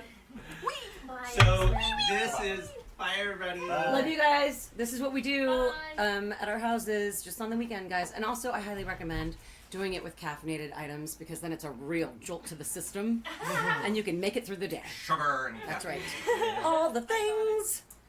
So this is our Nerds Vote and Friends section. And friends. If you've been joining us throughout the day, you can Here, sit yeah. this, yeah. Come on. Just doing that leg cross challenge. If you've been joining us throughout the day, then you've heard the voice of Brittany off camera. Say hi, Brittany. Oh yeah, chuckling. I am Brittany. Brittany Tomes. Tomes for Tomes time. Awesome. Tomes time. Brittany, a valuable member of the Nerds Vote team. And then we also have with us, Hi, I'm Anna Brisbin. I was also in the chat. who as you've also Brisbane heard. Voices. Yeah. She's everywhere. She's Yeah. everywhere. And you were with us last year. Yeah. And we've interviewed you on Between Two Nerds. You've been a big supporter for a long time. Yeah, I like that for nerds. I like voting. I Uh-huh. like voiceover. Yeah, get in here. Squeeze. Come on. I was gonna Get, squeeze. get to squeezing now. Brittany, I love your pants. I'll stay here. Courtney is fashion. That's a moment. He can touch elbows. And who are you? Hi, I'm Day. Another valuable and member of the Nerds Vote team. Hutton. Yes, everyone is also voice actors and just generally good members of society, except me. Every organization needs one good delinquent. That's right. But my You're in record has phone been to speak chat expunged. things. That's not a lie. So what are we doing? What are we We're doing? gonna chat. Well, That's yeah. true. Brittany, you've got questions, right? Listen, we're She's where's like, the iPad? Patience, she's like, I've been It's okay. living for this. I have Okay. been listening to this. I'm gonna jump out and look at the chat as well. There's an Go iPad for it. behind me. Oh, that's right. I Yeah. want to drive. I have I'm questions sitting for on you. the Here you go. iPad. Sorry. Oh, I That's- get to say that's it. not the now. right way to Yeah, carry it's that. okay. We'll figure it out. It'll bend to my will. Bam. Bam. Chat. Oh, are we a denim commercial? Maybe. Crispy Insomniac's like, everyone's wearing jeans. I'm milkshake. Brings out the most. Yep. Move over, cat's eye. Yeah. We're all just a denim commercial right now. What else do you wear with an awesome NerdsVote shirt? Your denim! Ta-da! Okay. I Let's think make something fun. I feel like the chat was very excited about the Tim Tam Slams. Yeah. Guys, you can also purchase Tim Tams. Not that I'm doing product placement, but they have them at Costco. Yeah, Costco or Costco, Cost Plus World Market. Uh-huh. Take your pick. Or you can support small local places like any kind of Irish imports, Australian places are imports, British English imports. Yeah. Yeah, there's a lot. Shop local. Anything from the British Empire will do. That's Speaking right. of snacks, I mean, Which- the Irish so, might yeah. not appreciate that. Yeah, exactly. They'd like a word. Yeah. what was your favorite food as a child? Everybody answer. Oh. I didn't know I'd be asking myself these. Does tonight. it- Wait. Can we identify where is everyone from before we where did you grow up before you answer this question? Oh, okay. I get it now. Okay. I'm from Orange County and I was a picky child and I ate a lot of cheese roll-ups. That is melted cheese inside a plain tortilla, folks. With some mayonnaise. Nope, just Whoa. cheese. Don't get Literally- crazy. Literally, nothing No but fancy cheese. sauces. No, ma'am. I'm from Everybody's saying we're South matching. Carolina. I feel like it was just like McDonald's was like exciting. Yeah. Or like a Subway sandwich sort of thing. That's a good Pizza. Yeah. That's high quality food when you're a kid. And any dessert. Mm-hmm. Yeah, desserts, man. I'm from Scranton, Pennsylvania. Hot dish. Mm-hmm. What is hot dish? You? Oh, isn't that a thing? No. Where? That's Where? Midwest. I was like, I don't know what You're that thinking, is. no, we're East Coast. You're Oh, thinking okay. Midwest. Sorry. It's okay. That was funny though. That's Other funny way. because I can't pick out Pennsylvania on a map. But go ahead. I mean, I grew up Italian, so pasta was always the thing. But I think like something what I really loved, like, I mean, I still love a frickin' pierogi, like all day, every day. Have you been to bars Sinsky? Oh, They have really good pierogies. is that the one in Santa Monica? No. It's That's Warsaw's, I think. it's like That's where something. Yeah. I'm so bad with I the feel like I areas. gotta have such a Philly answer. If you say a freaking cheesesteak, Yeah. are you gonna say cheesesteak? I could say cheese. I'm like, I No. grew up in San Francisco. I love make clam I love chowder and a bread cheesesteak. bowl. Cheesesteak and cheesecake. What are you gonna say? No, I just thought you were gonna have me say like water ice or something. Oh yeah. Say Water say ice. Just- she just John. likes when people say it. Say John. I've said John many times today. Can you say it? Yeah, thank you. Give me that No, John. but what's your food? It's hard. I don't know. I was easy as a kid. I ate everything, so I feel like I would just love pizza. But Right. since I'm from Philly, I'm like, oh, I also love Rita's water ice. Oh, Every single time Rita's opens in the spring, like that first day, you show up, you get your water ice. Their I think lemon that's ice is outstanding. So good. And I think that's something that's so uniquely East Coast is a business that you drive past on the day-to-day basis that is closed for Yeah, part of the 6, year. 8 months out of the Yeah. year. And then they're like, guess what? It's springtime. We're open. Yeah. Get your water ice. Yeah, the flowers are blooming. Yeah. Rita's is open. They got lots of good flavors too. But I'll say when you're a kid, you really like the Swedish fish one. So Swedish fish water They have ice. Swedish fish. Because then it tastes just like the Swedish Like fish you can. drooled into a cup after you ate a bunch of Swedish fish. I mean, it's And it's frozen. a little bit more And frozen, appetizing than delicious. that, I think. But yeah. Well, I'm gonna get weird because you guys are all so normal. I was expecting like Mine wasn't that. Oh, I have a question about what's the weirdest food you've eaten. That's on here. Okay. Well, I mean, but like as a kid, okay. Well, maybe I'll answer both questions then. But because of course I liked pizza, but I feel like maybe I shouldn't talk about this because I'm afraid somebody will like bring me some at a convention or something, and I'll be like, It's not perishable. I liked cottage cheese with maple syrup. Oh. That's not even that weird. Really? My mom was. Oh my god, this is the first time I've talked about that, I think, so I'm... My mom was on Weight Watchers, and I was like her biggest cheerleader. I would go with her to meetings, and like I would give a speech when she had to accept her gold star for losing however many pounds. So, and she trained me that when we would go to the grocery store, she would be like, "No, this is how you look at labels. These are the calories, blah blah blah." And one of the Weight Watchers snacks was like cottage cheese with a couple Triscuits and like fresh fruit. And maybe I've like, always heard of and like you could sprinkle in a little sweet and low or something. But she was like, she's not buying sweet and low, so it would be like maple syrup or something. But yeah, tasty. Yeah, I made it honey and yogurt all the time. like a pool of maple syrup. Well, sure, with a sure. dollop Slow of around and then- yeah. So that was You're dealing in different ratios, Maple but same syrup idea. with yeah, cottage exactly, cheese. exactly with a dusting of cottage cheese on top. Right. Like a mimosa with the whisper of an orange rind. Exactly. Oh, an orange walked past. But yeah, like I think I was also like a latchkey kid, so I would go home and like just make stuff out of anything that was there. You're just like, pickle quesadilla, delicious. Like, just what's in the cupboard? Do you guys know what that is, by the way? a pickle quesadilla. No, latchkey kid. No, just because like I've talked to when I talk to younger people, they're like, "A what?" I just assume you meant something with latches. Or probably just keep Wow, Yeah. you don't know what I'm talking about? No, I don't really know what latch means. So when People They're that left come to their own that would come home devices. from, kids that come home from school and nobody's home and they wait for their parents to come home. Yeah, you grow up in San Francisco, you start taking public transportation when you're like 6, and your mom has to work, and you know, your parents are divorced, and so your mom goes to work, and you get a dirty, well, it starts out clean, but then you're dirty because you're a little kid, and so you have this like ribbon that you wear on your neck that has your key to your house on it. Like no one would do that now because then they're like, oh, I can steal the kid and get into your house. But yeah, so I had this really dirty ribbon like necklace that I used to wear with my, and then I worked at a wild animal rescue like way station thing. So I would literally go home. This speaks volumes, but go home, make myself some like cottage cheese with maple syrup, like watch a cartoon, and then get dressed and go to work.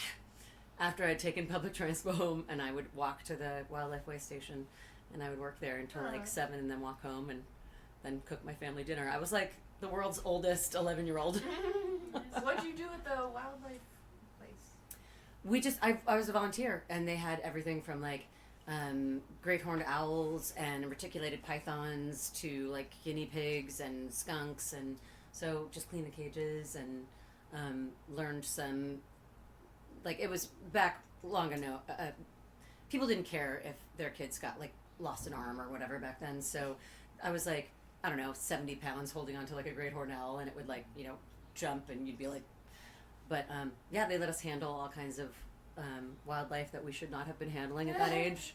It was great, and yeah, just always I wanted to be a vet. I have a terrible confession that when I was a kid and I first heard latchkey, I heard it because the local YMCA had a latchkey kid program. So like, name and shame, baby. Yeah, so like you like, but that's what it was called, and like you know you'd go there after school, kind of like an after school daycare type of situation for like 3 or 4 hours. And I didn't know anybody who was in it. I just knew that kids were going to it, and I thought latchkey and leukemia were the same thing. Oh. Yeah. No. And then there was somebody I knew that was going, and I like lost my shit because I was like, oh my god, are you okay? He's like, I'm just poor. No, hold on, because when I was little, my parents split up. What? When I first I thought lesbianism and lycanthropy were like the same thing. And what? I swear this checked out in my kid mind. Like when I first learned what what lesbians were, I thought like lycanthropy and lesbianism were the same thing. So I was like, oh, women get like moody once a month and they have these periods. So like, is that when they transform into like werewolves? Like this happened for like a week where I was like in my mind I was like, this kind of makes sense. And then I figured it out, and I was like, these are not the same thing. Wow. You know, you get all these like weird urges that aren't okay. Right, sure. Okay, yeah. So I do feel that there has to be an incredible like queer punk band called the Lesbo-Lycans. Yeah, so. Like and lesbians. See, chat's agreeing. They are surprisingly similar. Yeah. If the chat says it's okay. Look, I'm I'm just saying it checks out. Mhm. It checks out. Amazing. What's your next question? That was good. What 2 words did you get mixed up as a child? That's a great question. Yeah. Oh Oh my god. gosh. I don't know what to ask. Well, If you could invent a new holiday, what would it be? Ooh! Yes.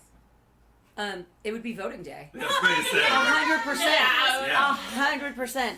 Here it is. It's National like holiday, election national day. holiday where you go and you vote, and then it's like Thanksgiving. So you gather with friends and family, and like you go vote, and then you celebrate by like eating way too much and like maybe having like some signature cocktails, Mm-hmm. and you get the day off work. Love that. Yeah. Actually, That's a no-brainer. Yeah. Yeah. Can we just all copy Courtney's Done homework? and done. Yeah. Chat is still hooked on the werewolf thing. They're saying like and subscribe. Oh, you've trained them so well, I Brittany. have. Rude. Oh, so good. What about you guys? What would my holiday be? Well, I mean that, and Yeah. Right. yes, and Yes. Let's see. Okay, so I get this is another Scranton thing. So Hot dish. I'm gonna get dragged for this, I know, but like, Columbus Day is problematic, and it is Indigenous Peoples Day, which is great. But my mom is always saying that she was like, well, if not him, then who are we going to celebrate? I'm like, The people he slaughtered. I'm like, well, there's plenty of. She's saying this is an Italian American because Right. it's such an Of important course. Italian American Right. holiday, Got and it. I'm like, I don't know, Rocky like. Balboa is a more important Italian than me. I know. Yeah. I'm like And he's not real. Robert De Niro. I don't Frank know. Sinatra. Yeah. Like, I mean, like there's Martin options. Scorsese. Yeah, like That's great. I would just say like. I'm sure there is one. I'm sure if I were more involved in my Italian American heritage, I'd know this. But like, I'm sure there is a like National Italian American Heritage Day or something like that. Yeah, but just like, it could be just like pick an Italian just day. really Whoever's- specifically you swapping out like being like, okay, on this day in July we're going to celebrate this instead of that thing in October. Oh wait, no, that means we won't get a day off school. Yeah, Okay, no. just swap out a different Yeah. day in October, leaving Indigenous Peoples Day as is. Yeah. But then maybe the next week we do an Italian, because I'm convinced that Pizza and pasta day. it's the only It's only the Italian American lobby that's keeping Columbus Day valid. Yeah. If that goes, then it's like we got Frank Sinatra Day instead. Done. Exactly. How about just my favorite Italian day? Yes. Yeah. Just pick it, and like so it just depends. Like maybe. Oh, the T-shirts! How many Yeah. cool T-shirts there be for that? And then This is my favorite. Italians Italian. get presents from all their friends. Yeah. Also, we are not adopting the thing that they do on St. Patrick's Day where they punch you if you don't wear green. Oh, it's It's a pinch. It's not a Okay. punch. Okay, well, This is I don't then, know then it. I was bullied. Yeah. I was today years old and I found I was like, out wow, bullied. the mean streets of Scranton. They just cold cock you if you're not wearing it. Just drop you. I have one. I want like National Library Day, where you have to go to the library and check out a book or participate in a program and read a book. Read a book. Read books. Or like National Banned Book Day, where everyone reads a banned book. Yeah. Something. Question: do you get a personal pan pizza from Pizza Hut if you do so? Yeah, obviously, and you Did get a not know book it this. sticker. You get a book it. Oh yeah. Okay. So there was a national program for a long time called Book It, where if you read was it a certain amount of If books it's in your or like, classroom, Yeah. or if your classroom, if you like read a certain amount of books, Oh, I was Pizza always Hut in would those like throw a households. pizza party for your class and like you yeah, could get free pizza. or they'd give you like a certificate where you could go Yeah, into you a can go personal pan back. pizza for free. Yeah, you could do it on an individual level. Yeah. They did not do that in San Francisco. You just passed. You got to go to the next grade. That was your reward. Yeah. I'll- Congrats. I'll Yeah. have you know I was the captain of my reading Olympics guy. Oh, no, I was ladies and So are you gentlemen, we have speed a reader? Are you a royalty. speed reader? Can you like get through War and Peace in like 7 minutes? Maybe not 7 minutes. I did but take a read speed really reading quick. class, Yeah. and it was super helpful. Here's a little tip for you guys if you guys are aspiring voice actors, because we do so much cold reading. And I will say, I took a speed reading course. It was probably the San Francisco school district just being like, what can we do? What can we throw in there for them to do that'll shut them up for a while? Because we're not giving them pizza. Yeah. We can't afford pizza. We can't do anything. But my English teacher had us do a speed reading course. There was a woman who had it was like the Susan Powder of books. And she had speed reading course, so we did this, and I swear to God, like, I can read really fast, and it is so helpful with cold reading to be able to just almost just be able to pick the keywords out of the phrasing and just. It has been so helpful in Especially my for voice commercial acting work. and yeah. I need that. Yeah. I've never thought of that as a thing that can just be taught. Yeah. I thought you just had to. Oh no, it's a total skill. So nice. Yeah. Get good, gamer. I was It's like considering speed it typing. for I was looking at a day job where it was like speed reading, like being a second pair of eyes speed reading editor. Like going through new manuscripts and just like speed reading and just looking for mistakes. Yeah, mistakes that a spell checker or grammar check might not instantly catch. Like, you know, a misspelled word that's actually a different word. You know, that type of thing. I listen to my audiobooks at 2x speed. Does that count? Yes. Is your Like, audio process? but that's the thing is, then when you turn it back to regular, you're like, they sound oh, wrong. I'm these pretty people are sure- so ponderous. Yeah. I'm It's like, probably are they putting actually us on slowing 2 them speed down on at the YouTube normal later. speed? I feel like they have to be. They're like, today. Oh my God. Ah. Already with like the ADHD, you're like, get to the point, get to the point. Or you speed them up and then it's like chipmunk mode. Yeah. Just like going on. Sound like a Everybody Animal sounds Crossing like- character. Did you have a holiday? Not really. I really like those ones. That's fine. Something nerdy, probably like National Renaissance Fair Day. Oh, That's a good would be one. awesome. Yeah. That'd be dope. Everyone Sounds eats like a turkey leg. And a Brisbin holiday. Yeah. Yeah. Everyone just has to wear Corsets and red fair garb in their daily life. National I think most Men people Wear would Corset celebrate Day. yeah, I like that. If you're just joining us, Who are this we is- and what are we doing? This is You're like the Men Nerds Wear Vote and Friends chat. We are all Nerds Vote compatriots, just chatting on Stream the Vote with Nerds Vote today. If you Nerds Vote via our website, so check us out. And Dave's scrambling to command. Mhm. What's happening? While you're doing that, Oh. you're just doing that to Just doing links. Is it still Just for whatever reason, even though your internet is great and OBS is fine, Twitch is throttling the bit rates every once in a while. I need to like. I don't even know what she said. I know those were words. throttling the Brit rates? Oh. I'll tell you about my national holiday that I Yes. want. Sorry. So this Bouncy. one is a nerdy choice. I want a national holiday that can happen the day that a big game comes out because I work so many jobs where you don't get to play the game right away. And I've had whole weekends where like one of my most anticipated game comes out and it's like my birthday weekend and then I've been working the whole weekend. And Yeah. I'm like, this is bullshit. It happened to me with Horizon. Or it almost happened to me with Horizon Forbidden West, but I was like, I refuse. I'm taking off of work these 3 days. I don't care that it's not paid. I was I like, love that. and then I turned my phone off and I was like, nobody talk to me. I'm in this world for the next like whatever. So is it 72 hours. like a sick day then? Really? I guess because it Does it wouldn't be like depend a on the set game? day. Yeah. But you know that feeling sometimes where like even if you like bought the game or you're like excited to play it, it's like everybody else you know is like somehow magically off that day at home playing it, and you're like Because stuck the funny at work. thing is, the place that would benefit the most from that type of holiday is GameStop, and yet they need all hands on deck Yes, for they the day the game comes out. Yeah. So that's just something that popped in the top of my head because I was like, I can't That'd really be an think awesome of anything. employee benefit though if everybody got the game a week in advance and got to take that day off, so that when people come in and be like, I wonder if this game's any good. Actually, it's amazing. I've already Like, got like, 250 hours on it. Like, could you and- imagine if, like, when Baldur's Gate, not the beta, but, like, the actual full game dropped, like, if everybody in the world everything had a would be day closed. off that if they wanted to could sit and play the game? Crime drops Because drastically. Yeah. Exactly. Streets No, empty it's like the everywhere. beginning of the pandemic. There's no Yeah. one on the Yeah. road. You're all, hello? So, that's my 2 cents. That's good 2 cents. I think that would be a fun, silly holiday that half of us would enjoy. And other people that don't like Everybody would be a games, gamer. Yeah. Why not play Everybody date be a everything? gamer. That's right. You'll date find a everything. game for you. There is a game for There's everyone. a game for everybody. Yeah. Time for another question. Okay. If you could see a movie again for the first time, what would it be? Oh. There's so many good movies. The Prestige. Oh, valid. Oh yeah. Oh, a good plot twisty movie. Those are always the solid yeah. ones. Oh my God. a terrible answer. The Aristocrats. That's amazing, actually.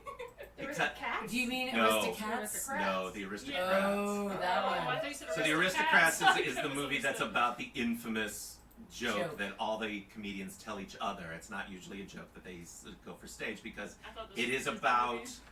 It is all about the telling of the joke and about how filthy and awful and disgusting you can make it. Rewatching that movie is still funny, but it's not nearly as funny as the shock value of hearing some of these things come out of these people's mouths.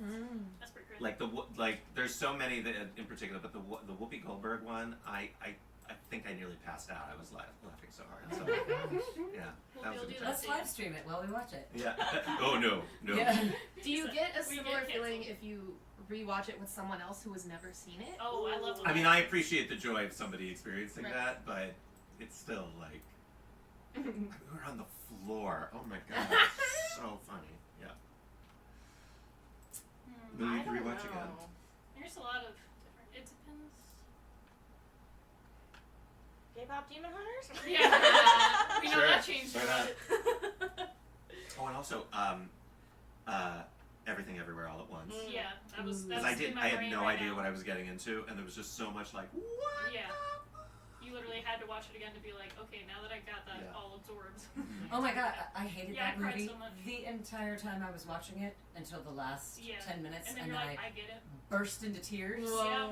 and was like, oh, I love this movie. Oh, yeah. Yeah. But I was literally like, oh my god, the entire time, and then it was like the penny dropped, and I was like, Wow. Yeah. Yeah. Totally. Yeah. I still think Stephanie Chou should have gotten an Oscar for that. Yeah, for And real. that's just me. For real. It's No, not me, also it's me. 90% Yeah. world. Yeah. I finished watching that movie. I was like, I'm in tears. I cry every time I see that. So that was like one of the ones I was thinking about. But I also kind of want to think. I feel like something like Spirited Away, or something that I saw like as a kid, like when it's like Yeah. so like grand. Because I love movies that are like plot twisty, or like you watch them the first time and you're like, wow, like now I have to watch it a second time and then see how I can like experience the film. That's the prestige. Exactly. Like that's like like the Prestige, like any good twisty movies. Oh, yeah. You know what I mean? Like plot twist, kind of like it's like the first time you watch like The Handmaid and you're just like, what? That was a weird thing to experience. And then you're like, because of like the chronology of it and like the twists. And the Oh, reveals. I thought of another one. Magnolia. Oh, yeah. Like, Yeah. because I That's saw all it. I saw it in crazy. high school, and the first time the frogs start raining, we were just like, What's going on? like, it takes such a turn. So yeah, I think for me it would be like a Ghibli film, probably Spirited Away. I remember that like I Spirited saw that Away's in theaters. That was because Mononoke I had seen on TV, and that was amazing. But then I remember seeing it in theaters, just like my mind was blown. And I was like waiting for it. I was like, I need to get this on VHS, Grandma. And she was like, I don't know what this is. It's not a Disney movie. And I was like, Disney's putting it out though. It was like very. I was like, I need to see it. PG, I So, swear. But I would want to experience again like as a kid. 'Cause Yeah. I still Right. think, even seeing it the first time Yeah, as an that's the adult, problem. yeah, it's is like, magic. I'm not a rewatcher, really. I can't remember Oh, I'd who be it was, but watching stuff I all the showed time. somebody The Goonies who had never seen it as a kid. Yeah. And it just didn't. Oh, sometimes Doesn't it's not hold up. the same. Yeah. That's like trying to show somebody Labyrinth and they're full adult and they're like, I don't know. I why is saw that Labyrinth the first time as a full adult. Mhm. Okay, So I was I'm still glad- like, okay, I'm glad- vibes. I'm glad the whimsy Like, caught you. yeah. I think I was like Sometimes it's hard to explain. towards the end of college, but that was the first time I saw it. But I was like, Yeah. mhm. Go on. Maybe it does depend on your level of whimsy. Yeah. Yeah. How whimsical of an adult are you? 4 hands as a puppet really needs to Yeah, no. for you. No. Yeah. Yeah. I think mine would be Make it Usual happen. Suspects. Oh yeah. Just yeah. Usual Suspects, It's a good or movie. I can't remember the name of it, but it was Richard Gere, and it was Edward Norton's like breakout role. Oh, Primal Fear. Primal Fear, like Oh, that. crap. Like that to me was like a seminal moment of watching Edward Norton completely undo everything, because I didn't really know what was. It was one of those. I do like to kind of go into movies kind of not knowing exactly what's going to happen. And with that one, I just remember seeing him. Like it was surreal watching him like undo, basically like completely come undone and become a completely different person in front of the camera. And and same thing for Usual Suspects, where you're just like, Yeah, when a reveal is Oh. done well. Yeah. That's good. Yeah. Oh, that That's was like good. 7 for me. Oh, yeah, hold that's on. another, Movies yeah, I've seen Fincher's way amazing. too young. Yeah. 7. Yeah. Die Hard. Every time Jaws. Mhm. I'm at a The party, someone's Exorcist. opening presents, I say, "What's in the box?" And I Yeah. got like my What's in the younger, box? my younger like cousins to say it, and my aunt was like, "Stop making them quote 7." Yeah. At least they haven't watched it yet. Yeah, like anytime I give them something for like their birthday or Christmas, they'd be like, "What's in the box?" And I was like, My quote from 7 is,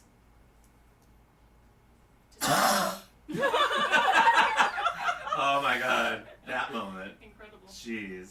yeah. Does anyone have an answer for that question about video games. Oh, Breath of the Wild. So many. Too many. God. Too many. I was just. Untitled Goose Game. Oh yes. Oh my God. Scott's favorite thing in the world. Untitled Goose Game. Yeah. She was so mad. We played as a duet or whatever. I wasn't mad at all. And she was like, "Stop it!" I was literally just running around honking at people, and like I was like, "Oh, you can kind of make them nip at it." Like, I would like She's like, figure "Get out the how things." the puzzle would work, and then Courtney was just like, "Wait, what's the button?" And she'd just be honking. all the I'd just be time. running around, biting like, the dude's yeah. ankle. Because and it's I'm about like, being no, an it's- agent of chaos. Exactly. Yeah, so Yeah. I would say I had a lot of fun with that. That was enjoyable. I think it'd be Baldur's Gate 3, but also I want to say The Last of Us. Yeah. That was Because I went Just in narrative. knowing how it ends, and if I could like wipe that and go in so fresh, oh my god. Yeah, The Last of Us is one. For me, it's also like I love Final Fantasy games. So like Final Fantasy X is one of my favorite games of all time. I've put like hundreds of hours into Final Fantasy games whenever I replay them. So I feel I like still also haven't- replaying any Final Fantasy. I still haven't.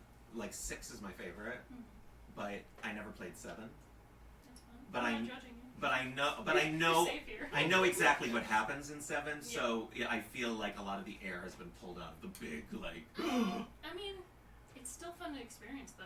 Yeah. I don't know. I know Like, someone I who's cried every in time I the played remake. Yeah. I thought you were talking about Brie.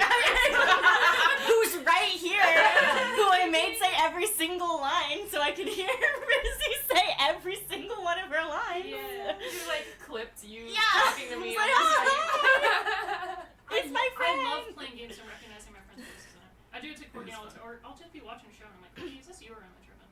She's like, that's me. It's not my IMDb yet. I'm just like, that classic.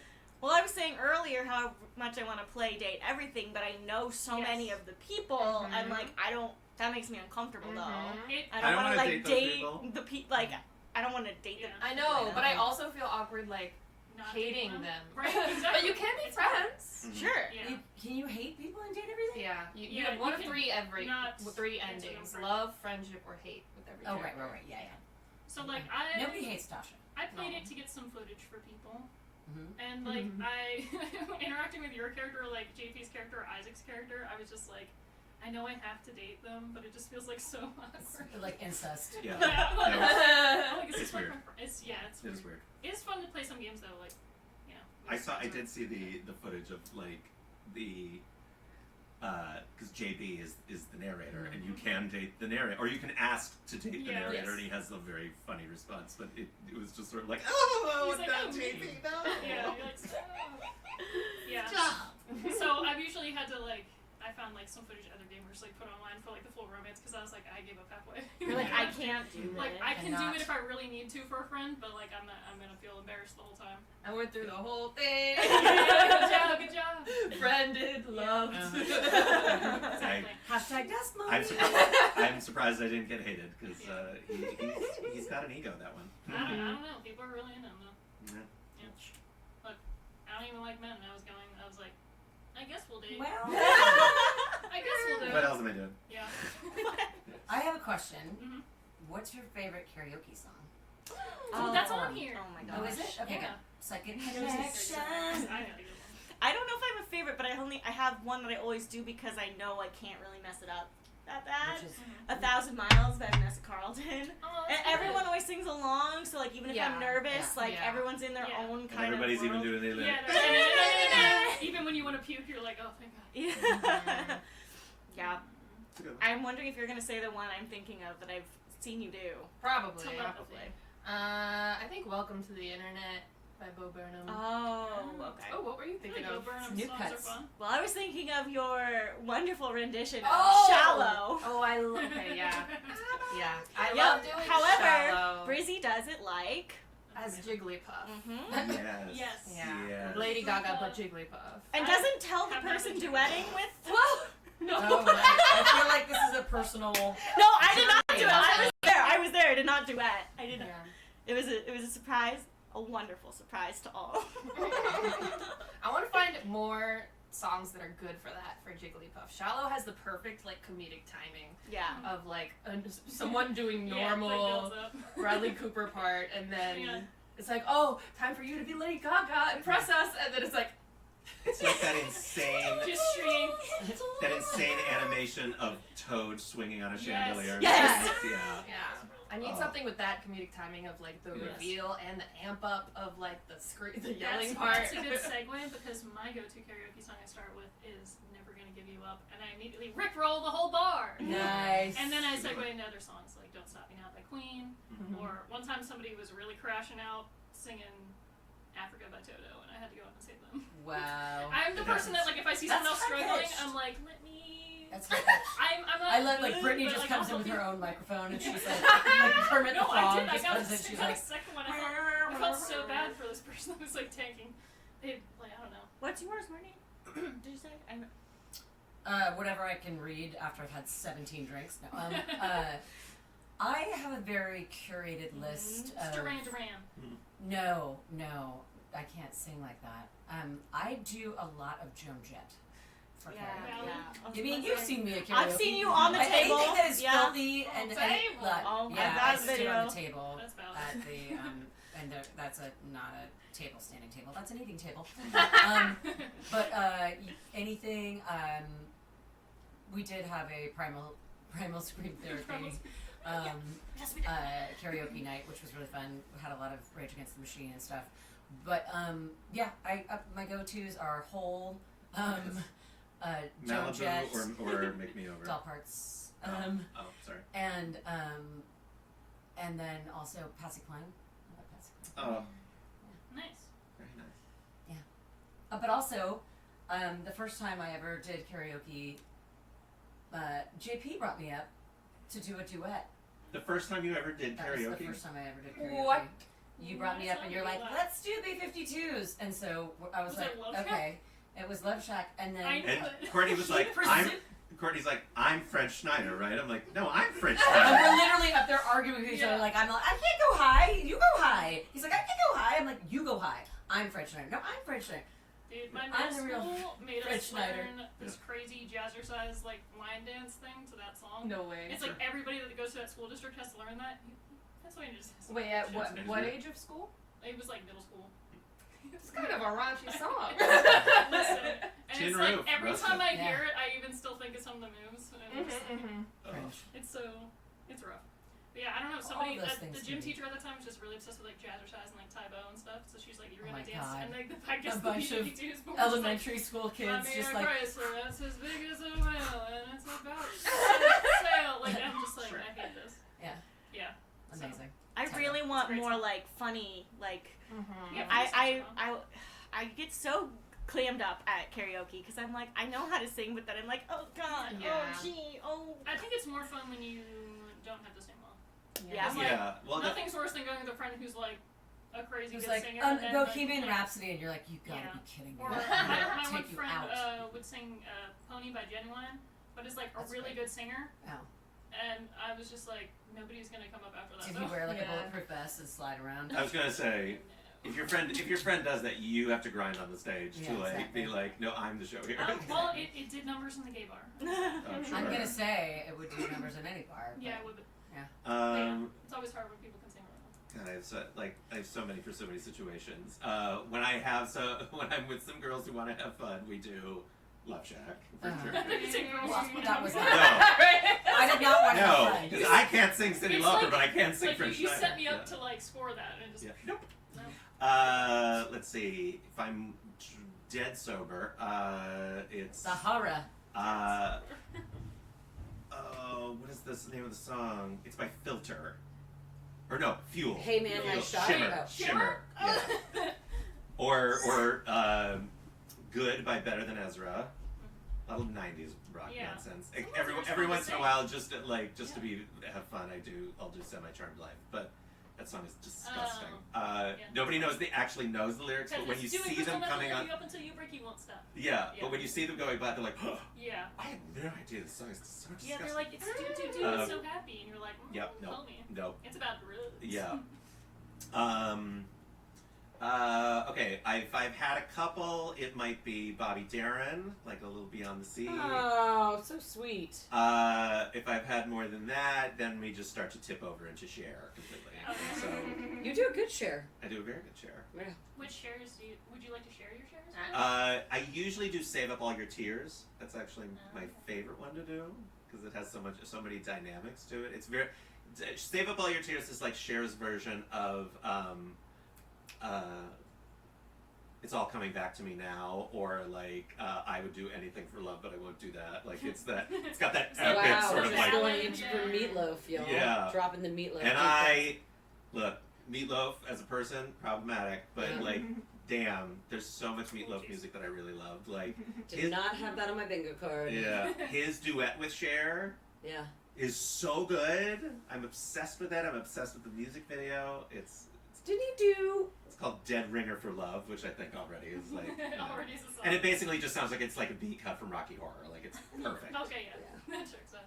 Yeah. You guys remember when Dance Dance Revolution was really big? Yeah. Yeah. My friend in elementary school / middle school, Tommy Keck, had the set at his house where he had like multiple of the pads, and we did this duo for Believe by Cher, and we would do like handstands on the break, and like in between, like we were in it. Like when you see people like actually like go to arcades and do it, like that was probably the highest of my life has ever gotten. Like, Dance Dance Revolution. my life as a teenage drama queen. That I guess like that scene. Yeah, probably. But yeah, like we would literally, it's like little instrumental break. We were like handstand, and then we do like all the moves.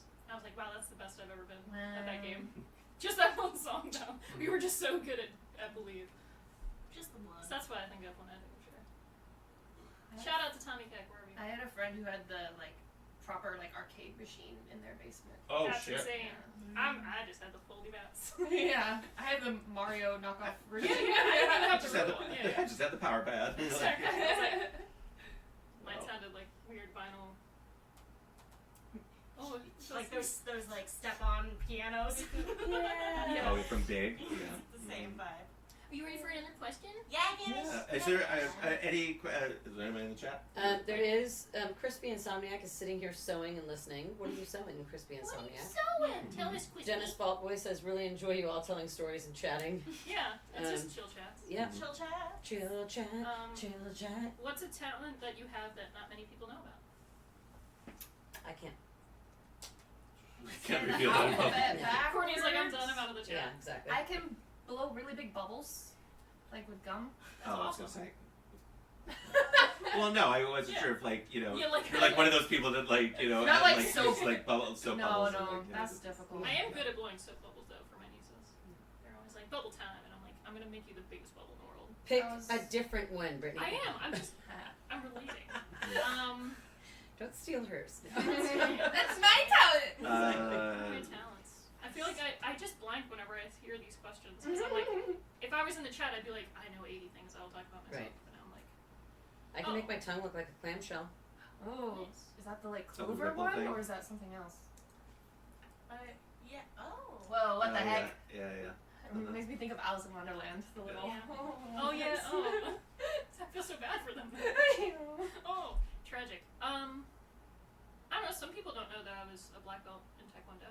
Like, I was a martial arts instructor. Killing people. For a long time. No. Yeah. Murder. But I still. Murder. Yeah. Murder. It's something I loved. It was a huge part of my life for a long time. So Murder. it's a fun thing that I bring up sometimes, or I'll just like mention Yes. something, and then they're like, "Oh yeah, my first job was like a martial arts instructor." So I did that for a long time. Speaking of Billy's after. Taekwondo. Oh yeah. It usually comes up where like somebody will mention like Ninja Turtles, and I'm like, oh yeah, I know how to use nunchucks and stuff. Nunchucks Do are, like, you my really? Yeah, they were my preferred weapon. Look, if you Do you have any if you right have a now? pair of long socks, I will do a nunchuck routine. So like, if you long were socks. I'll be in like, right back. if you were a character in like Mortal Kombat or something, you'd be. What if I had nunchucks? Yeah. Oh, How fun cool is that? fact for my black belt test. You should like performance capture nunchuck stuff. I would definitely. I'm getting back into like martial arts after like this bad hip injury I had. So once I get locked in, just watch out. Because I would do like my stunt team for my martial arts school and stuff, and like demo team. You would do stuff like break boards on fire and like all that fun stuff. Why does it have to be on fire? Because that makes it kids love cooler. like boards on fire for their birthday. You do like their initials or like their Yeah. name or something. So I'm just like, your name starts with a B, okay, and then yeah. I think that'd actually make it easier. Yeah. Right, because it weakens the board. Maybe. Depending how long it's But I mean, it's on fire for what? If I look 5 up- seconds? Yeah, if I look on fire for like a while, sure. Yeah, you just have to be careful if you use lighter fluid. And you don't Splash. Well, yeah, you have to be careful not to put too much on, or if it gets stuck on your hand, because you pull your hand back, it looks great, everything breaks, but then like the air hitting your hand makes your hand like real light. So that happened one time at a birthday party. So I was like, yeah, and then my hand was on fire, and then I was like, okay. Okay, so Are those long enough? Yeah, they're fine. Whoa! Oh! Alright, Hey. is she on camera? Okay. Am I? Wait, no. I Hold might on. have to move Let me over. see. Nope. You gotta get. Where do I hold go? on. Maybe Hold on. stand I You don't gotta- want to hit somebody. we gotta- Stand But here. let's see if I can do like a Hold leg on. roll. Wait, Yeah. Okay, it's wait. almost working. Hold on. Save the magic. adjust Save the the frame. magic. Ah. Oh no! They're a God. little Hold too on. light. Dude. They're a little too light, but Too light. no, I meant for a leg roll. Do we need to put Hold a on, hold tennis roll? A tennis ball? So here's one that you would. Oh do. yeah. Do we want to put a Can you see tennis it? one? Yeah, but go a little bit this way. I don't want to Okay. swing at anybody. Okay. I'll just do a basic. So there's like supersets or basic sets you do, which basically you make a triangle on both sides, like this, alternating arms, and then you can do this and hold one side while you make a triangle here. Change it to the other side, make a triangle here. You can It's like pop it in your arms. self-flagellation if you're a Catholic. When you are learning it and you don't learn like control of, you have to learn wrist control so you don't like swing full strength and hit your back because you will get bruises. Basically, wherever you point, like if you want to strike really hard with nunchucks or something, wherever your wrist stops, like it'll then go like limp and follow. So you can stop like if you were doing something like a stunt with somebody, you can swing up, but then it slows down. It's hard to show with socks. Yeah. So yeah, there's just cool things where you can go out to the side, up, down, like this. Dude. Both sides at the same time. Is that on your special skills? I guess so. I know. Yeah. I know a few different weapons. This is on your resume. It better be. Yeah, but nunchucks. Can you do are a my throwing skills. star? I mean, It's not a frisbee. no, but I learned bow, comma, sai, and nunchucks, and I was teaching myself 3 sectional staff before I stopped. What is the comma? Kama are like the sickle ones. Oh, okay. Yeah, they're just called kama. Okay. K-A-M-A. So you're just missing katana, and then you've got like. I did start learning that when I picked up martial arts again for a little bit, for a few months. Why on Things just earth get did I have to expensive. tell you to go to a rage room? Because I repress negative emotions, but we worked through that. And now I just, I can yell and say fun. So rage. You just rage. Anyway, I know nunchucks. Yeah. I love Michelangelo. I from Ninja don't know Turtles. karate, but I know a nunchuck. You better ask somebody. No. So that was a few moves, but if I had real Your nunchucks, I hip-hop could do like knowledge throws is and not catch 'em. up to snuff. Because throwing a sock in the air will not. Intimidate someone? I feel like it's intimidating. I guess that kind of worked. It doesn't spin at the rate. Yeah. Anyway, here's Lee. What's your special skill, JP? Oh my god. And then you can throw a little kick in there. Like, what is happening? Sorry. I still got it. I just gotta get back in shape and then I It can is do not my bad. my aerial kicks. I'm very grounded right now. How do you top that? I know, I'm sorry. No, I think I'm. Yeah, I'm good at balancing my checkbook. What is this, can 1999? belch super loud on command. Do it! Okay. People in there get weird about it. No, well, I'm prepared now. Okay. If you just did it, I'd be prepared. Look at me, internet. If you got a problem, you can talk to me. It kind of sounds like a lion roar, though. Let's It's go! like- That's cool. Okay, hold on. I gotta keep talking. We'll give you space. Do you have to psych yourself up? I have to like swallow a lot Talk of amongst air. yourselves. We'll give you a topic. Um, If you're just joining us, this is NerdsVote.com presenting Stream the Vote. Whoa! It's not loud enough. That wasn't it. That's okay. That was she's just stretching out, guys. Oh, man. These are so sinky. I just want to say, like, I want to be like this, but then Yeah, I know the I chat will be know. like, you're so far away. Yep. I have to keep fixing my back and unshrimping. Mm-hmm. So easy to shrimp in these. You want to be like, Oh my god. It does sound like a lion. That was like a so little insane puke that at you the can end. get That there. was the that was the ninth This is circle not the down. content we're looking for. I don't even know how you begin to do it. I feel like I'm just gonna. I couldn't. It's not a I He's like, We had like competitions in middle school at recess for. you must have bouncing, slayed. so- Well, that's where I got Yeah. the skill. Yeah. Yeah. You guys, see, you never know growing up what you're going to bring to the party It's true. as an adult. And now it's on the resume. Yeah. Yeah. What about you, Day? What you got? You're amazing. I love you. A special skill that no one knows about. Oh, Yeah. maybe the internet knows everything. I mean, I can also burp on command, and I can do a decent chicken impression. Chicken impression. Chicken impression. For a minute, I thought you were going to say I could do chicken, a decent roast chicken. Decent roast for it. chicken. Okay. Scooch in, please. Oh, wait, hold on. I'm terrible at this part. I'm not a great camera person, so sorry. Bing. Thank you. You're too much. Too much. I'm too much.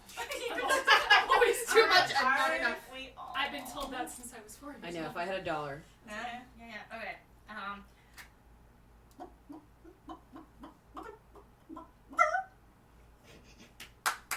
Very nice. Can you do a dolphin? A dolphin? Dolphin is so hard. Yeah, it's really hard. My throat just started. Yeah, it just sounds like SpongeBob. I can't. Yeah, it Oh. starts to sound like embarrassing. I've tried because I've done like a video doing a bunch of animal noises, and I've tried so hard to like research like how to do a dolphin noise that I can't. Just doesn't happen. It's a lot of vibrato. Yeah. I see I don't I always like when I'm playing everybody here and can't somebody already do. explains like a big creature and I'm like pterodactyl noise. I'm like, Yeah. just come out. Yeah. That's when the fun animal voices come out. I feel like you don't really get to use them that much. The Little Mermaid raid video lives rent free in my mind. Yes, well. Oh yes. The Little Mermaid. Special raid. skill being a mermaid. Special skill being a mermaid. There you go. I mean that is a skill. I don't think you have that skill of like going in the tanks and No, holding your breath I and don't performing have as a that. mermaid. No. Crispy Insomniac wants to know if you were a knight in a fantasy world, what creature would you ride into battle? Oh my god. A llama. Hold on. Or an Yes, alpaca. a llama checks out for you. Yeah. Absolutely. Because they spit. Hold on. Because they're great. Okay. Can I ride a dragon? That would be amazing. Sure. Classic. I don't know if it's classic. Dracarys. I'm just thinking of, okay, does anybody remember Golden Axe? Yes. Yeah. That game? Yeah. Yeah. I was Yeah. in it. Do you remember like the purple chickeny thing that had like You can ride just the a, chicken a without- huge beak? You and, like, played yeah. that game? The early Oh, Chocobo. yeah. I played a little English boy in that game. You Golden what? Axe Beast Rider. When was this? I Oh don't know. no, I think the there's original been a Golden few Axe from the Golden 80s. Axes. Yes, Okay. 80s. Oh no, I'm not. Yeah. It's like, Yeah. you know, Ghosts and Goblins and everything like that. Yeah. They just Okay. they go through their iterations. No, yeah, the Quickie Mart near my home had Golden Axe, and I was addicted to that. Oh, But yeah, that purple thing. Purple thing. flying purple people eater. Yeah. If I was in a Final Fantasy setting, absolutely a Chocobo. But if not, then probably some form of like big cat, like battle cat. Yes, He-Man style. Oh yeah, Panther. Yeah. Like I would take Skeletor's cat. Exactly. Just like Also because that figure, like Battle Cat was just plastic, but Panthro was like flocked Yes. and had the velvetyness. I got you. Oh, that's nice. He was top tier. I'm gonna need you guys to cheat to camera a little bit. I'm getting a lot of ear. Thanks. Getting a lot of Ear. Oh yeah. We're too busy looking at each other and I admiring know. each other. We're like, you're amazing. You don't need to make eye contact. Okay. Yeah. Sorry, Yeah. chat. Oh, Sorry. actually, that's the end of our. It's our the Nerds end Vote segment.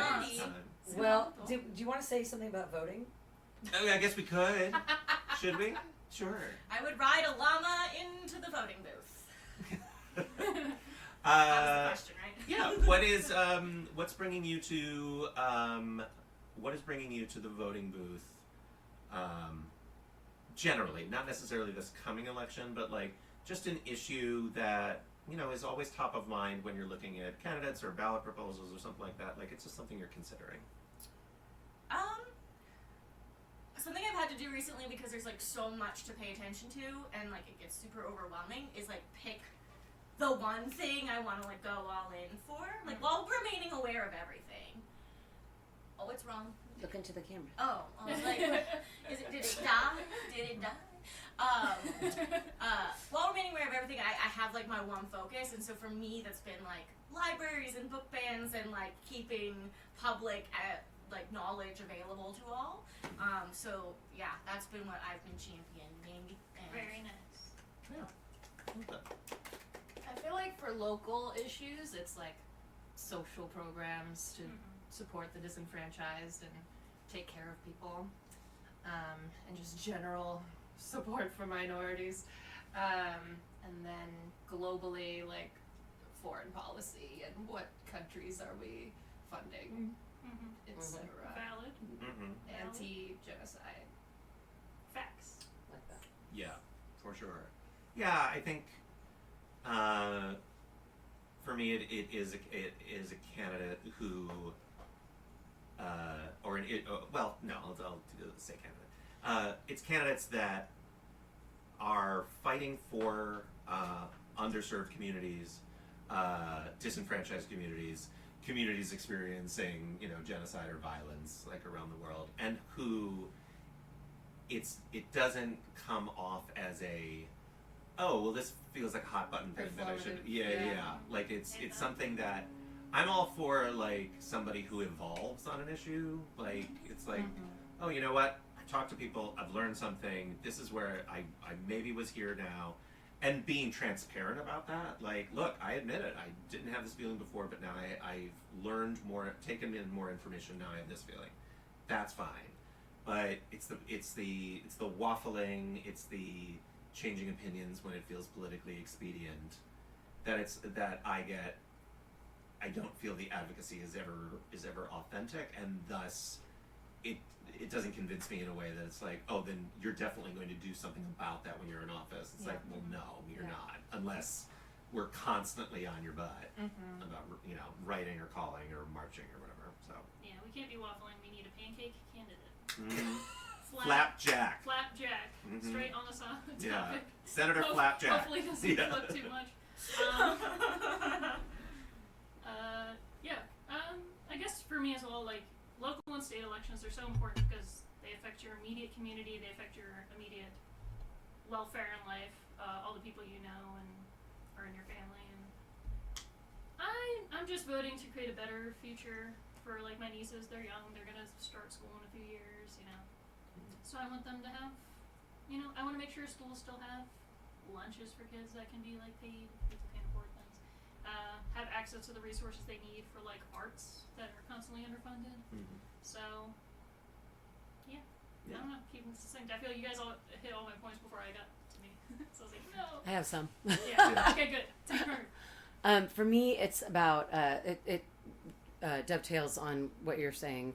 As someone who was the recipient of school lunches and public schools and in inner city public schools, people who are going to take care of the kids who don't have the money to sort of buy their way out of into a better existence. I also am looking at candidates who what their stance is on women's rights. That's very important to me, obviously, for I think obvious reasons, but I think you have to, it's such a baseline thing, but you really have to be like 51% of this country needs to have equal rights with the same other 49%. But I'm also really interested in finding candidates that are either appealing to young people or are young people with new ideas. I feel like a lot of the on both sides of the aisle, for different reasons, it's become sort of a gerontocracy, and I think it's really important as older people go out of politics for whatever reason. It's usually the same reason, and it probably needs to change, but that they are helping to support younger candidates who are going to carry on their legacy. And there's an eye to the future for that. Any young candidates or any candidates who are speaking particularly to young folks to get them involved, and also are being creative in the ways they reach out to voters, all voters, not just donor voters, are really catch my attention. And people who are willing to try new things for good reasons. So that's what I'm looking for across the board. And also, when I'm looking at, I have a real renewed interest in judges. I mean, I guess not even a renewed, because judges for me was always kind of like, I don't know, like, it's a judge, like, it's kind of a, like, I didn't really understand, right, like, but now, it's really important. I also want to find people who are, constitutional scholars, people who really understand the Constitution as a living, breathing document, how it works, how it's supposed to be implemented, and so yeah, I'm definitely looking at judges with a much more of a magnifying glass to see what they're up to, because they are becoming. It's more and more evident to me that they're becoming, if they weren't always, the sort of arbiters of how this country is going. So it's important. Yeah. Also, if they can burp on command really loudly, I'm in. Anyway, head to NerdsVote.com to register to vote today. That's right. Yes. Thanks for joining us for this segment of Stream the Vote. We've got more coming your way. Stay tuned. There's some exciting guests that we have for you. If you haven't already, visit NerdsVote.com to register to vote, to check your registration status and your information to make sure it's correct, to pledge to vote when you turn 18 if you're not 18 yet, to get swag, to check what's going to be on your ballot, and so much more. Visit NerdsVote.com or follow us on social media at NerdsVote. We will see you shortly.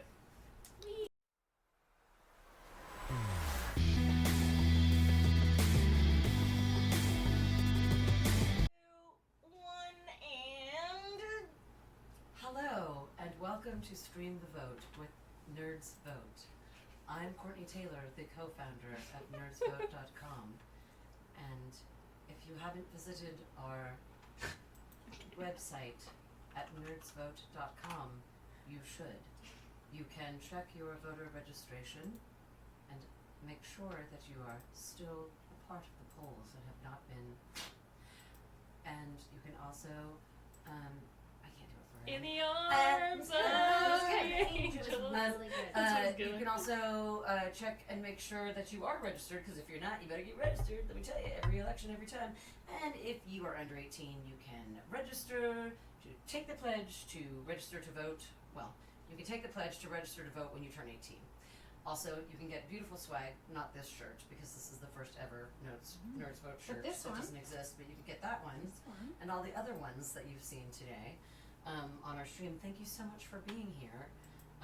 This is going to be Coffee Talk with Mass Effect, which It's water hour. It's water.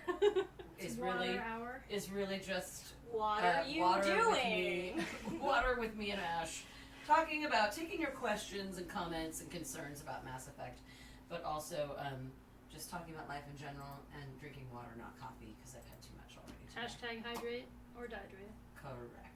What are you There you waiting go. for? Another Mass Effect game. Oh. That's what the fans say, right? Is it? I made that up right now. That's really good. Thank you. That's why I get paid the big bucks. That's right. That's good. That's right. Should you just have regular plain water with ice? Vodka. Yeah. She's drinking Vodka. vodka and ice. I'm drinking water. Well, cheers. Cheers. You Ask have me to, anything. you have to eye contact when you cheers. So true. Serious contact. I used to win Fans going staring wild. contests a lot when I was a kid. Did you have like something you said in your head No. for yourself? Okay, so do you guys know this? Like, do you guys kitty stare? Kitty stare. Like Where you just kind of. Oh, like Like when little, disassociate? when little kids Like, like yeah, zone all the out. time. Zone out. Or zone Yeah. out. It's like I call it kitty staring, or now I call it power save. Yeah, Just you're like power save. power statement. And so I would just do that, where I would just stop focusing on the person and just. Yeah. Can you unfocus your eyes? Unfocus them? Yeah. Like make your eyes cross them? like you make your eyes blurry, like your vision Yeah. blurry. I used to do that, yeah. I used to do that. That's all we're gonna do here. This is the We're gonna make our disassociation eyes hour. blurry and unfocused for the next 48 minutes. I Ask feel us like some questions. I feel like my eyes are already blurry because I don't have my glasses on. They're on your head. But I could literally, it's like my brain is yawning. And I just, The chat's just saying, "Oh, so Courtney is gone." That's the point of the day we're at. Yep. Yeah. Okay, I don't have enough information to share this, but I'm gonna share it anyway Ooh. because it's still blowing my mind. Oh no. So no, it's really amazing. Okay. So I just heard this incredible talk. I'll have to later tell you, like, give you all the info. Okay. Because those are the facts that I'm not good at retaining. But I heard basically vision and seeing are two completely separate things, and they're different parts of consciousness. So you can have really bad eyesight, but incredible vision. So basically, it's pretty. It is like. What you talking about, Willis? No, I'm serious. I want to hear this because my eyesight is like -6. Yeah. Let's go. So. Oh. Okay. So. She's nerding out. So I'm totally nerding out. Yeah. Okay. So, in different energy states, we experience different realities, right? And so vision is Can a I different. be in a different state now? Yeah. Because this You'll reality is need not the to. one I You'll chose. He need, fully like, believes. You might want to stay in this state, exactly. though. This one, right here. So Yes. basically, vision and sight are two separate things. So, in this incredible story, which I will follow up and tell you Okay. the name of the incredible scientist that was sharing about this, he had terrible vision. I'll keep it this short, but so he had terrible vision, and he basically had what we'll call like an awakening, just for lack of a better term, and he could suddenly see everything. He could see everything, and cut to him going to the, and then it remained like he could suddenly see, and he was an optometrist also. Okay. Amazing. Interesting. And when he went to his own optometrist and got his vision checked, his vision had not changed, but he could see everything, and that remained for the entirety, like for the next however many years. So it's like his eyes physically hadn't changed, but Yeah. the way his brain, That's like right. the neural Processed it. pathways, made it seem Yeah. like they could see in Yeah. full health. Yeah, exactly. Damn. So what did, like, did he Science hit his is head? wild. Do you have a near-death experience? Nothing? I think it came out of probably a meditation. Okay, I gotta start meditating because It's pretty, but just the thought that vision and sight are two different Yeah. things is like, well, it's kind of like how it's so good. like when you can have an injury and then like sometimes the mental getting over the injury is harder than your body healing. Like Oh, that sure. happened to me when I hurt my hip. Like just getting back in the gym and stuff, it's like your body's so afraid of getting hurt again, or Yeah. thinking it can't do something even though physically you can. That I'm Yeah. like, come on, work through it. Like I Yeah. know I can do it. Yeah, because you're watching it based on the past. Yeah. Instead of from the future. Oh, science is wild. Yeah. It's pretty cool. Anyway, so now every time there's anything with sight, like I'm so excited. I feel like one day I'm gonna wake up and be able to see. Be enlightened. Yeah. You can't. Yeah. Like, do you have No, bad like, vision? well, or- yeah, I wear contacts. Okay. Can't really see I anything do too. without them. Mhm. But I do have this, and I've had this feeling for a really long time that it could just change. And then I heard that story, and I was like, oh, Okay. it can. I hope it happens. I hope it happens. I really do. Like I'm I know, excited. I know. Yeah. What excites me is to think about if it happened, how many people that would inspire, right? If I could be like, no, it happened to me. Because when I heard the story from him, I was like, Did anyone say, yeah, that's happened to me before, or is he only the only guy? I don't think he's the only one, but he's the story that I heard. I love those stories where people have like near-death experiences, or like, you know, some kind of Yeah. accident, and then they're like fluent in French. And Yeah. like, Yeah, that's like so yeah, cool. bonks some part of your brain. Yeah. Yeah. Opens And, a like, all neural of a sudden, pathway. Yeah.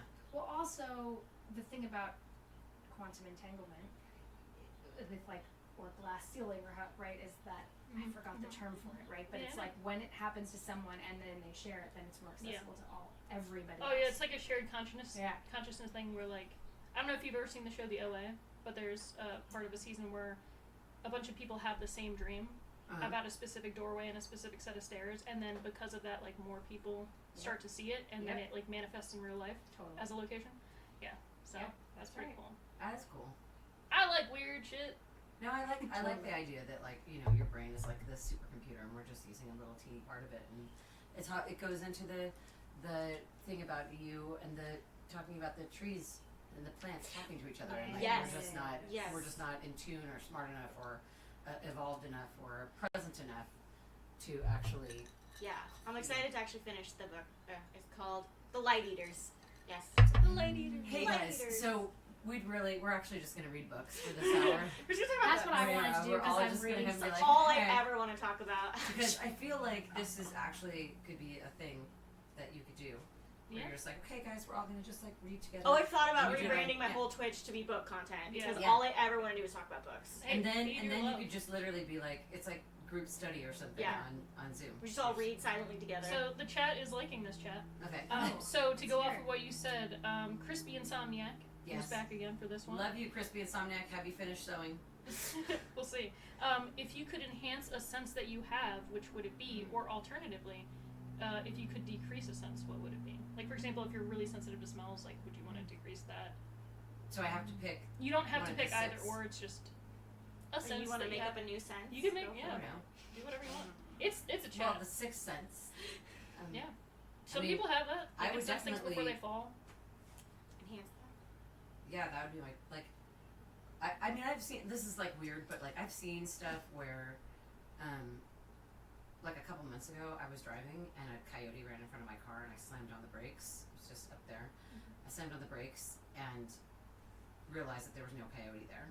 Yeah. And then I drove like another 50 yards and a coyote ran out. Yeah. So you saw it ahead of time. Yeah. Yeah. So Glitches in like, the Matrix, they I call it. feel like that is possible, and I wish that that would be the thing because I also like, yeah, like your psychic ability. Although I will say, as somebody who is like a very sensitive person, I don't know if I haven't been classified as a highly sensitive person. HSP. But I'm like, I'm really emotional and sensitive. That is sometimes really hard for me to go into a room. Like it gets all over me if somebody's upset, and I certainly do that too. I'm not saying I don't, but you know, or to go into like a really cold auditioning room or something where you're just like, whoa, and it like hits you, and you're just like, you can't compartmentalize enough to really, not that you can't, but I have a really hard time not having one part of my brain being like, there's something wrong, why are they cold, I have to fix it, you know, there's a disturbance in the force and I have to go make sure everybody's happy. So that would be both a good one and a bad one. What about you? I mean, psychic sense for sure. Yeah. For sure. Psychic sense, but just like receiving information, like not, which I do, and I'm doing more and more and more. So I'm getting weirder and weirder and weirder. Let's go. That just means you're getting more props for that. I only want weirdos in my life. I'm tired of the normies. Because the weirdos are the ones who take, also, I have to say, yeah. like the more, because we met at like the eve of, on Mass Effect 3 Eve. 2 Eve? Yeah, 2 Eve. At the okay. midnight. Okay. Midnight GameStop premiere. And I'm guessing. That's right. Okay. Yeah. And but we really got to know each other in like the last couple of years. And one of the things I love about you is that you are totally like a caretaker, and like you're always like, here, like we'll travel together, and you're like, I have like these potions. You're always like giving me like little potions and wipes and like, you know, supplements and powders and stuff. Like I feel like if we lived in another time, I know exactly, you would be one of those apothecary. Yeah, you would totally be that woman that like walks around with all the like things in her apron, and it's like, here, take this poultice, apply it 3 times. A question I originally wrote for this segment that you guys could choose to answer or not was if you were a part of like a space crew, like what position would you want to be? Because you don't have to be like what your characters are, but like you saying that immediately makes me think of like you wouldn't necessarily be a medic, but you could be the person that's like, I got what you need. 100%. Yeah, I would be like shamanistic in a way. I'd be the shaman.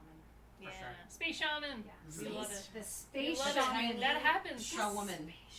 Yeah. Okay, change all your handles right now, space shaman. Space shaman is kind of awesome. That is. Because when I think of space, it's like not. It's like It's It can vast. mean many things. It's vast, it's just vast, and esoteric. it's like from the future, which that's where I'm from. So that's very. I really. You can like steal that. Yeah, I really TM, like it. own it. Go take that, space shaman. I'd be a janitor. I'm mopping Digging through the trash. Just all, like just listening to everyone's conversations and just. So that means that people come to you, so that the people who know to go straight to you. Like, what'd you hear? Yeah. Yeah, that's right. Well, I don't know what Secret positions there quest are giver. on a ship. I know, like, I don't want to drive the whole Like time. what That sort of sucks. role would you want to play on a ship? It doesn't necessarily have to. But like, look, I need everybody on a I ship. feel like the you janitor can be making is the plants. excellent. Garden. Like, I'm not afraid to be the janitor because it's It's an important meditative job. cleaning, and you don't have to get involved in everyone's bullshit. And Also, on a your spaceship, arms it has will to be. amazing. Yeah. On a spaceship, it has to be like pretty like green efficient. You know, like cyclical, because you can't just be using all your chemicals and then like where are you dumping that waste? Exactly. How And else also is gonna rotating in it. I mean, I've never really. It's actually a really good question. Thank you, Crispy Insomniac. No, I asked that. Oh, thank you, Crispy Brit. Sorry, Crispy Brit. Crispy said they finished their sewing and they're eating something right now, Chipotle or something. Okay, Chipotle, good choice. Maybe I don't know anymore what are good choices. Who knows? Like it's a corporate burrito. I don't know anymore. That's fine.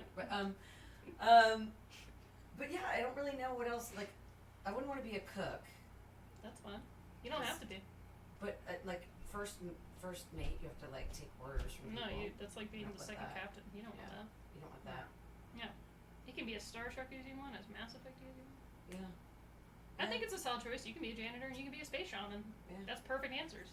I like it Explain because I everything. think your janitor has a whole secret life of like Yeah. secret quest giver, like Or just keeps things tidy and goes and reads a book. Yeah. Like, that's kind of where I'm at these days. Yes. Just goes to bed. Like, doing my job Hey, going you know home. what? Yeah. It's clean in here. Get off me. That's all you need from me. The book. Can I just go back to the book thing for a second? Yes, always. The conversation go whatever. So you I want. feel like I really want to gather people more. Yes. And I just started doing VO classes, which is Nice. Excellent. And also, I'm like, but there's other ways to have groups come together, many other. And really, what I want to do is just do like an hour a week or more, but an hour a week of, like you're saying, like a Zoom where we're just all doing creative. Are we about to start a I was book gonna say, club? like where you start a could book club just- a day. But not a book club. Oh. though. That's cool too. But Oh. I just want to Just like, like a hey, we're creative all just sit-down in our sesh? own, like we're just literally Body You doubling. read or knit or Yeah. like, Like yeah. a body and doubling. we're just Yeah. on the Zoom and everybody's doing their thing because I have friends that do just that with wanna me be for with like everybody. just auditioning, or if you're like someone's finishing up their work email, somebody else is like doing an audition that needs to get in, so they're like, I'm gonna mute. There's something called do The this. Cave that does a very similar thing where you can check in. It's a paid service, but it's not that much per month, and it's kind of like a nationwide accountability group, which I love. Yeah, And they that's have different times that start, and you basically you check in. They do like a little warm up, like you do little breakout rooms where you talk about what you want to get accomplished in the time block, and then you do like a thunderclap, everybody all together, and then you just go and you do your thing. You turn off your phone and you just have the Zoom on. It's a way of keeping accountability. Yeah. Which I think is a really good thing. I am looking for like more in-person community right now because I feel so I just meant isolated. if you can. Yeah. Like Yeah, for I'd sure. like everybody to come over and do their work all day Yeah. next to me. Some of my best That's what I memories want. from college was everybody sitting in a room, everybody writing their papers or doing something. Yeah. Like Yeah. barely talking. You might occasionally have some jokes or Totally. eat, but then it's like you're locked in for like 8 Yeah. hours. My best friend and I were supposed to hang out a few weekends ago, and she was like, actually, I kind of have to do some homework. Like, can we just, like, be in the pool and read, and then can I watch this movie? And I was like, yeah, that's all I want. And That's so we the type called of it friend our I am. Rock Fest. Yeah. I was like, we just laid on the couch together, Yeah. and it was the best. That's why even meeting up with people the week that I'm here, I told them I was like, I don't care if you're running errands. I'll just go to the store with you, just so I hang. can see Yeah. you for like 5 seconds, because people are like, I'm not here very often, so I'm like, you don't have to Yeah. like take off or do things with me. Yeah, just come to the grocery store Yeah. and we can talk while you know. Yeah, I'm like, do you have to go to the bank? I'll go with you to Yeah. the bank. Yeah. It's all good. Well, I mean, I was gonna say not to get too deep, but I'm going to. So Okay. Get deep. it's just that's the whole point of everything, right? Is that we all have an essence, and it doesn't matter what we're doing. Just being like, I don't care what you're doing. I just want to be in the same space as you. We don't have to talk. Yay. We don't have, like, and I think that there's just been so much. We are so ingrained in the cultural norm of like getting done, purpose. Yeah. This is what it has to be, and this is what, and it's like we're missing the. Yeah, go ahead. It's NerdsVote. You can curse. Oh, I can. Yeah. We're missing Nerdscurse.com. the point Yeah. of living, right? Which isn't like we're all here, we're all different, and we all need each other, and we need to be around each other in order to. When was Meet the last each time you went to other. a dinner party? Yeah. Like the last time I had a dinner party was like 2 years ago. My Yeah. friend's birthday Like it's last safe November. to just have dinner. Yeah. Yeah. But like that used to, when I was a kid, that was what people Yeah. did on the weekends. Yeah, on, like, you had Sundays like or a Saturdays. potluck and everyone brought something Totally. and you just Yeah. your parents sat around and drank wine out of like one of those gallo jugs with the Yeah. little tea Mhm. bowl, the big thing, you know, and like everybody just hung out. Yeah. Like there wasn't all this choice, and I think, and like nobody was like, the kids are tired, so we have to go Yeah. take Yeah. Grayson and Yeah. Brielle home, and like my mom was like, you go in the back room and sleep on the couch. Yeah, go do what you And want. like we just slept underneath all the coats, and when my mom was ready to go, we left. Yeah. And I think I've slept like, under many coats. there's a sense a little bit of my like mom. somehow that's like it's like that's not a successful thing. It all has to be like you're coming over and we're Yeah. getting catering, or we're like it's gonna be some, but like it can be messy and communal Yeah. and like just come over and hang out, like bring your dog Yeah. or whatever. It doesn't and all just- have to be commodified, Instagram perfect, or Yeah, monetized in some way. and you don't have to like bust your ass being Yeah. like the thing that I love now that my circle of friends is where it is like I'm just like come over. You have a code to get in the house. Just come in. I don't care if you're here or not. I'll come in sometimes, and JP is at my dinner table, just like working on his computer. Obviously, we've made plans. It's not just randomly sitting there, but you know what I mean. It's like he doesn't have to wait till I get home from work, or it's that I want people to enjoy like my house and the things that I have, and I want to be in community. And I found like the only people that I really do that kind of stuff with are people like I went to college with. Like when you're a certain age, you're like. Yeah, because people don't have money. You're in a small community. Right. It's like I still have friends that I'm like, oh my god, just come over with like a People magazine, and we'll just like lay on my bed and like read People magazine, because that's what we did in college, and or we'll run errands together or whatever, because that feels familiar. But I wouldn't be like, hey girl, do you want to come over and like, help me lick stamps? I'd be like, come over and just paint nails. Right. Just watch something. But why not? I mean, I know LA is a different place too. It's very hard to get around, and it's like an hour to get somewhere. And all that stuff, but I do feel like if you haven't had a dinner party, it is and time. A lot of people have not thrown a dinner party. You really should, because you don't have to be a good cook. You can have people potluck it, and my God, like I had Sarah Cravens and Amanda Wyatt over. I didn't cook, thankfully, but a couple other folks, and it was like. People were just like, "Oh my God, this is so great! We have to do this again." And of course, then a year goes by. Sure. We've just like hit a year of having a tiny little movie group that we like try to do every other week. There's like 6 of us, and we each pick a different movie that either no one has seen or like, and it's exactly the same. We switch houses and nice. It's just.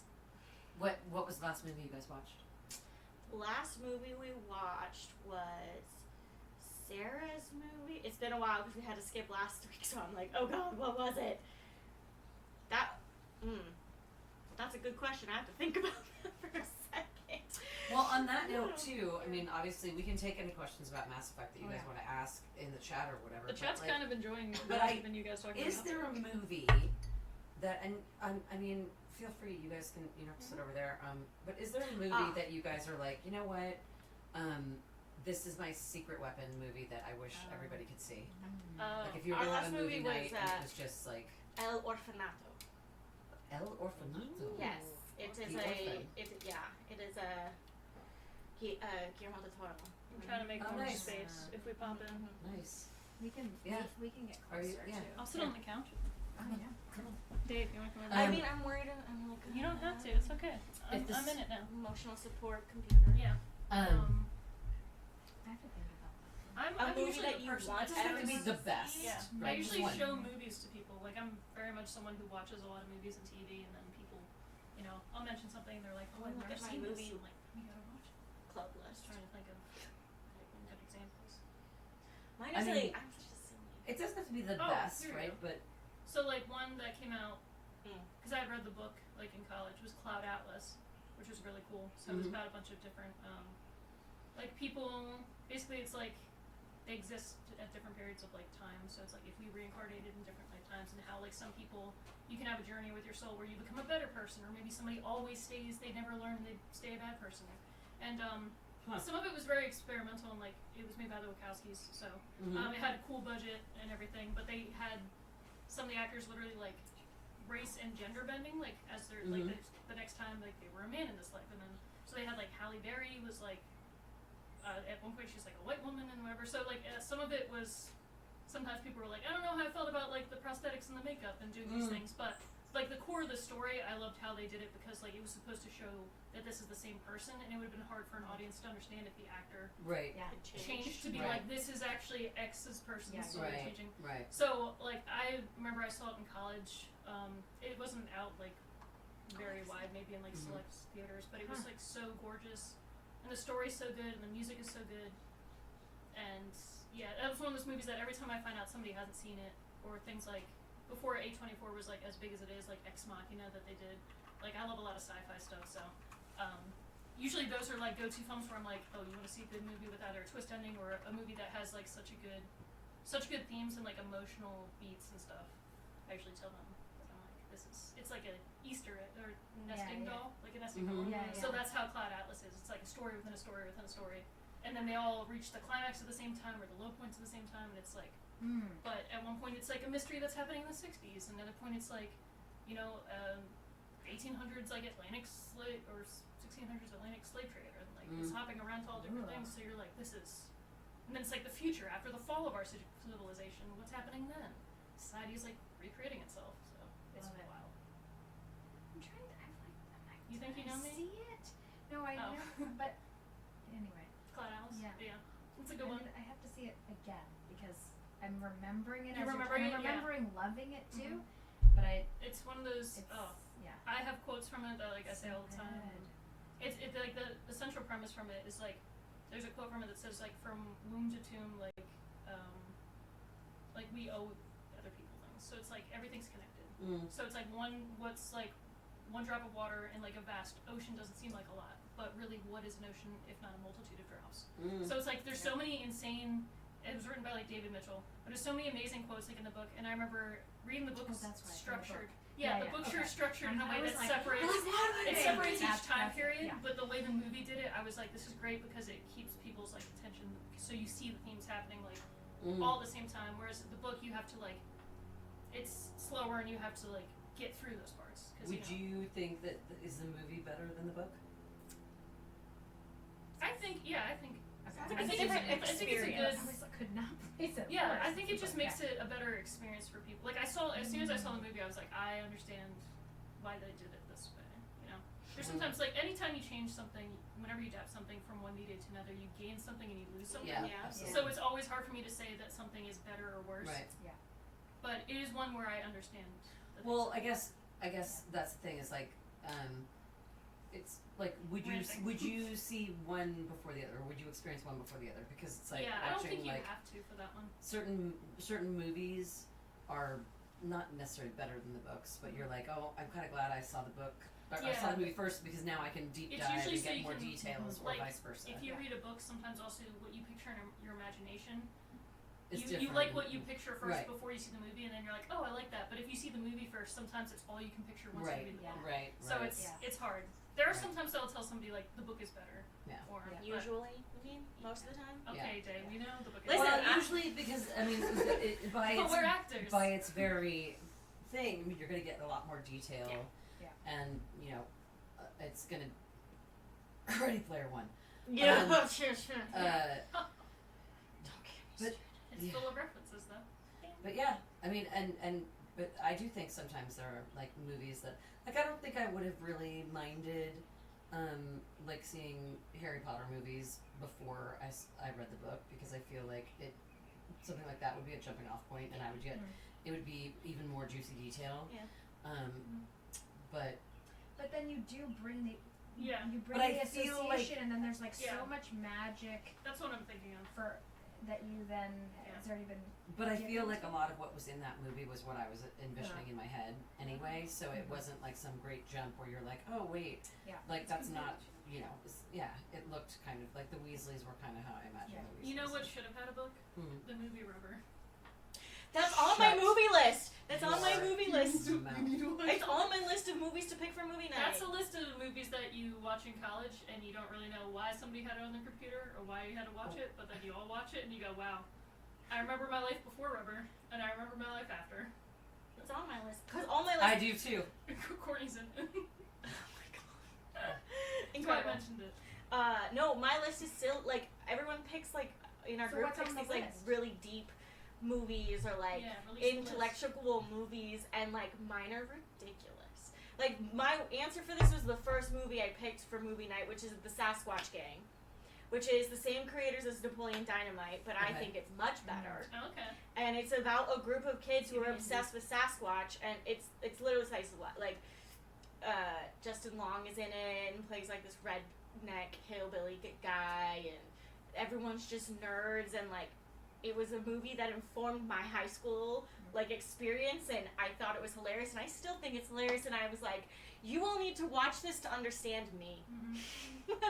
Yeah, there's some movies that like if somebody told me like give me movies that explain you, like you would pick different ones than just like movies that you would show to somebody. Mine are the same. Or like my family, we have certain movies, sometimes like with a group of friends or families you have like a specific movie. Like my family, everybody loves The Thing. I don't know what it is about it, but like we even have the board game for it. It's like we will watch it anytime.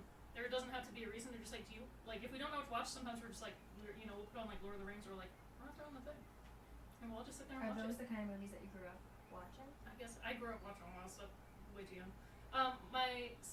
My aunt would like take us to movie theaters, and we would buy one ticket for the day, but we would stay the whole day. Sometimes until like literally midnight showings. It was great. I saw like The Matrix when it came out. I saw like Underworld, like all these things that like arguably I was like 5. But yeah, I just love movies. I watched a lot of James Bond. It was cool because they had they had air conditioning. My dad was a film librarian, and so for the Canadian Film Board, and so we watched all kinds of like classic movies and all the James Bond and.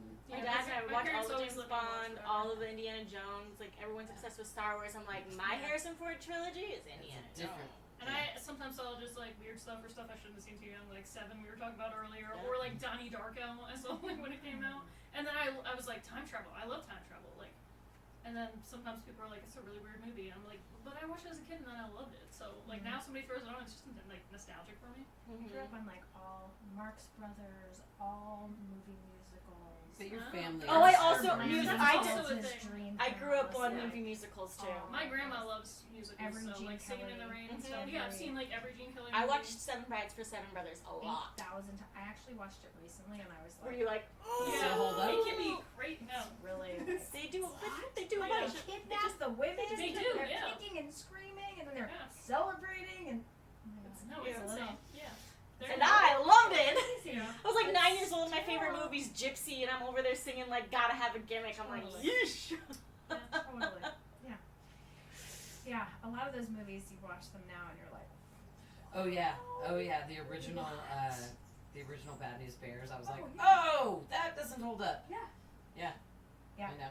Wow, But it's interesting. the dance numbers, like all, like those are Incredible. Like, Build that barn. Oh yeah, Dance on that of wood. course. Like Anchors guys Away. on the thing. Anchors Away, so Oh my great. God, it's so Like, yeah. Chat is saying Cake is a movie that I wish everyone would see. It has Jennifer Aniston.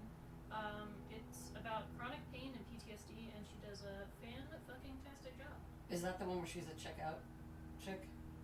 I can see the cover. in my I head. got a screener. It That's was cool. it was up for the word season. It's here because I remember getting the screener. I don't think she's in Other it. people are asking if we've watched Fast and Furious series. I've some seen of some them. of them. Nope. I cannot tell you most of them apart after the first two. There was one where they dragged a safe through the city, and that was insane and made no physical sense. And that's about where they lost me. Yeah. They dragged a safe. Yeah, a giant safe from a bank through the city, strapped to like 2 cars, and it was rolling around, and it weighs so much that it would have dragged the cars and like pull Right. them into a building. It's okay. You suspend your disbelief, That's right. because that's the fun and magic of film. I like any movie that makes me cry. Really. Yeah, that's what I was like. I love movies that make me bawl my eyes out. Like that's Or like the- make me just, hair stand up, like make me feel Yeah. so emotional. like just Yeah, I love any it can be anything. It could be The Hurt Locker, I it even could have be War music that Horse, make me or it cry. could be like The Notebook. No, And I'm because just I'm like- so sensitive like you. I crave like comedy and lighthearted. Yeah, I hate but then- watching. I'm like I feel this every day. I want comedy on my I screen. remember when I was younger, $1 Million Baby made me. Oh, I God, I that was excused brutal. myself to the bathroom to cry because I didn't want anybody to see me cry. I Yeah, watched a movie that's on a gnarly. plane Yes, that was rough. recently. I was weeping on the plane. I hope it's something I Hold know. on, I'm gonna tell you. Hold on. I also just cry all the I'll time. vamp for you. Sometimes I cry about like how beautiful things are. I saw makes me War cry. Horse on a transatlantic flight, Okay. and let me just say, we were seated right by the bathroom. You were like, So And everyone saw you. I literally was Yeah. like in the middle seat, ugly crying silently, like convulsing eyes, like swollen Yes, shut. yes. Like my flying partner was like not just staring straight ahead the entire time, Confused with trying to knowledge. ignore the fact that I was literally like Yeah. Oh my god. and religiously, because it's transatlantic flight, somebody's always going to the bathroom, and so like the light, it would be pitch dark, Yeah, it'd be like, and then the light would like someone would You're like- throw open it, and like I was literally like. I love when you cry so hard. Like I've cried so hard watching like movies or TV shows where like my shirt has gotten damp like, Yeah. here because it's just like Yeah. streaming. I remember like there's movies obviously like even Disney movie like Coco.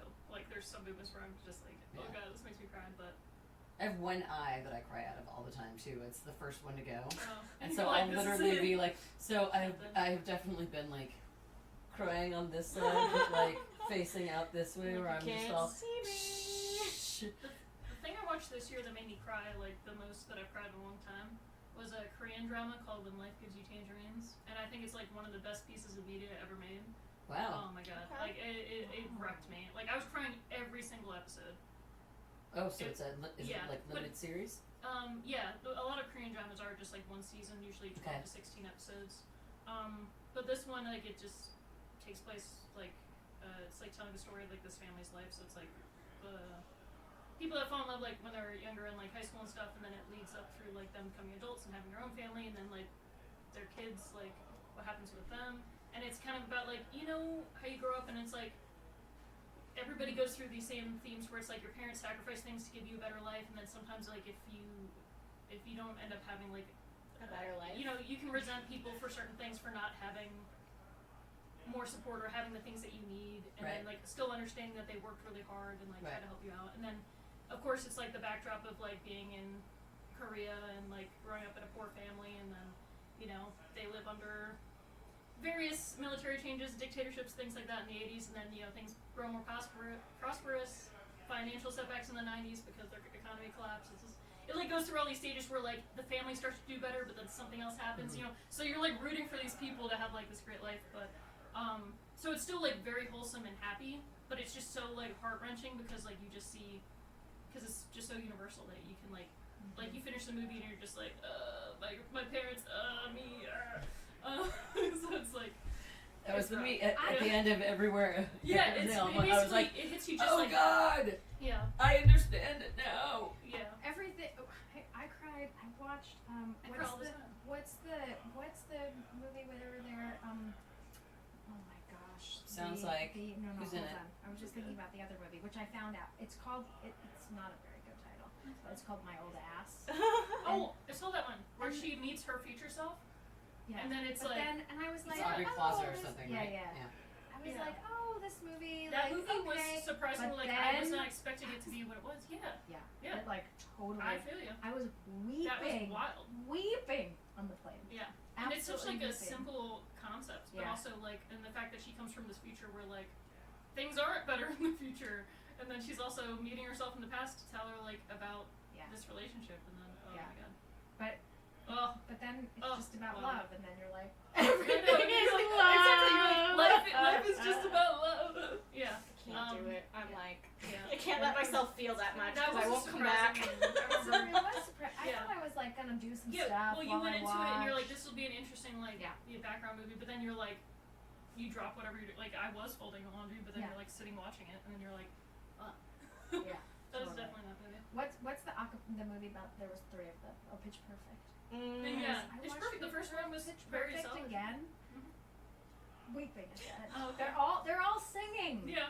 And they're just making music, and Yeah. everybody's so happy. Yeah, it was totally. It's fun. I watched the second one. I love it. I love that. Iconic. I would like to recommend In the Mood for Love, Oh, I love that movie. which is a Sorry. Wong Kar-wai movie. It's like one of my favorite movies. It's like It's so the good. clothing is Oh, impeccable. it's gorgeous. It's just beautifully shot, and yeah, I love like all the like lost love. Yeah, that's like every movies Wong Kar-wai film. Get me so hard. Every like Merchant Ivory movie, I'm like, like I used to. Anytime that like love does not win, Dude. oh, it destroys me. Like Yeah, I puke. oh my god, like I think it was the first season of like Downton Abbey with Mr. Bates Good season. and everything, and I was just like the theme song would come on, and I'd be like, Oh yeah, it's a good show when the Yeah. theme song has you weeping. Yeah, absolutely. And, like, gives you tangerines, so Or that's good, what's the Christmas movie? Love Actually. Love Actually. Oh my god, I was under Every the impression that the monologue about the arrivals terminal is 3 minutes or something. Like I always like the minute that Hugh Grant starts talking, I start weeping. copiously, right? And I'm like, oh my god, this is like, finally, I said something to Tommy, and I was like, oh, it goes on forever. It's like 3 minutes of him talking, and he's like, no, it's not. He's like, it's like 40 seconds. I'm like, what? No, it's not. And he's like, hang on. Yeah. And he plays it for me, and I'm like, It just because you're so that's in like it. 40 seconds. Yeah, it feels like time stops. It's like you're pulled into. Oh the my scene. god! I can't even. And I actually came out from the I came out. We went to Scotland a couple of weeks ago, and we came out through the the arrivals in LAX. Were you like? And I was like, and then I was like, because it wasn't really the same. But I did look around. Like, it made me. Yeah. That movie changed my life because it does make me look for the love, the feeling of like being reunited with people that you love, or finally That was getting like to us be with people yesterday. you love. Yeah. We suffered through like 2+ LAX. hours of LAX Oh my traffic God. to When pick I was me like, up. get in the car! And I ran to the And car she's holding running, my holding suitcase her over my head. And I was like, Because I'm I so hate it slow. here. It's the 7th level of hell. But No. then once we got in the car, then it was fine. Yeah, And it the was love fine. was there. Yeah, the love was there. I But walked yeah. down the aisle to the Love Actually music.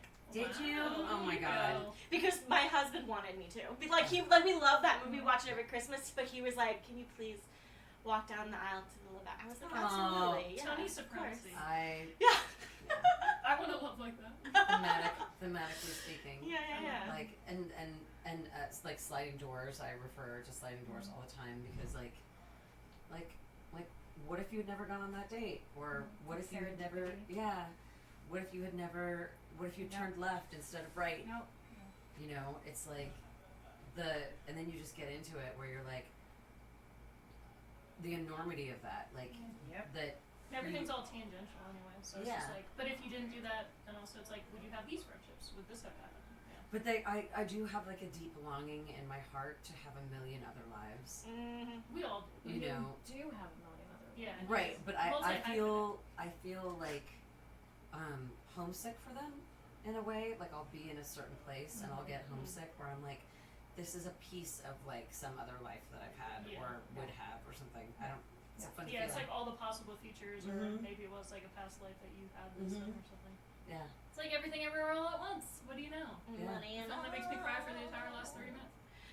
What else, guys? I was like, I hear other people, it sounds like more people are rivethed. A rivet? A rivethed. Does anyone want to say anything about Mass Effect? Had a really good time doing it. See, sometimes really it's fun to loved not it. talk about the games that you're in. Really loved it. You're just learning more about you guys, which is fun. You too, break. And I'm excited for the show. Fun fact, I think they have the same showrunner for the Mass Effect show that they have for the Fallout show, which makes me very happy. Okay. Is it They Fallout? I don't know. They also announced they greenlit Life is Strange through Amazon. Yeah. So I'm like, is it gonna be the same? What are we doing? I don't know. I'm Well, I interested. feel Can they bring you in, please? There's At gonna least be for a cameo. I'm there's tired. gonna be some. I think they're leveling up on the Adaptation. Thank you. I was like interpretations of That works too. of the games. They've Yeah. learned Well, some they of see their when lessons. good adaptations happen, have people clamor for Yeah. more. Well, Life is And Strange how is a people choice-based game, so don't I'm see so like, how are adaptations they gonna because make they a go show? Yeah. down the crapper real fast. Listen, I'm a gamer. Did I stop watching Halo after the 4th episode? Yes, I did. Yes, I did. Yes, I did. Yes, I did. Yeah. Props to everybody who had more strength than me. Props for everyone But was who I tried to locked make in for something The good. Last of Us and Fallout and stuff like that? Sure. Should Secret- I secret level of watch crime? before the Fallout second season? Should I live stream watching the first season Yes, absolutely. so we can discuss? Chat. What do you think? Bring your friends over. And then Fallout. when Doesn't Mass have to be Effect- Fallout. Like a video diary. No, but yeah. Just I think I that would be love fun. to discuss the last episode because some things just did not make sense to me. Bum bum bum. Drama already. Stay tuned, y'all. Maybe it all wraps up. Choices get made. Crispy says yes, please. Okay. Thanks, Crispy, for being here. Choices Crispy- get made. Non-canon things happen. Yeah. Did you say Crispy. Triscuits get made? It sounded like it. Choices though. Oh, I I heard just Triscuits. went on a whole thing of like imagining Triscuits being made. So I'm not the only person that heard that, right? Triscuits get made. Yeah, Choices get like made. the stamp into the thing. Yeah, no, it's okay. Triscuits get made. How it's made. You know what I would also Triscuits really were love fun to too. do is do a show where I get to go see how all like food is made. Mhm. I don't know if I would love that for all the things. Like I don't want to go see how spam is made, but I would like to go see how Triscuits That was are like, made. wasn't that like the Alton Brown show? Wouldn't he like go around how it's made? Isn't that like what Yeah. his show is called? Yeah. All right, take it over. Can't always I'm can. funnier than Alton. Maybe Yeah. watching candy get made. That's is, always like, interesting. Oh my god. Oh, the watching best, them make right? the When they do candy the canes. Yeah, and the peppermint, anything peppermint or swirling things are like, yeah. Somebody even made like the like- K-pop Demon Hunters Derby. In Yeah. one of those where They they chop it up stretch and it, make lollipops. or they drop and they fill something. I'm like, that's all I So want. good. I need to take up a hobby of like making something. like knitting or something. Like this is one of the things I feel that's missing in my, because my work life is also my creative life a lot of the time. Like you can't really voice act by yourself. I mean, you can. Why don't you have craft nights? But Where- yeah, like I want to do what's missing in my life is the actual like making the thing and getting to enjoy the finished You product. want the tangible thing. Yes, and so I started taking a jewelry making class, which is I can't really do as a crafty thing. I have to. That sounds great for you, But that overlaps your fashion and tangible But creative wait, why life. can't you do it as a crafty thing? Not here because Oh, you have you to don't have have like anything, yeah. I mean I Yeah, have a like lot of machines things, but and stuff. I don't. No, I don't have like a thing that I can my saw and all that stuff. But yeah, like just trying to look for things that are actually like like I made a quilt, or I mean I'm not really a quilt girl, but I made a big ring. Like I want that in my life. Did you make that ring? No, Oh, this okay. I got. Oh, right, the Cowgirl Museum. This is Cowgirl Museum in Dallas, and then these are some other. This I've had since like high school. What other like visual arts do you like? All of them. You love Me you too. love paintings. Like I'm not Yeah, very exactly. good. I used to draw a ton when I was younger. I think I'm actually going on a 3-day retreat where I have no phone. And that guys, sounds great. I might be a different person when I come back. That sounds awesome. I know. Are you doing crafts while you're there? Just yoga and meditation. Oh. Guys, I know. Jack would be proud. Jack is healing something. Yeah. Wow, Yeah, I'm gonna that's come so back and be good. Tully. Perfect. So good. But yeah, yeah, I've been the phone has missing killed me. visual arts also, but I'm now I'm doing them much more because I'm like, oh yeah, I'm a visual. That occurred to me about a year ago that I am also a visual artist, and Yeah. I just because you need a studio where you Yeah. need and then I was like, no, No, you I'm don't. just You gonna just need start making tubs. That's like stuff I want to start all just the drawing need on my tubs. iPad again and stuff because like I used to just draw.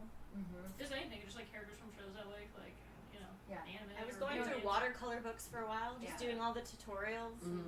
Yeah, my I don't do too short. If you tell me how to do something, It's the only way I can. No, it takes it off. It's like yeah, some people need no. the I you need have it. to make the decision for You me. give me a Or the structure canvas and stays I'm like, blank. no, thank Yeah, you. you're like, let me make my flower. Yeah, but my dining room table recently is basically just paints and brushes. It's like no longer clay. Eat on your knees. everywhere. That's cool though. Yeah, no, it's good.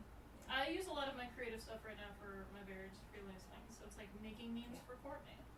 So I get to live. It's great because then I embed myself in these fandom spaces. A lot of times I've played some of these games, but sometimes I haven't. Like I have yet to play Mass Effect. Don't judge me out.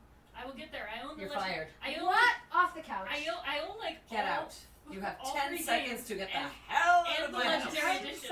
We can swap. I I just played have like too 2.5 many times. games. I keep playing to get people footage, and it keeps pushing it back. I'm just wondering if anyone in the chat has anything to say about the non-playing of Mass Well, Effect. they shouldn't say anything because I give you your memes.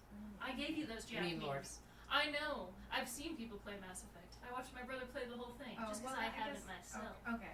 It's okay. That's now I Like, understand. my Yeah, I earned my place. Anyway, you're welcome for your memes. Is what I'm trying to say. That's my creative outlet. I'm like, I made this. Take this post. So have Sometimes you they're ever? bad. Because obviously you're of an age where you've had the like phones and iPads and all that kind of stuff. Do you ever go like I'm just going to take a bunch of magazines and like make a collage, or Oh my do you do gosh. anything with like actual paper? Is my question.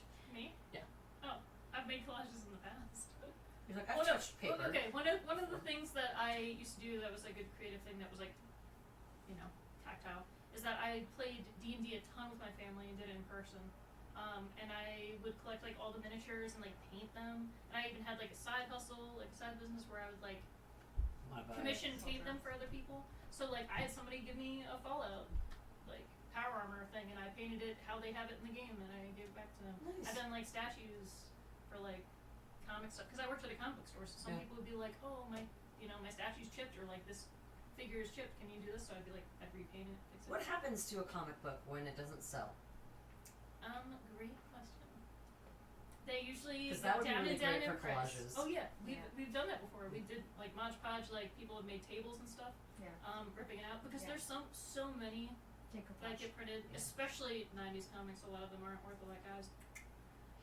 Unfortunately. Not yet. They were just hang on to them for they 60 were more years. overprinted. Marvel was also like Oh. going bankrupt at the time, so it's like they put too much out. Ah. So a lot of those not worth a lot if you're trying to trade them in. Just pay them. But yeah, you can cut out pages or even like the advertisements and stuff. Just like make something. That's what I would do. I'd put out like ads. I'd get my little Game Informers. I was always really into video games. And like games that were coming out, or like when they showed like characters and stuff, I'd like cut them out and then I'd put them on like my mirror in my room or like my wall. And then I built my own. I was like, I don't got a cool poster for this game, but I found like every single time they showed Final Fantasy X in ads. And I just there you go. Then I got the whole cast. That's great. Yeah. Whatever. Life is what you make it. Be creative. Mod Podge. Hashtag Mod Podge. Yeah. All right. Well, you know what, guys? We are at the hour, and so thank you for watching this sort of Mass Effect. Learn more about your Jack and Tully actors. It's about the mass effect that love can have on your life. Hey. And creativity. That's right. If you haven't heard, we are doing this for NerdsVote.com, raising awareness for voting. Last Tuesday was National Voter Registration Day. So we are doing this every year, the Saturday after National Voter Registration Day, in order to create awareness around the importance of voting in every election, every time. That means your state, that means your local, that means your federal, national elections. So you can go to NerdsVote.com and check your voter registration, make sure it's up to date. If you're not registered, you can register. If you're under 18, you can take the pledge to register to vote as soon as you turn 18 and vote in every election, every time. You can also get swag, our cool shirts, stickers, all kinds of stuff on there, and see some of your favorite voice actor content. Yes, thank you for being here, and please make sure that there are elections. This is not a it's not a midterms year, it's not a presidential election year, but there are things that are on the ballots November 4th.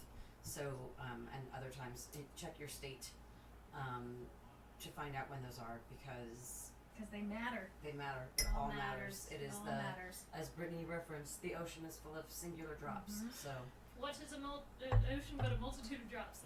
That's right. So please do your part in preserving our democracy, and at a local and countrywide level, it's really important. Thank you so much. We'll be back with more content very soon. What's next, Courtney? Marvel Rivals is next, you guys. So exciting. So you don't have to look at me, now you have to look at JP again. We're just all trading off. It's going to be one of us, JP or me, in every single thing.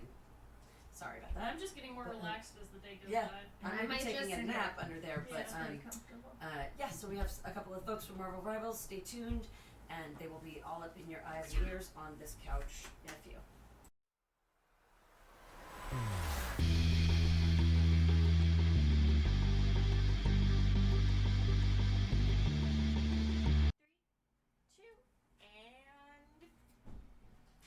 Hey everybody, welcome back to Stream the Vote. I'm JP Karliak, co-founder of NerdsVote. NerdsVote is your organization that brings voter registration opportunities and encouragement to gamers, cosplayers, con-goers, comic book readers, and pop culture fans of all kinds, aka nerds. Please visit nerdsvote.com so you can find out, you can register to vote. You can make sure that your voter registration is accurate and up to date. You never know. They change voter rolls all the time, so make sure you check. If you're under 18, you can pledge to vote when you turn 18. And if you're like, I've done all that, then you can also research what's on your ballot this November. There are still elections, even though it is an in-between year. You can pick up some swag, and you can also donate to us. Visit nerdsvote.com. Now, without further ado, I am so excited to turn over the stream to some of my favorite people that I know through X-Men 97, as well as just Marvel nerdery at large. From Giant Size Productions, this is the duo known as Chandler and Chris, and they're going to host our Marvel Rivals Hour. So take it away, guys. All right. Okay, Sure. Thank you, JP. Yeah, thank you. So I'm Chandler. And I'm Chris. Yes. We are co-founders of Giant Size Productions. We're also podcasters, event producers, and we know the Marvel Rivals team, and we got to work with the cast members for a number of months since the game came out, and creating all sorts of cool opportunities for you guys. So next to me is James Mathis III, aka Black Panther. Welcome, James. Thank you. Yes. And we have Eliah Mountjoy at the end here, Winter Soldier, aka Hello. James Buchanan Barnes.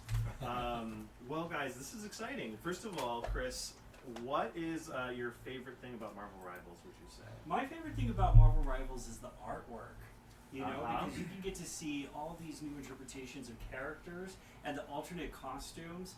If you liked the Marvel swimsuit edition from way back when, as an example, well, guess what? They put in all of those alt skins into the game, and you can unlock them. Yes. This is something I love about Marvel Rivals, and they're constantly coming out with new stuff. Mm-hmm. Sadly, we don't have swimsuits for you guys yet. Yeah, so there's been some messages with requests as far as such, but fortunately for me, I don't have to do that as a cosplay. No. Well, what swimsuit would you like to wear? If Bucky, or not you, I'm sorry, Bucky. What swimsuit? Yeah, should thank Bucky you for wear? making that distinction, because there's a big difference there. Yeah. There's actually been some really cool artists online who have mocked some stuff up and sent it my way, and it ranges all the way from the Loki banana hammock to just the regular Thor trunks. Yep. And I think that Bucky, since now he's kind of a political figure, probably has to be a little more conservative. Oh, yes. And so as such, would have more of a traditional trunks. Got with a Hawaiian shirt, probably. Okay, there you go. Okay. Hawaiian shirt. Well, what about the arm? Does the arm rust?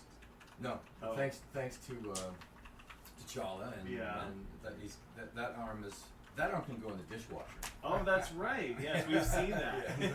We've seen it. And what about Black Panther? What's his swimsuit? I believe it would be something very natural. Maybe a well-placed leaf or two. Oh, I see. And certainly fortified with vibranium.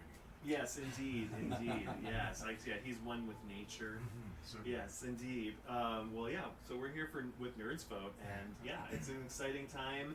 We are here to encourage voter registration. I believe in the chat we have commands that can kind of help people out understand how to register to vote, how to activate with NerdsVote, and there's also a donate button if you're feeling so willing to help us out and the organization in getting the word out and encouraging nerds like us to vote. I'm a voter. I am registered. I love voting, and so I encourage everyone. What about you guys? Are you guys active voters? Would you say? Yeah, I think it's a really important thing. It's not only important. It's a privilege to be able to do it, and culture as it is, it's easier to eat Pop-Tarts and watch whatever.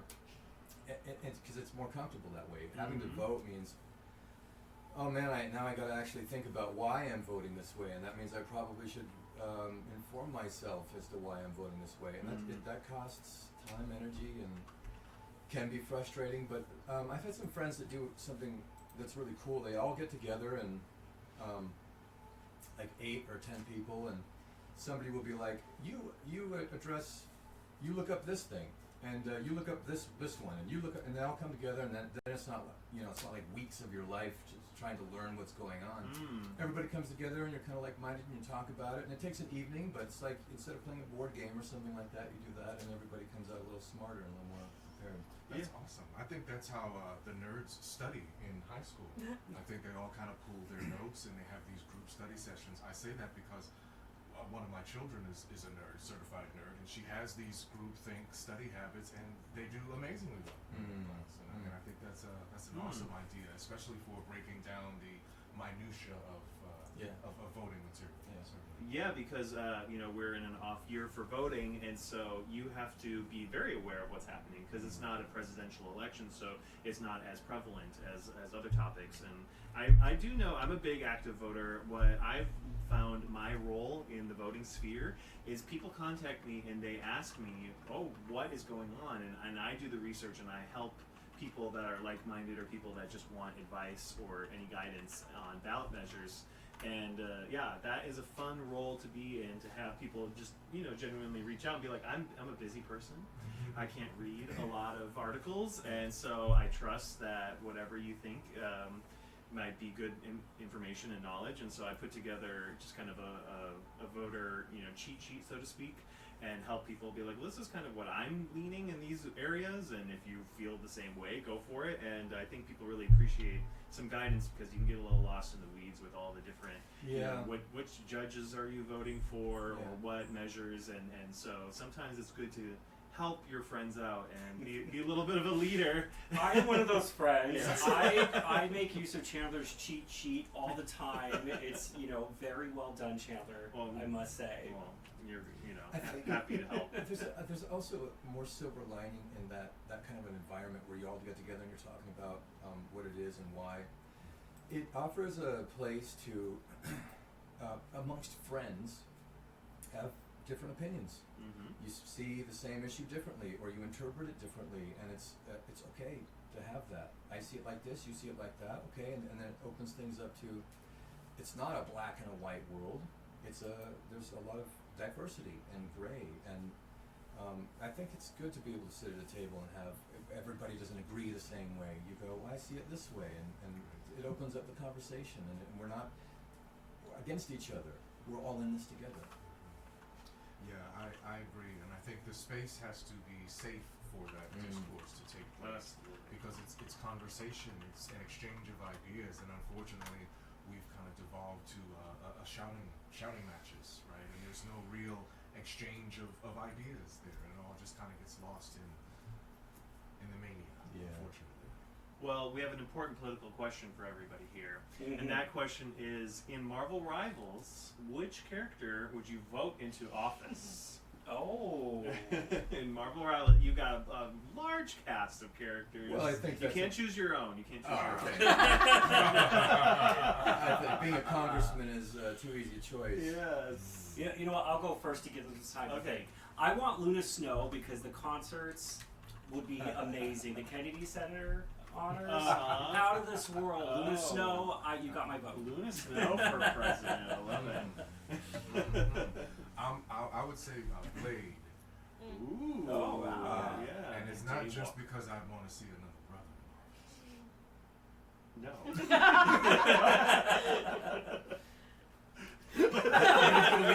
I'm just gonna drop that.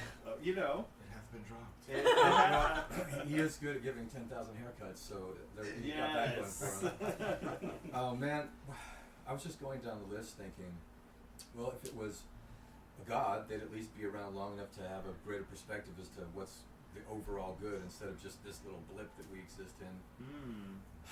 It's hard because you really just want somebody who's for the people.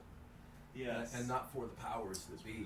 And it wants the good of the many. And that is not always an easy option. In fact, wasn't it Abraham Lincoln who said you can make all the people happy some of the time, but you can't make all of the people happy all the time? Something along those lines. Yeah. It's like you're damned if you do, you're damned if you don't. So I know I'm certainly not fit to make those decisions, and I wouldn't want to mantle that responsibility onto myself, but we do need that kind of a leader. So you're saying Thor? I'd say T'Challa. T'Challa, yes. And I would say not Stark. Yeah, no, I agree with that. I agree with that. That's the people in chat voting for Storm. Oh, okay, yes. Storm. Yes. I know Daniel would agree to that. Could Cloak and Dagger count as an entity? Like there's balance in there. Yeah, both light and dark. Yeah, yes. yeah. I like that. I'm gonna go with maybe someone a little controversial. I'm gonna say Emma Frost. Emma Frost, obviously former supervillain, now hero. can read minds, so she'll know exactly what everybody's thinking in the room. And what I like about her is that she really cares about youth. She cares about future generations. Her battle in comics is really for young people so that they have a better life ahead of them. And while she'll manipulate everybody on her level, every adult, to whatever she needs, she does it with the intent, I find, with care for future generations. And so I'm gonna vote for Emma Frost. Wow. Okay, that really puts my Luna Snow reason to shame for concerts in the Rose Garden. But yeah, Emma Frost is great, a leader of the X-Men at a time. You know.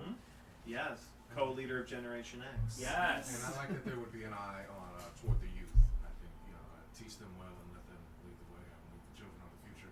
Yeah, that's what it's about. It shouldn't be a bunch of old talking heads making decisions about the future of the world. I think the youth should definitely play a vital part in that. And should anybody get out of line, she sure has a mean choke slam. She does have a mean choke slam, and she would look dazzling at all the galas and everything. So, I don't know. Is Chad coming in with any other characters? Are we feeling it? Chat said I'd rather have Magneto over Emma. Wow. Okay.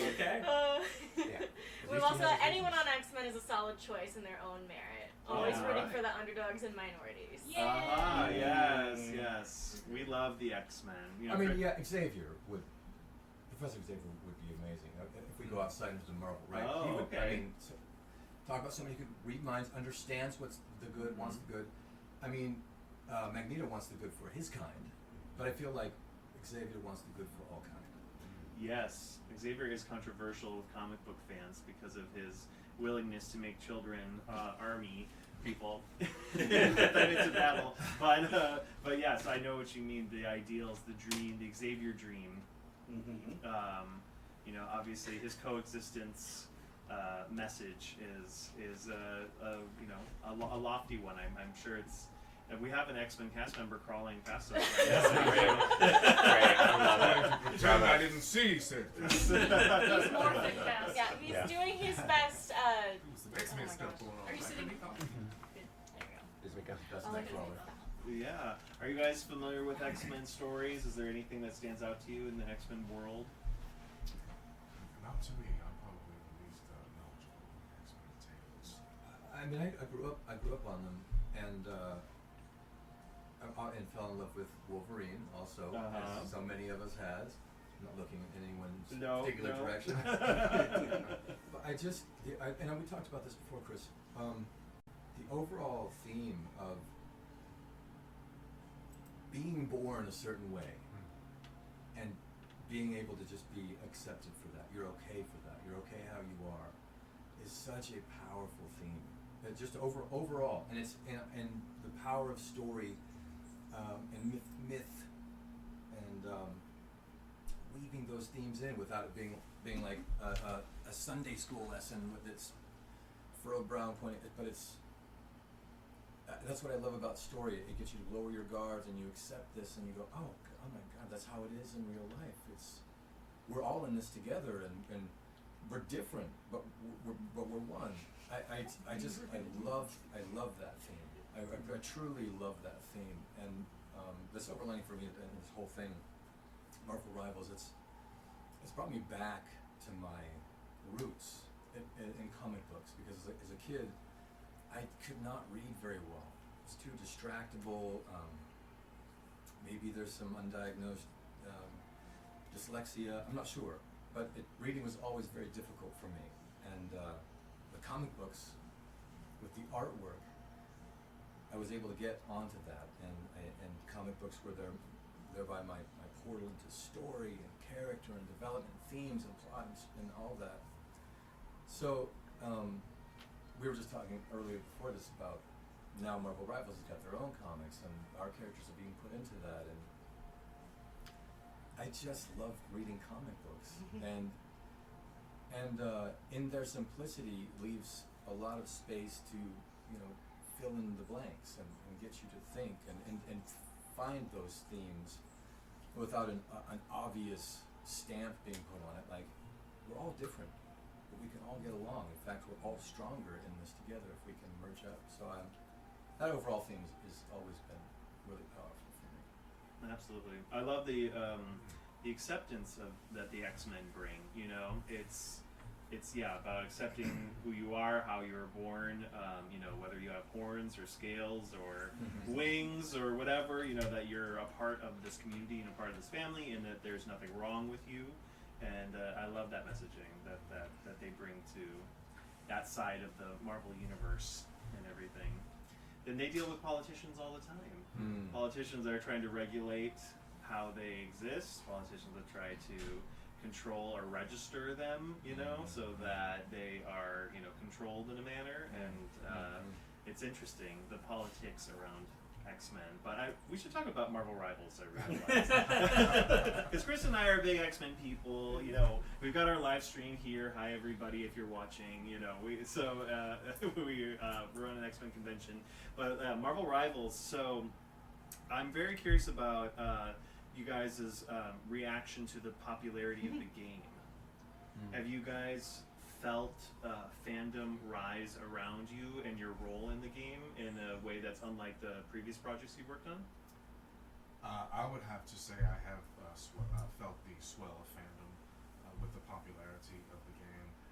I don't think I've been involved in a live service game that has felt as inclusive as this one, especially pulling from such a wealth of characters that Marvel has. There's bound to be someone that every player is familiar with, and the community there. I don't stream, but my castmates play and stream, and you know, from what I've heard about that, it sounds like an amazing experience. So it's been great being out and meeting the fans at the various conventions, and even out in the real world. You know, people who have played the game and really enjoy it. It's been great. Yeah, I will second that. At the very beginning, we knew that it was going to be something special, kind of right off the bat, but I don't think any of us knew how special and how much momentum would come with this, and we just knew that we were really lucky to be part of such a cool thing, and whatever came our way, we were just going to ride the wave and have fun with it, and so yeah. James was just mentioning myself, Daniel, and Jordan streamed the game. We've always kind of wanted to stream. Daniel was the first one to start streaming of us, and then Jordan, and they kind of cajoled me into it. And so the stream has been a huge part of this for us. And as such, I think we have more of a direct contact to the people who are playing the game and the enthusiasm they have for it. And it has been wonderful. And that's not common.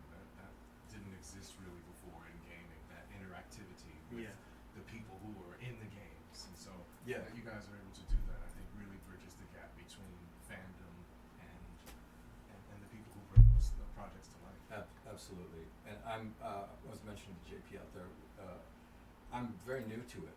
I'm just a few months in, and you know, it's kind of a trick to it to get the tech down. And I'm hearing laughs over here, but people tell me, you know, you're not a streamer unless you've got tech problems. Yep. So there's always a learning curve. Yep. Never start on time. You can't insulate from anything going wrong. Yes. Yeah, and you just learn as you go, and our chat, anyways, has been so great with being patient, especially with me. Like, now my camera's not working. Now the audio's not working. Now I don't even have a link to the feed. It's just like everything that can go wrong will go wrong. But everybody's been really kind, and people from the community will come on and go, here's how you handle this, and you just learn bit by bit, and then you have this cool portal to people who are already enjoying the game, and a way to share it with them. And we open it up to we play with chat. People can join the queue. We've played, you know, online, which is just so much. It's so much fun. I think IRL, being here in person, is the most powerful thing. It's like theater. You get that immediate feedback. You're sharing atoms. You can really feel. But we can't always be there, and especially with the internet, we can kind of be digitally on a global stage, and we have people from Russia to Australia to Japan to the UK and everywhere in between. And if you Camp Nemours, somewhere deep in the sea. And we cover the globe, and it's just a great way to connect, and it's been so rewarding. Fantastic. Yeah, obviously we are on Twitch right now streaming. How can people play with you? Oh, well, my channel is twitch.tv/Eliah_Mountjoy. Or you can find Danger Marin, that's Daniel, or Jordan Reynolds. And pretty much, if you get any one of those, one or the other will lead to, will feed back the circle. But Daniel's the one who is started the first, and he's also the most active, and he's probably the best at engaging with everybody. He's really the godfather of this, and so I always gotta give him mad props because he's the one who just started. He just started. Yeah. And so he really kicked the football and got the game going for us. And but Jordan is excellent at it, and he's got such a powerful, positive message. He always has got something where he lifts people up. One of the really cool things about the game is how well they cast each of our personalities. And I'm definitely looking at you for this, because I always talk about how we're so much like our characters, and that really comes through in the stream too, because you can't just maintain a character like that for hours and hours and days and months. You see who we are, how we are, and there's a really cool connection that comes from that. Absolutely. Well, I want to talk to the chat over there. Hey, everybody in streaming land. I want to know, who would you vote for between Bucky Barnes and Black Panther? And you can, give us a long answer, and our lovely moderator will shout it out to us in between questions as we continue our talk. Yeah. So in the chat, let us know. We will not campaign.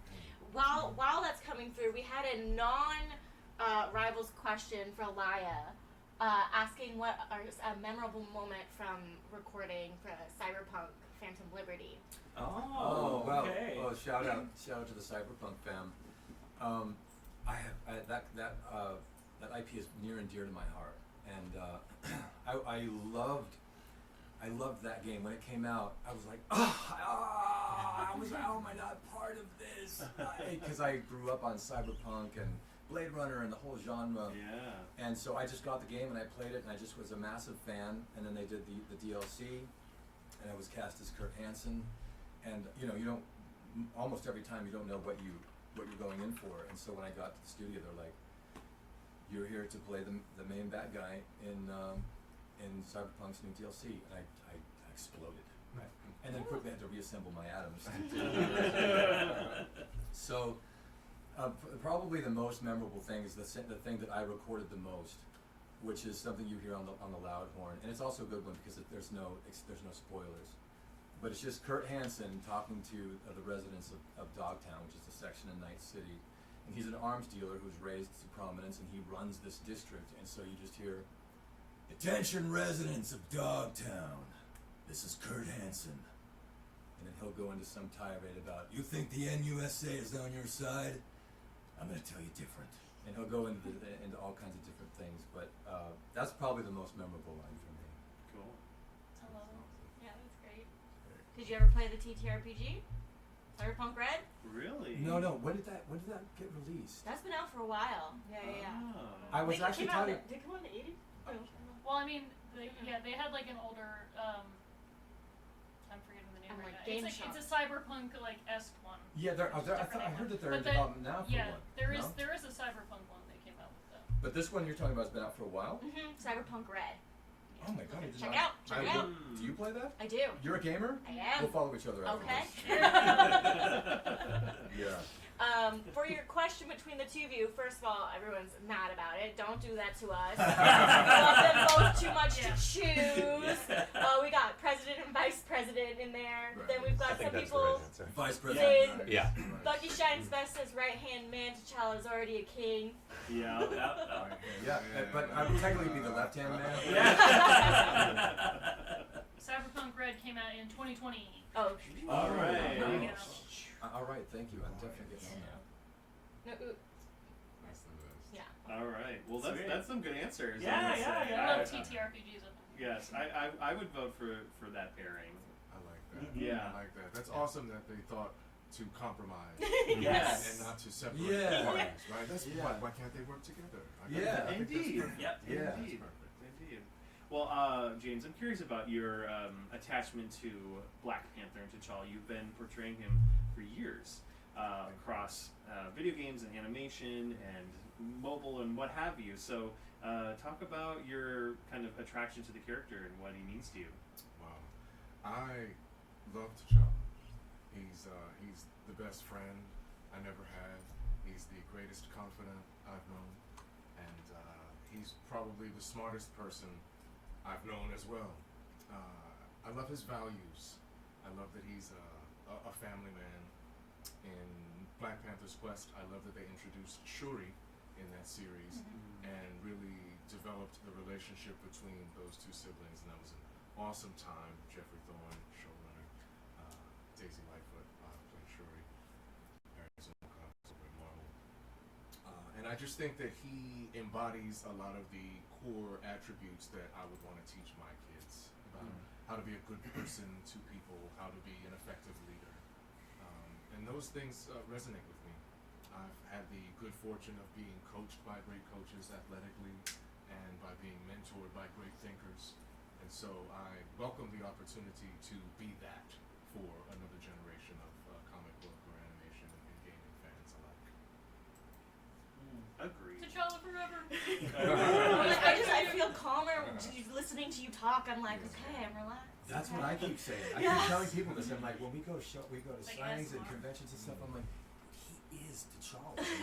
and I'm always like, I'm doing this, and it's like it's either this or it's this. Yeah. But I have a deep passion for him, and I think, thankfully, having had the opportunity to play him as often as I have, I think I have a deep understanding of who he is, and at times I've had the benefit of collaboration with him, including turn of phrase, which has been really great to establish a deeper connection between myself and that character. Even the fit today screams T'Challa. Yeah, exactly. We were saying he's bounding. Yes. Black Panther bounding. I'm curious about your guys' experience from San Diego Comic-Con. We were all down there, and you got to interact with a lot of fans. You got to be on a big panel. What was that like for you guys? I have to say, much of it is like my memory of the Shinkansen, which is the bullet train in Japan, where you're standing there, you're waiting, and then you're like, oh, that was it, yeah. And so there's a lot of my memories through videos and photos and blinks of moments where, because there was so much happening so fast, and then I knew it was going to be exciting, but it was over so fast. It was 4 days, and we were all attached at the hip, and it was this to that to this to that to this to that to this to that. So, but talk about getting a chance to engage with fandom and people that were really into it. That I've never experienced anything like that, and it was really special to create this connection, friendship, as we're walking through the halls, sitting on these big panels and signings, and we forged some special relationship that I've never had in any other time of my life. I concur. I'm content with leaving it there. It was the most amazing time in the pomp and the circumstance to meet and greet everyone, to be able to share our perspectives on our work in the game, what that work means to us. It was amazing, and thank you for allowing us to be a part of it. It was a really, really amazing experience. I think San Diego Comic-Con is the granddaddy of the cons, and so to have that platform to share in the Marvel Rivals fandom was something I'll never forget. Yeah, you guys really did put something special together for us, and this is goes back to when we were saying before Marvel Rivals, it really kind of exploded. It's like something cool is happening. Let's see if we can get something together. Let's put something fun, and it kind of just continued to snowball and snowball. And at times I was like, this is going to snowball out of control. But you handled it with such grace and ease. And by the time we were there, it was a very nice, smooth flow. Though as the luge shunt as fast as it was, you guys put together a magnificent series of events for us. I can imagine being an actor, especially a voice actor, where you guys are very, solitary. You're in your booth, you're delivering your lines, you sometimes meet your cast members, sometimes you don't. But then you go into an environment like a con, especially San Diego Comic-Con, and you go up on stage and you see, 2,000 plus people that are there to see you talk about what you do. It's got to feel so wild to kind of like visually see fan base. It is wild in particular because of how long ago we recorded Yeah, I the bet. work. And so we're so distant from the passion of these lines that people are now living and experiencing as if they're brand new.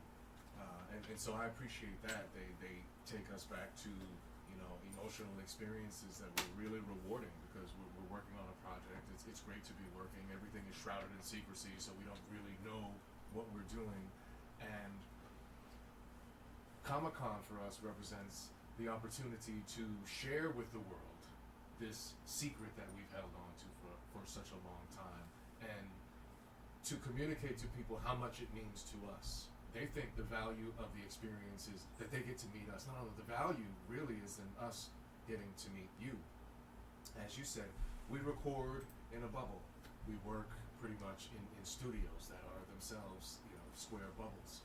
And so to have our show hit the road, so to speak, and be able to meet people, it's just another level that is only similar probably to theater. The theatrical experience wherein you would see someone perform, feel their energy, and then be able to meet them after. I think that's kind of the vibe that I felt the entirety of our time in San Diego. This is who we are, this is what we're doing, yes, and we're in this together. It was awesome. Yeah, I loved seeing this sea of fans and all that energy and all that love coming back at you. It was electrifying. I want to know what's the most memorable experience with a fan? Maybe somebody's given you a gift or told you a story. What was the most memorable moment for you with an individual fan? I remember quite clearly what mine was. It was when we were in the activation area. Somebody said, "Hey, come here, I want to introduce you to somebody." And they introduced me to this guy who actually had a prosthetic left arm. And I was completely taken aback because he was so cool, so humble, and he had this badass arm. And I was like, you are so much more Bucky than I am. I get lucky to voice him in this game, but I mean, of all the attributes that Bucky has, you have more of them than I do. He said, will you sign my arm? I said, will you sign my arm? And we laughed about it, and then I got to sign his arm. There's a photo of it. You put it in this video that you just made for me. And that brought it right back to me. Like, oh man, that was a really special moment.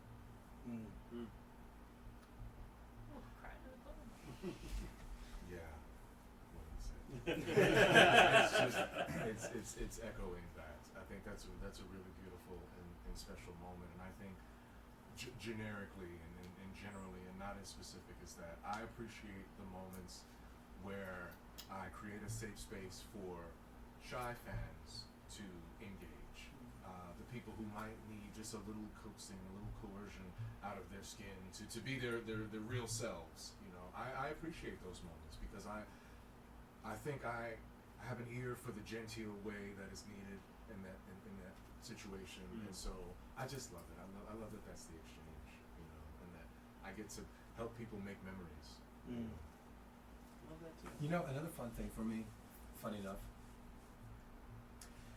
people, where we go, they want us to do our alts. That's always it's a common thing. And I'm always like, okay, but when I hear them do their alts, I'm like, good thing. And so then it resets I'm like, oh, that is a really special thing. And when you hear T'Challa say tremble before Bast, it's like, it's for real. Or Alpha do her Chana Mayokare. It's in the flesh, like you're saying, on stage. It just hits you in a way where you're like, where else in the world can I go where there's this lineup of people doing their thing on down the line, and it's just like, whoa, it's just it's a lot of energy. It's really amazing. Yeah, people love your alt videos online on social media. Like they get thousands upon thousands of views. Millions at this Oh point. yeah, Which is millions, crazy. Yeah. That's kind of new to me. That people will take, a soundbite and make some its own video situation, which is it's kind of cool. It's kind of cool. I'm not as involved in social media as others, so when I do see it, they all blow my mind. I'm like, oh my god, I gotta tell my kids. Yeah, I'm cool. It's a street cred. Yeah. Alts are fun to just say in life, almost as like a little motto to yourself.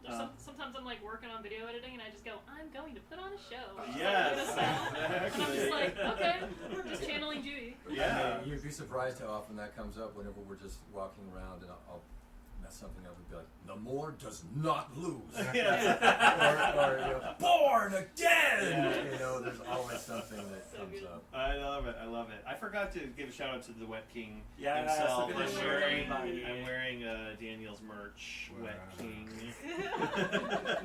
You too can be a Wet You King at too home. can be a Wet King. Yes. He's not here with us this weekend, but he's always in our hearts / on my body. Well, James, you're not on social as much, but Eliah, you are. What are some of the best fan content that you've seen of your character out there? Oh, I mean, for me, it's all the stuff with Alpine. Alpine's his little cat. Oh yeah, it's And so cute. when I found out that Bucky has a cat, I was like, "Is this real lore?" Yeah. And it is. And I was like, "No way!" I mean, it's too meta. It's too meta. I have 3 cats at home, and one of my cats is white with one silver arm. It's his left front arm. It's crazy. Ramses, everybody that follows me on the stream will know. Ramses, I break Ramses. But all that content stuff, it gets me every time. Somebody will repost it. Oh, God. And maybe that's why Paul, when he made me fight more over squids versus cats being the most cuddly, squishy thing.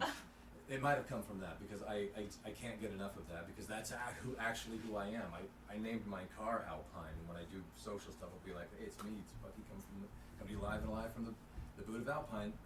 That part of the lore I really clicked in. It's fun. That's fun. Actually, I have a question for JP, who's off camera right now. If Morph could have an alt line, what do you think he would yell? Ooh, I like this one. It's his ultimate power move. Yes. Give us Sad. an alt. The first thing that came to mind was, and then there was Morph.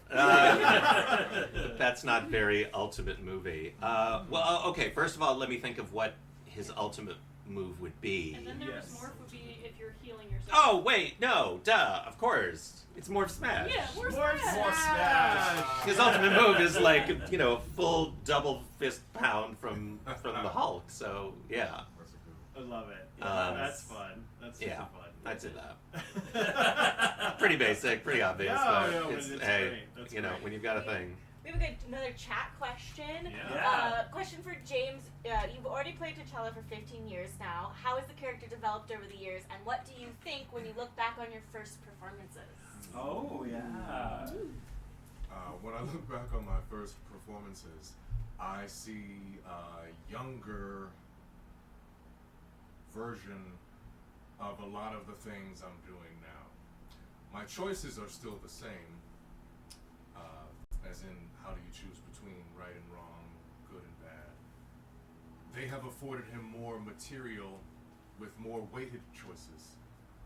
So in our first iteration, it was probably a bit more pedestrian, and now I think the audience has matured, which allows me to portray a more mature version of him at times. And so I appreciate that, seeing the character evolve as I have evolved as a person.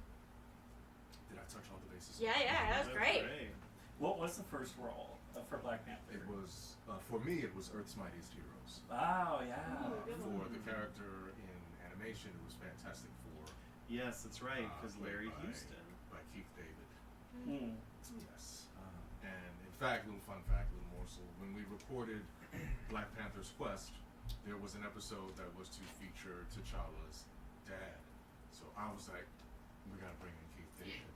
Yeah. We have to, for the fans. That was your Yes. comment. Added to track it. Wow. Yeah, it was Wow. like for the fans, we have to bring in the first voice, the first person voice. And Wow. Thankfully, they were on board with that. Oh, great. Nice. Oh, yeah. Lovely little gem. He's a personal hero. Legendary. Wow. Right? It just I seemed watched like the a thing thing. regularly. I shook He's his my hand favorite recently, part. and I was just like, oh my god, you're amazing. At the Thank you. gala. Oh my god. Yeah, and I had Stunning. seen him perform when I was in high school. I saw him on Broadway with Lynn Thigpen, rest in peace. And so I had a great appreciation for his work. And so it was a great opportunity to be able to have that experience. I love that. Right? I love that. I have a Keith David story. Ooh. I was at the premiere of Mufasa, Okay. and I was walking down this celebrity area or whatever in the line, and me and my friend were just chilling, and she recognized him and geeked out, and he started serenading us. Oh, We had a wow. personal concert outside of Chinese theater. It was amazing. That's amazing. And he does a lot of jazz, right? Yeah, his voice is. Oh, yes. He also sings in Has Been. I was gonna say, And in Princess and the Frog. Yeah. Yes, of course. Yes. Yes, absolutely. Oh, you ready? Oh, it's so good. He's like my favorite villain. Shout out to Keith David. Yeah, shout out David. Yeah, well, anyways, we're here with Nerds Vote. If anybody's tuning in right now, we've been streaming all day. We are here to raise awareness, get nerds to engage with the community, register to vote, donate to the organization if you can, and just be more active in the political sphere. I think right now is a great time to not go and retreat and just think, my vote doesn't matter. I think now is not the time to do that. I think now is the time to definitely be engaged, know what you're going in for, and participate in the process of voting. Because if you feel like my voice doesn't matter, and that echoes throughout your friend group, and then it echoes throughout, your followers, then it just turns over, other people's opinions that you might not want. So it's just like, if you want to participate in the process, vote. Exactly. On the flip side of what you said, get your friends together, energize them, get out and get the vote together, you guys. Get your family in on it. Everybody should have their voice heard. If you've ever said to yourself, I wish they would just, that's a reason to vote. Oh, I wish we could just, that's a reason to vote. You see something in life that you want to be different, express yourself, use your voice, cast your vote. Awesome. Whoop. Okay, now before I knock everything over. Hey gang, thanks so much to our incredible Marvel Rivals team for being here. You guys are awesome. Thanks for having us. I loved what all of you were saying. Eliah, we've actually, one of the things that we've been talking about for forever was a voter study party, which is, getting pizza, getting some drinks together, getting your friends, dividing up, which in California is a massive voter booklet with all the judges and propositions and all the things, and just communicating about, like, doing some research and being like, okay, I researched this judge candidate, this is what I found out. Oh, cool, that helps me. Well, I found out this. Oh, great, that helps me. And, you can have a discussion about things, or you can even just, like, share information and decide, like, I'm going to keep my decisions to myself, but we've all informed each other. It's, all of that is just a great way to make this fun, because voting should be fun. It should be about, like, hey, I'm making change in my country. That's a positive thing. That's a good thing. So I loved everything that you guys had to say. Thanks for being here. And up next, we have the Queer Power Hour with QueerVox to close out our day of Stream the Vote. So if you haven't already, visit NerdsVote.com where you can register to vote. Check your voter registration information. Make sure that it's correct. It does change every once in a while, so you want to make sure that you're up to date, especially if you've moved. You can pledge to vote if you're under 18. It'll remind you to vote when you are 18. You can see what's on your ballot and find out what you need to research, or you could just buy a T-shirt or donate some money to our cause. We appreciate all of it. So check out NerdsVote.com. We'll see you in a few minutes for QueerVox.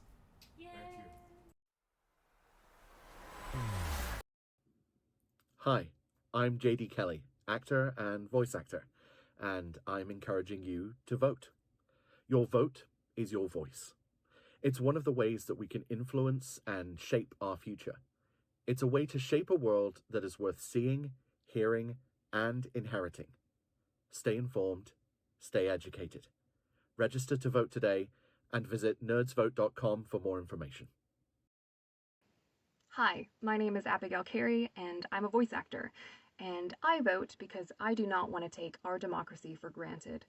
Our ability to vote is a privilege, and I want to say in how our country's future is for myself, as well as generations going forward. I vote in a way that is for the common welfare because I want policies that uplift everyone. I want it to be that when my neighbor succeeds, I also succeed. And personally, I believe that diversity is what makes this place, America, so special. And our vote is what unites us. So, get out there, stay informed on who's running for office, what their policies are, and make your voice heard at the ballot because it does matter. But you can register to vote today, and you can do that at NerdsVote.com. So get out there and exercise your right to vote. Discord! Hi, I'm Rebecca Davis, and I'm here with NerdsVote, and we have a gift, and the gift we have is that we can vote for our future. We can vote for what's important to us. We can vote for what's important to our loved ones, what's important to our world, to our economy, to our religions, to the way we identify, to everything. We can vote with these things in mind, and if we don't vote, we have no say. I'm Jewish, and I come from a family going way back into Ukraine and Poland and Russia, great-great-great-grandparents, immigrants, and they came here so they could get away from where they were being persecuted, where they could find a new world that they could thrive and that their voices could be heard and not stifled. And that's another reason why it is so important for your voice to be heard, for my voice to be heard, for generations of people whose voices have been stifled. And things that are happening in our world today, we can change. We can make a change as long as we register to vote, as long as we vote, and as long as we have our voices heard. Hi, my name is Florence Wilder. I'm a voice actor, and I vote for healthcare, court seats, civil rights, women's rights, environmental protections, racial equality, union and labor protections, LGBTQIA+ rights, and on protecting citizens from abusive corporations. Make your voice heard. Vote in both local and federal elections. Make sure you register to vote at NerdsVote.com. Hey everyone, my name's Jackie Emerson, and I am calling in to tell you to get out the vote. It's so important to get your voice heard in this election, in every election. One of the beautiful parts about this country is that it is a democracy, which means that your voice and your vote matters. So if there's anything you're passionate about on the line in this election cycle, I know there's a lot of stuff that I'm really passionate about on the line in this election cycle, the best way to take action on that is to get out and use your voice. So anyway, thank you all for calling in and for registering to vote. Yeah, let's keep going. You'll see me out on the streets probably canvassing and phone banking and stuff in the next couple months. Anyway, thank you.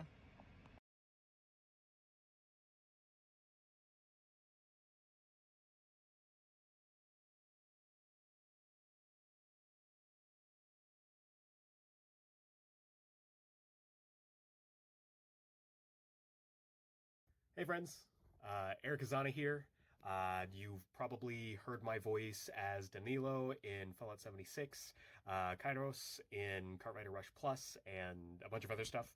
But today I'm here to talk to you about NerdsVote. Now, as you could probably tell, I am a nerd myself, and like you, I have heard a lot about how important this election is. Pretty much every day, I'm being told about how this might be the most important election of our lifetime. And I don't know about you, but it can get really stressful to think about. And I know I have been getting a little weighed down by the pressure to get out there and participate in this. But that's kind of why it's important.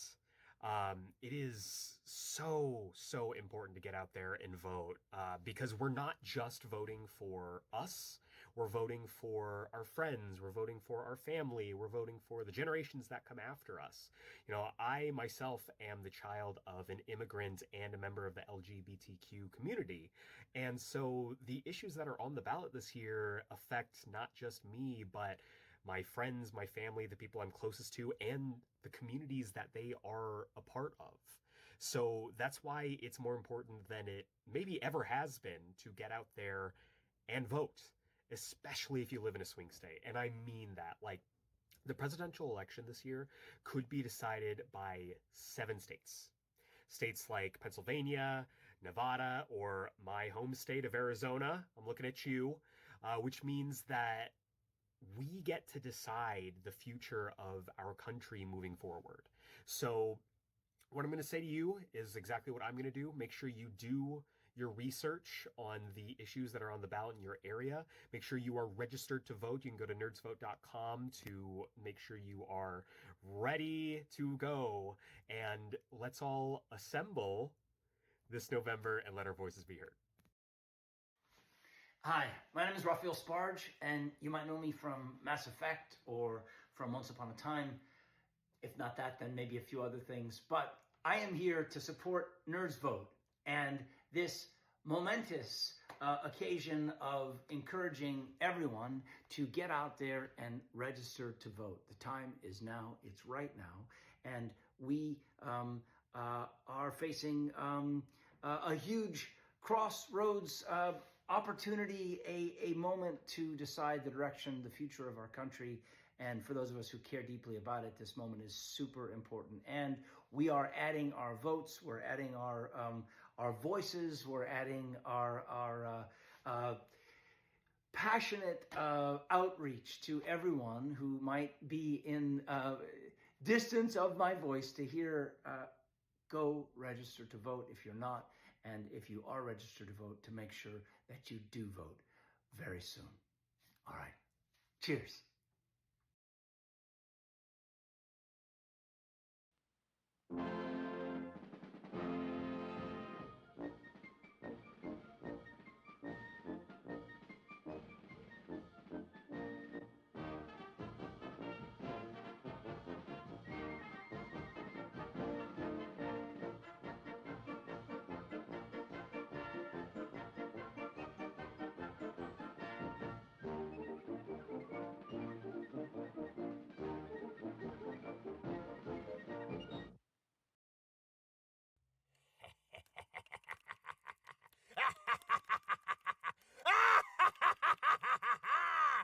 Guess who it is?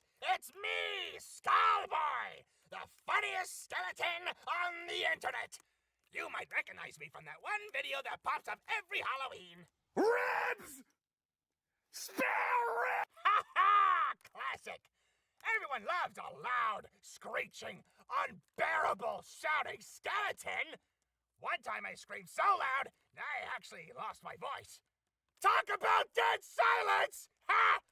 No, actually that sucked. But you know what else sucks? Not having a voice on who you want in office. So register to vote. It's so fast and easy, even an idiot can do it. But lucky for you, you're smart. So you can figure this out. Here are the easy-to-follow instructions. Step 1, head to NerdsVote.com. Step 2, click register to vote and fill in your info. Step 3, make a voting plan on how you will vote and if you need a mail-in ballot.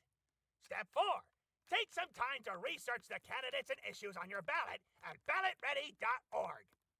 Step 5, vote! Vote! By mail-in ballot or in person on election day. And there you have it. You'll be voting in no time. No bones about it. So what are you waiting for? Go register to vote right now! Now! Do it now! Register now! Go register to vote now! 2, 1, and... Hey everybody, it's JP Karliak, co-founder of NerdsVote, and we are back with our final hour of Stream the Vote. Thank you so much for tuning in. If you have for our other sessions, if you're just joining us, welcome. Today we are closing out with a personal favorite organization of mine, QueerVox. And talking to some incredible people who are involved with QueerVox, are queer voice actors themselves, and are just really cool people. And we're gonna just chit chat and talk about all sorts of stuff, including voting. If you are a voice actor, or if you're familiar with any of the projects that some of us have worked on, or if you just want to ask us a silly question, like, do we prefer deli mustard or regular mustard? You could ask that as well. I don't even know what the are difference some of is. the projects you've worked on? I've been in Smurfs, I've been in X-Men 97, Spidey and His Amazing Friends, and a bunch of animated stuff. But while we're chatting, if you haven't already, please visit NerdsVote.com. Check your voter registration. Check to see if your voter registration information is correct, even if you are registered. They purge voter rolls a lot, so you want to make sure that you're still on it and still ready to vote come November. There is an election in November. Local, state elections that are happening for governors and state and senators and different ballot measures, all really important stuff that is just as much worth your attention as a midterm or a presidential election. So make sure you check that out. On our website, you can check Ballot Ready, which is a little widget that's on our website that you type in your address and it'll tell you everything that's on your ballot, and you can start doing research about that. So definitely check out our website. At the very least, you can get a nice shirt. So there's that. Yeah, nerdsvote.com. Yeah. All right. So now you know who I am, but I'm going to turn it down the line to these amazing people. Because this is the Queer Power Hour, I'm JP Karliak. My pronouns are he, they. Going down the line. Okay. I'm Leanna Albanese. I use any pronouns. I have been, Persona is really what people would know me from. I've done indie games. I just had a couple come out. And books also. I've just been doing some stuff with Penguin Random House, which is really fun. And I did a queer YA novel with them this summer that came out during Pride, which was really fun. Very much enjoyed doing that. Is there any other? And who are you to QueerVox? Who am I? Oh, I'm the admin. I've been around for a while, and I mean, I don't know. I do a lot of little things here and there, and have done those things for a while. So if you email us, you're probably talking to me at some point. For sure. I'm just sitting around, you know. Yeah. Hi, I'm Florence Wilder, they, them. As far as things you know me from, it would be commercials if you study them at all. I've been bouncing around, have some anime credits under my name back from Sentai, and I am the secretary at QueerVox. Mm-hmm. Yay! Awesome. And president-elect. We're not, okay. Yeah. We're okay. Yeah, that's it. That's the thing. Yeah. Me? Yeah. Hi, everybody. I'm Sroka. I am a proud member of QueerVox, and thank you for all your work, everybody. Yeah. She, her are my pronouns, and I am a multidisciplinary artist, and you probably know me best from Mass Effect, but I do a lot of other things too, and yeah, I'm happy to be here. Yay! And I'm Brittany Tomes. I'm here. I'm queer. My puns will make you shed a tear. You know me from NerdsVote, GPM, a bunch of other stuff in the VO industry. Not in anything that you know yet, but soon, eventually. Mm-hmm. Keep an eye out. An ear out. Yeah, and an ear out. Yeah. Most likely. So glad to have all of you here. So let's just start with an easy question. What is your favorite queer character? And it can be animation, video games, live action, whatever. Just like a queer character that either in the past or currently is just like, oh, love them. They're just so cool. I will start with one. It's hard for me to pick a favorite. I have ones that I really connect to for different reasons, but I'll pick one that everybody tells me that they remind me them of. Does that sentence make sense? Yeah. Okay, I was making sure. But Adora from She-Ra and the Princesses of Power. I guess because like I look a little bit like her, but I act alike. Yeah, we have this similar traumas, and you know, things we care about. And she's like that. People are just like, "Wow, this is like just like somebody wrote a character about you," and I was like, "Thanks." And I love that show. It's great. I love it. You also so have a much. love-hate relationship with a cat-like person. Don't we all? Hasn't everyone dated a cat-like person? Yes. No.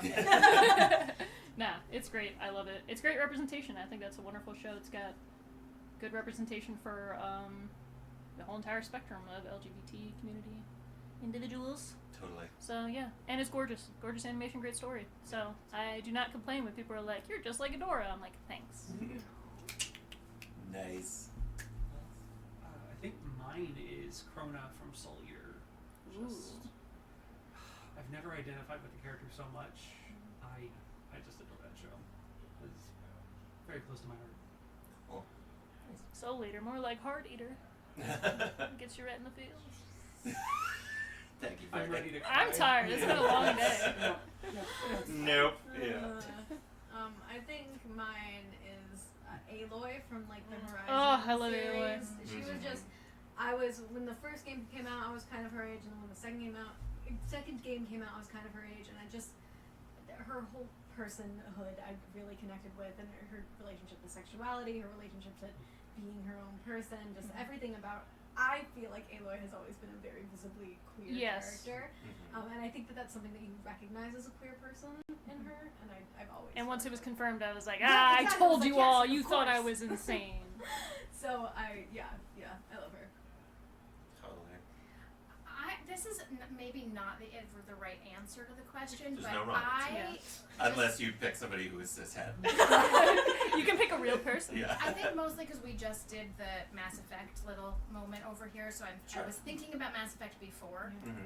Sorry. You're good. So I love when both Commander Shepherds are queer, like when they are able to be queer, and in my fantasy, Tali also is able to do that throughout the entire game. Yeah. But I love And there are mods that agree with you. Yeah. Yeah. There are plenty of fans that have Yeah. written enough fan fiction they agree. Yeah. Yeah. Awesome. Yeah, I think mine is oh, it just flew out the window on me. Oh darn. Oh I no. don't believe you have one. Thanatos from Hades. Oh, Okay. such a Okay. Solid. Yeah. I think because I love me some Zagreus. He is Some it is not a Zaggy. dating sim, but for me it is because it is that game is so sexy. I can But look forward to but I just identify with Thanatos more because he's so stoic and just very like I don't want to talk to you right now. Poof, gone. Like Shabam. yeah. See? Awesome. I know what I'm about. So, what has been a queer project that you've either worked on, Don't look at me. or that you've just watched that has been personally meaningful to you? So more than just a character, but like, Florence, I know like you represent. You mentioned that this was a character that you felt seen. So like something similar to that, where you felt yourself reflected, or that yeah. Ooh. Go for it. Immediately. So, The Legend of Korra, around when that came out, that show was the reason why I was able to come out when I did. It was like the perfect storm of like same-sex marriage being legalized, and then The Legend of Korra like reaching its peak. And the whole time, my friends and I also like joked watching the show that we're like, oh, I'm kind of getting a gay vibe. And then it happened at the end. From each other. It happened at the end, and everybody in the show. And then at the end, like when it actually happened, we were like, "Oh my god, we were joking, but it actually happened." So yeah, That was a crazy that to it be was online yes, on the internet. it was because we even said like, "Oh, we're all popping the biggest bottles when Korrasami like gets canon," and then it happened, and we're like, "Oh my god, they did it." So that was I think without that show, it would have taken me longer to come out. Like I know for a fact, like I could see in my life like it happening because you'd started to get more like representation in like animation with like Steven Universe and everything. It was just like slowly building up, and then across more shows, and then immediately after they killed all the lesbian characters in like every show, which was a little rough because I was like, I'm out. Where did they all go? But yeah, I think Legend of Korra was just like such a great story. I love Korra so much. Another character I like relate so deeply to. Also with like my martial arts background and everything. So I was like, martial arts and they're gay? I was like, it's just me. Anyway, whatever. Relatable content. Janet Barney, thank you. And everybody who worked on that show. Yeah. Ding. Look at that. Thanks for that question, because actually what comes to mind for me is that it's really hard to find like I'm like, what was like formative for me? Where did I really relate? Where do I see myself? And I don't really. So that, that's like, still important. We need way more representation because, especially if I look back over like my formative years, or I'm like, no, like there's representation for a lot of other, for relationships and for other things that I would relate to, but not in terms of that. Right. Yeah, truly. I mean, especially because when we were growing up, like, there may have been some things that were coded. Totally. Yeah. But not every villain necessarily ever. overt. And to be fair, there was so much more gay male coding than there was gay female coding. So, yeah. Or if you were gay, it was the butt end of a joke, or you were killed I off. was- yeah. So you're just like, oh, we got Or a something in Disney Buffy. villain. We're dead. Yeah. It's rough. Totally. I think I'm in the same boat. I'm having trouble finding one. Yeah.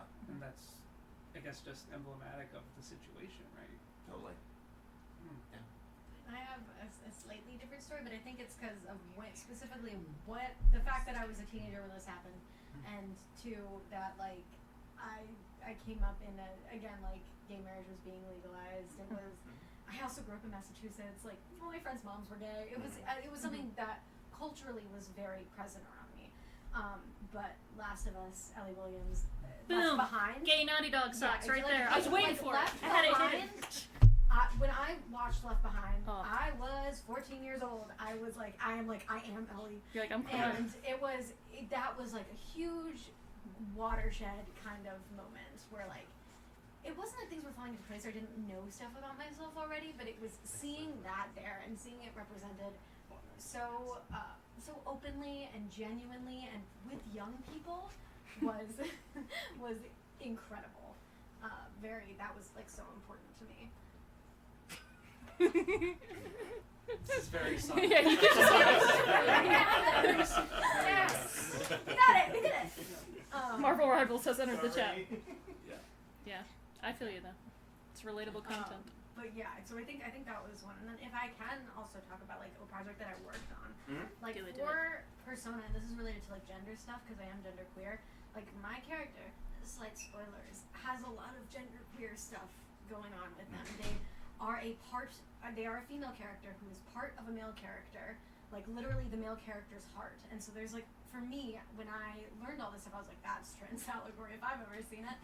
And being able to tell that story and have then people interact with me and also see the queerness in that story was huge for me. And also just like really fulfilling to be able to put my queerness into a story and know that like that was part of the truth of it. If that makes sense. That sounds so like artsy, like No, it's valid. No, I mean, for me, it's Morph. I think, She-Ra and Steven Universe were so beautiful and important for me to see, but at the same time, they always felt generationally younger than me. Yeah. And so there was always that little bit of a disconnect, as much as I was obsessed with She-Ra. But because I grew up with the original She-Ra, Yes. Same which here. was very gay coded. It was.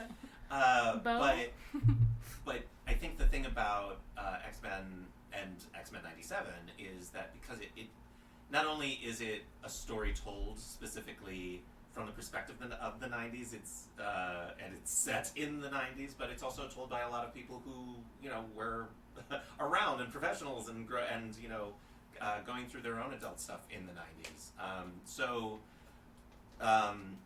Morph being a character who's going through their gender struggle, sexuality struggle, pushing through a lot of trauma, using humor, all in the middle of the '90s. I'm like, it's me. Like, I absolutely identify with that. But yeah, it didn't. There's nothing that I think so many people of my generation and older, even if they're queer and are able to be, out and put queerness into their work or into the stories that they're telling, there's still that sort of repression that we feel that we either have to code something or we have to make something really overt or make it gay enough. Yeah, we have to do something in a way that or just kind of pull it back, hide it a bit. Whereas the younger generations, it always feels like, you know, it's so, like, I mean, Shira is like, find me.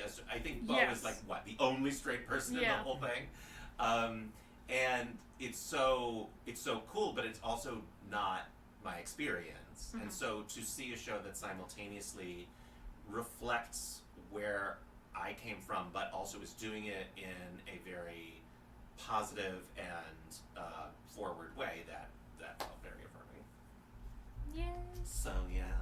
Things get better, things get worse, then they get better. If you're joining us, we are Nerds Vote. We're doing Stream the Vote. This is the Queer Box Power Hour. If you have any questions for us, feel free to throw them in the chat. Could be about anything we've worked on, what Queer Box is up to, or just voiceover questions. We are happy to answer. Like, we're not going to listen to your demo, not today. But like, other than that, we are happy to answer any questions. So we are not only nerds, but we are nerds who vote. What is something that sticks in your mind when you are evaluating, let's say, a potential candidate, as far as like something that is important to you that they a quality that they have? That's a good question. I mean, right now, especially when I'm thinking about, like, I mean, this is specific to LA, but like I'm thinking about transparency and openness. That's the main thing. Is that, like, if I can look and see if they're a newer politician, it's harder to see, but if they've been in politics for a while, you can go back and you can look at their history. You can look at the way that they've presented themselves. Like if a politician's, it obfuscates their past at all, if they aren't clear about how they voted in the past and why they voted that way. Those kinds of that for me, that's really important right now, and because I feel like that creates a public figure I can trust. So I think that's probably the main thing that I'm weighing right now. Truly, yeah. Because like really, their sites are, for the most part, they skirt around the issue. Yeah, they say yeah. very broad things, and when I refuse to do straight ticket, I go through each candidate every time, and no, like some of those, like their sites are like veil-y and tropey, and I'm like, no, we're gonna go to your voting record and look through. If they were honest with me, then okay, we're good. If they sort of skirted around it, nope, this is not gonna work. But no, it really is important for me that they post where they stand on every issue that they are going to have purview over. And that gives me an idea of like, oh, I can trust you with this, hopefully.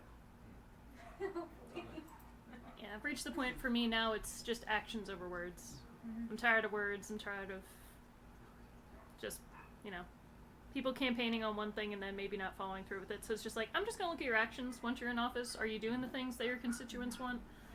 Regardless of what party you voted in for. It's like if the majority of your constituents are showing up and asking for you to vote a certain way or to, pass a certain bill or to protect them in some way, and then you are not, then it's like, who are you really listening to? So yeah, actions over words. Just show me what you got. Otherwise, I don't care. Totally. And also where the money's coming from. Exactly. Like, Yeah, exactly. is this, is what they're saying line up with who they're accepting donations from, and who's, funding them. Yeah, who they're associated. I was going to say that, and who they're associated with, who they surround themselves by. Yeah, the funding is a big one though, because that's like the back door. Yeah. And I wanna know. I would rather openness and to see that maybe these are not necessarily groups I would agree with, but the openness is there. To me, that gives me a level of trust that I can't. If you're hiding it from your constituents, then I think it's hard to see. But yeah, transparency. Good stuff. Okay. If there is everybody off book on She-Ra? Is at least? Sort of, I know. I was like, listen, I'm with you on like No. He-Man and She-Ra lore. Let's go. Oh, okay. Because I was. Let's talk Hordak. Let's talk Hordak Prime. No. Let's talk about religious Trump. I was going to just do a mock election of like, okay, Dora, Catra, and Glimmer all voting, all voting for the same office. You know, pros, cons. Yeah. Yeah. Oh my gosh, that's No, I already a vote for mess. Adventure. I'm sorry. Yeah. I have to vote for Adventure. Adventure. Adventure. What do you- Adventure. Oh. Yes. Yeah, but, okay, you haven't watched the show. It's okay. Seahawks. It's fine. Friendship, Oh, adventure. yeah. Yes. Yes. Yes. Yeah. That's right. Yeah. Sometimes you gotta burn a boat. You know how it is. That would be really hard because you'd want to say Glimmer because she comes from that political ruling realm, but we saw her actions in the final season and not. And we also know that political dynasties yes, aren't it's necessarily not the good. best leaders No. sometimes. The Adora in me would love to say Adora, but she's easily manipulated. But then unfortunately Catra is the master manipulator, so it's But like she's who do you open trust? about But it. she's very open about it. Completely transparent about what she's thinking. If anything, all three, and there's checks and balances. I mean- because they vibe check each other. Because the thing is, Glimmer would prevent Catra from manipulating Adora. You know what I mean? Wow. Yeah. Who would have thought? A Right three-structure choice government? Yeah, no, that would be rough. I say, you know, Skeletor for president. I mean, you're saying it to the wrong person because, of course. I used to have a worship Skeletor shrine. People would give me Skeletor stuff, and then it was too much. Oh, so I was same. like, I can't. Same. I can't give Skeletor more was than my one mascot shelf. at my wedding, so like, Yeah. you know. I still kept my Christmas tree ornament though. He's still up there. Yeah, I'm not nice. I love that Christmas special. It's Yeah. so goofy. Our signature. So my husband's mascot at our wedding was Dolly Parton, and mine was Skeletor. And, A match made in heaven. I mean, Truly. there was. And we each had a signature cocktail, and his was the Mule of Many Colors, and mine was the Margarita. Yeah. Did you I have love- to say it like that when you ordered? Oh yeah, yeah. Mhm. I love wholesome Skeletor memes where people just like, you know, cap over, like they take screen caps of the show and they just make him saying like weird, wholesome, positive stuff. Well, there So used to be they'll a share whole this. account that was called Skeletor is Love. Yeah, and it would be like the live, laugh, love. Okay. Yeah. A friend of mine got me like a frame to like live, laugh, love it, or Skeletor like, and he's like hugging. Uh-huh. Yeah. Yeah, I had a shirt that said that too. But anytime people would see the wholesome Skeletor meme, they're like, "This is just you." And I was like, "Thank you." I was like, "Cause I'm not like normal Skeletor. It's just like I'm this weird like wholesome persona version of Skeletor." Yeah. So it's just like weird connection now. Every time I see Skeletor, I'm like, "I see you. I know who you truly are." Not an evil mastermind. Anyway, yeah. JP for Skeletor, Oh, and every thank you. future project because I need it to happen because you need to voice I every need it to single happen. every single '80s villain that I've loved. Please voice them. Yeah. The track record. Hashtag Razamel. Hashtag Gargamel. Except, well, I will say, like, so somebody was asking, like, you know, what was there any '80s animated villain that you did not identify with? I was like, oh, Shredder. Yeah, no, Shredder was. He was too Just, masculine. yeah, he was not queer coded at all. No, that's the problem. No, he's a dude. To make it better, he and Splinter should have had some sort of tension, but no, No. it's okay. Well, Splinter's I know. rat. He's a rat. I get it. They're Ninja Turtles, man. It starts to get weird. It's like in the first movie when Raphael and April are kind of getting close. Yeah, Like, and you're how like, do I feel about this? it's a good time. Yeah. The 80s. Ding. For sure. So Queer Vox, one of our biggest things, I probably should mention this if you don't know who we are. We're the nonprofit academy and community for LGBTQIA+ voice actors. We offer classes, workshops, office hours. We have a free online talent directory. We have a very robust Discord community. And also... Robust. Well, yeah, it's Just it's love like a robust. fine wine. And we also do advocacy within the industry to promote authentic and diverse casting. Which leads me to my question. Why does authentic casting or seeing authentic stories being told matter to you? One of my biggest goals for voice acting is to voice like a queer role that's like positive representation for our community, and it's to be the representation that I didn't have growing up. Because like you said, a lot of the times, you know, you're getting queer coded characters, or you're getting queer characters that don't have a happy ending or a good plot line, or they're used in certain ways.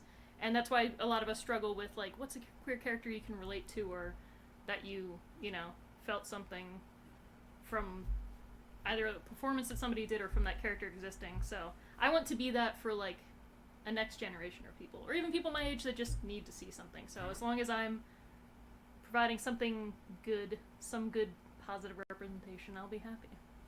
And that's what matters. You can see how much like doing even one queer role does to affect the community in a good way. Yeah. Yeah. No, the one I was thinking of was like, even though it's generationally different, I mean, watching that first season of Heartstopper, yeah, it that cracked too. me in half. Like I was inconsolable. Yeah. Because not because it was showing my experience, but it was showing what I wish my experience was. It was showing an experience. Yeah. Oh my gosh. Yeah. Too many of those. Honestly, like I would also, sorry, just would like to showcase an experience that isn't trying. That's just us existing. Oh, like Schitt's Creek. Oh my god. Yeah. Yeah. Where it's like almost like homophobia doesn't even exist in that reality. They I'm like, just are, and they exist, and they're not performative. It's not like a what's that term you use? Pink voice. It's not. Yeah. Nor is it we are the monolith. Like we're the token that it has to represent. Like, this is what a non-binary is. Yeah. But no, this is just us as people. That's what I want. Yeah. Totally. Yeah. I mean, I think that there's, and this again gets into like touchy-feely, like loosey-goosey things, but there's like a truth to a real lived experience that it can't be fabricated. It can't be recreated. It is a nebulous thing that comes with art when art is true, and I think that is when you have people from a specific background telling a story that is that the story of that background, or their personal story, or a story of others they know within that community. It taps into like the well of humanity. It taps into a larger part of the human experience that is otherwise inaccessible. And there are really good stories that can be told that aren't fully true, but kind of like you said, like having the day-to-day just like queerness, like beautiful queerness that we share. Right, there is some, and it just feels right. Again, I mean, like not to be like The Last of Us, but it's sad, but the majority of that part of the game is just two queer kids interacting with each other, and there's something so beautiful about that, and that just like, and that even if you're not queer, you recognize the truth and you recognize the humanity, and maybe also it's just like there's an essence of humanity and I think authentic representation that just you can't. I believe that it cannot be recreated. Yeah, I think there's like no inherent. amount of research that a cis person could do to fully understand. That's I mean, we've all seen, cis het people play really beautiful queer roles. We all have our favorites and everything, but there is, that specificity. I mean, that even, as you mentioned, if you're even somebody outside of the community recognizes is like, wow, this feels particularly authentic and an experience that I have never seen before. I think of, seeing Black Panther or Wonder Woman or Coco or Moana for the first time, and just like the little. And that's why those movies are beloved. It's because of that truth in there. Right. That These are not everybody flops. connected. Everybody connected with because they recognize the humanity in. So I think that's why it's important to me, is because like, why would you not want to make art that touches people like that? To me, that's I think the purpose. That's the point. Is to have that level of connection. So. Nice. Also because you're not playing queer. You're not playing gay. You're not. That's not what the character. That doesn't have to. That's be the given. You can character focus is. on everything else. That just it just lives. It just is, and then it becomes more. It's also like it's normalized. You're just like you said. We are all a part of the same whole, and so it's not. Otherwise, I think sometimes there is like a need to play at it in some way. Yeah. Well, we all contain multitudes, like we mentioned earlier. So it's like, I'm gay and. Like, there's all these other things that I also am and do, just like anybody else. Like, take any descriptor of you, but then there's so much else to your personality. So it's like, and to just especially focus on because one when you see like a celebrity who's playing a queer role, doing press, the whole interview is about it. Yeah. Exactly. I think of how did it feel to kiss another man? And you're like, God, yes, it was so hard. I think specifically of there was a Pedro Almodovar movie, Bad Education, that Gal Garcia Bernal was playing a trans woman, And all of the interview was just like the mannerisms. How did you get this? How did you get that? Blah, blah, blah, blah, blah. And the study and all of this stuff. And it's just like, so much of this interview could have been actually about the plot of the movie. Yeah. Or about the story. And about how, I mean, to me, it's such a similar thing as to when they would interview like Nicole Kidman or Charlize Theron from like all the prosthetics they would wear for a different role. And I was all about that. It's like, but there's a story And here. you're like, they're still playing another white woman. Like, just I I don't care what her hair looked like in that news movie. Like, let's focus on the acting. Right. Totally. Because You're missing the plot, literally. We were on a panel with Emma O'Neill, and the quote that still sticks with me is, "I'm here, I'm queer, let's work." Yeah. Because the focus is on the work, not on, surprise, I'm gay. You know, Yeah. like, it's the talent there, the core of the person instead of just the one aspect. Deep stuff. Has anybody experienced representation in a film that like hit too close to home, where you're just like, did somebody write this movie about me? Okay. No. No. And I'm not saying it has to be good, but like just wait, one of those I things where actually do have an answer to okay, that, but we'll I have a very specific one. So my college bestie Mona and I, we went to see the movie Nice Indian Boy. Okay. And Mona, she's an Indian woman from Texas, and the movie, if you haven't seen it, it's basically about this gay Indian guy whose family accepts him, but it's a little awkward, and he meets Jonathan Groff, who plays a kid who was adopted by Indian parents, so even though he's a white guy, he has a full Indian background. And so he's a weird, cultural mishmash. And hilarity ensues. You have to see it. It is so beautiful. I will it's watch a gorgeous it. movie. But there is a moment, this is kind of a spoiler, but it's like when they're talking about how they want a traditional Indian wedding, and the mother was like, but you're gay. I thought you were just going to, do a wedding that's in a barn and you wear matching suits and you get married by a friend of yours who became a priest on the internet, which is exactly my wedding. In a barn, matching suits, a priest on the internet. And we were like, oh! I was shocked. I was like Roberta Flack killing me softly to the floor. Strong in my face. Amazing. Yeah. What's yours? So mine is it's Booksmart. Oh my god. Oh my god. Oh my I love that gosh. movie. So good. Oh my gosh. Just like Caitlin Deaver's character in that was me in high school.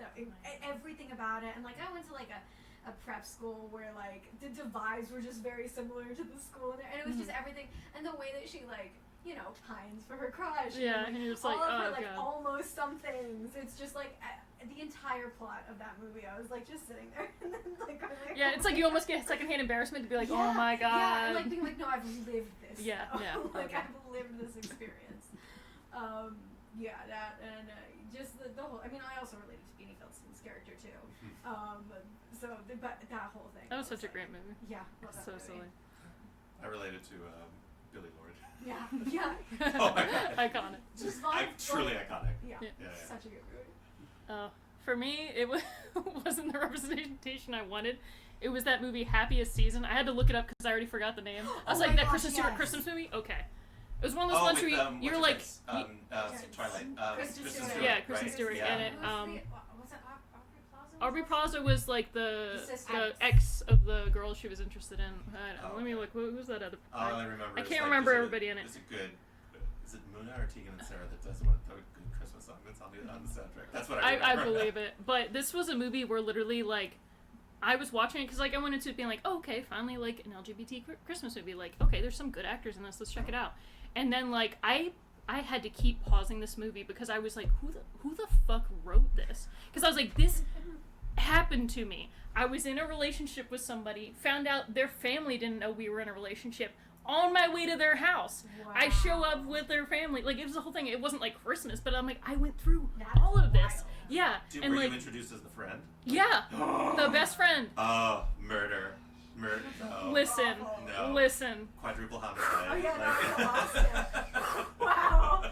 You asked me who I've dated. Yeah. But anyway, but it was just like I had to keep pausing, and then it was like the whole thing where it was like you know, like the minute the other people leave the room, then they're like, they're trying to kiss you or whatever, and then you're like, what is happening? Because it's like, you can't hold my hand in front of these people or say we're like, but they were trying to make out with me in the laundry room. Your mom's right there in the kitchen, like, what is going on? So, like, all this stuff, like, and the family dynamics with, like, the sisters, it was almost, like, exactly like their family, and I was like, what the fuck? Like, but that one has a happy ending, which I don't agree with. I don't think she should have stayed with that person, because My letterbox fan because says I that. did not stay with that person, and I was like, I feel like That's what they had to I had to change think, so you yeah. didn't get suspicious. Yeah. Well, no, that was literally it. Like, Yeah, I that's the kept thing, watching, and I was because like, I feel like for a general audience, Yeah. I mean, not us, Mhm. there's that, like, oh, we need to have a happy ending. We Yeah. need to bring them. But we understand that as everybody like, was like, we are always Aubrey accepting Plaza is the scraps. choice. Like, yeah. Yeah. Like, that That's would not a have happy been the happy ending. But it was like no. some. That's the queer It was like almost some of the dialogue was like conversations we like, and I was just like, whoever wrote this, I was like, I am so sorry you've been through the exact same thing I went through.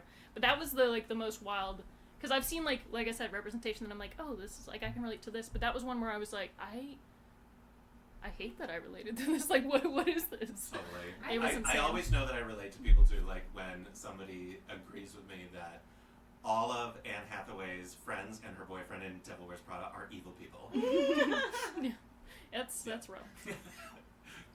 Well, I was just gonna say with that movie, Mhm. I just think it's like a universal story. Like Yeah.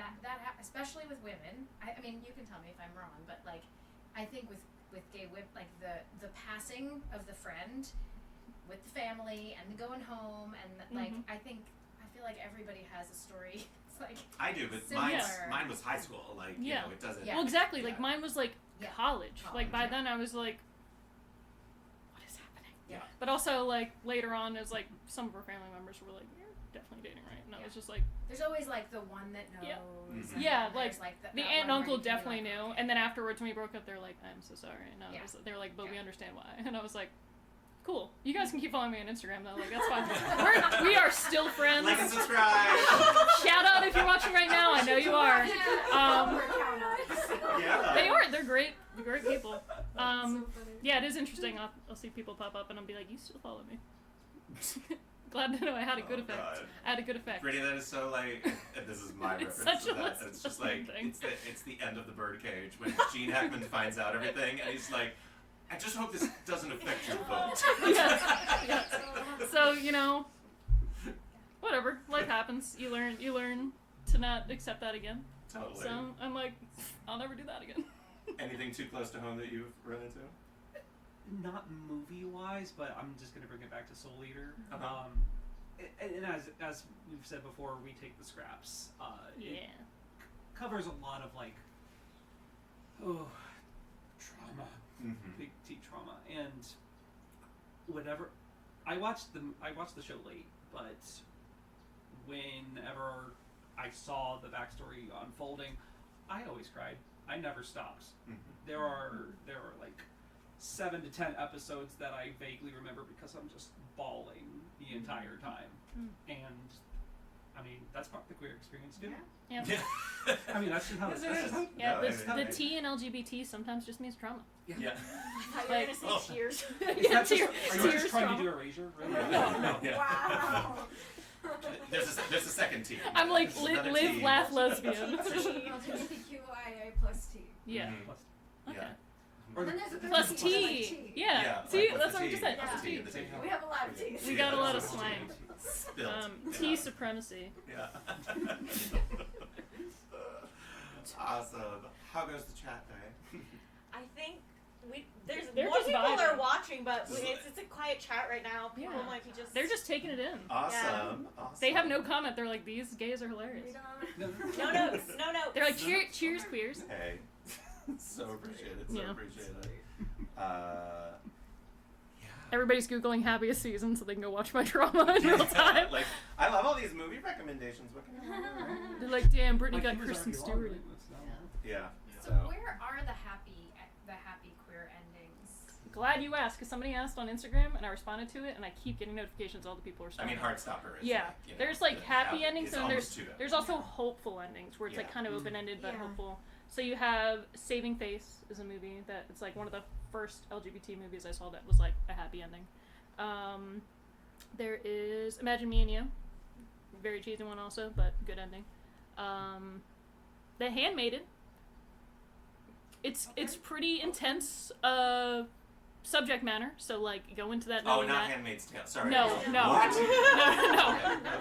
No. That is different trauma. But the Handmaiden, yeah, it's a pretty different, intense. Just know it's rated R. Go into that knowing that, but does have a happy ending.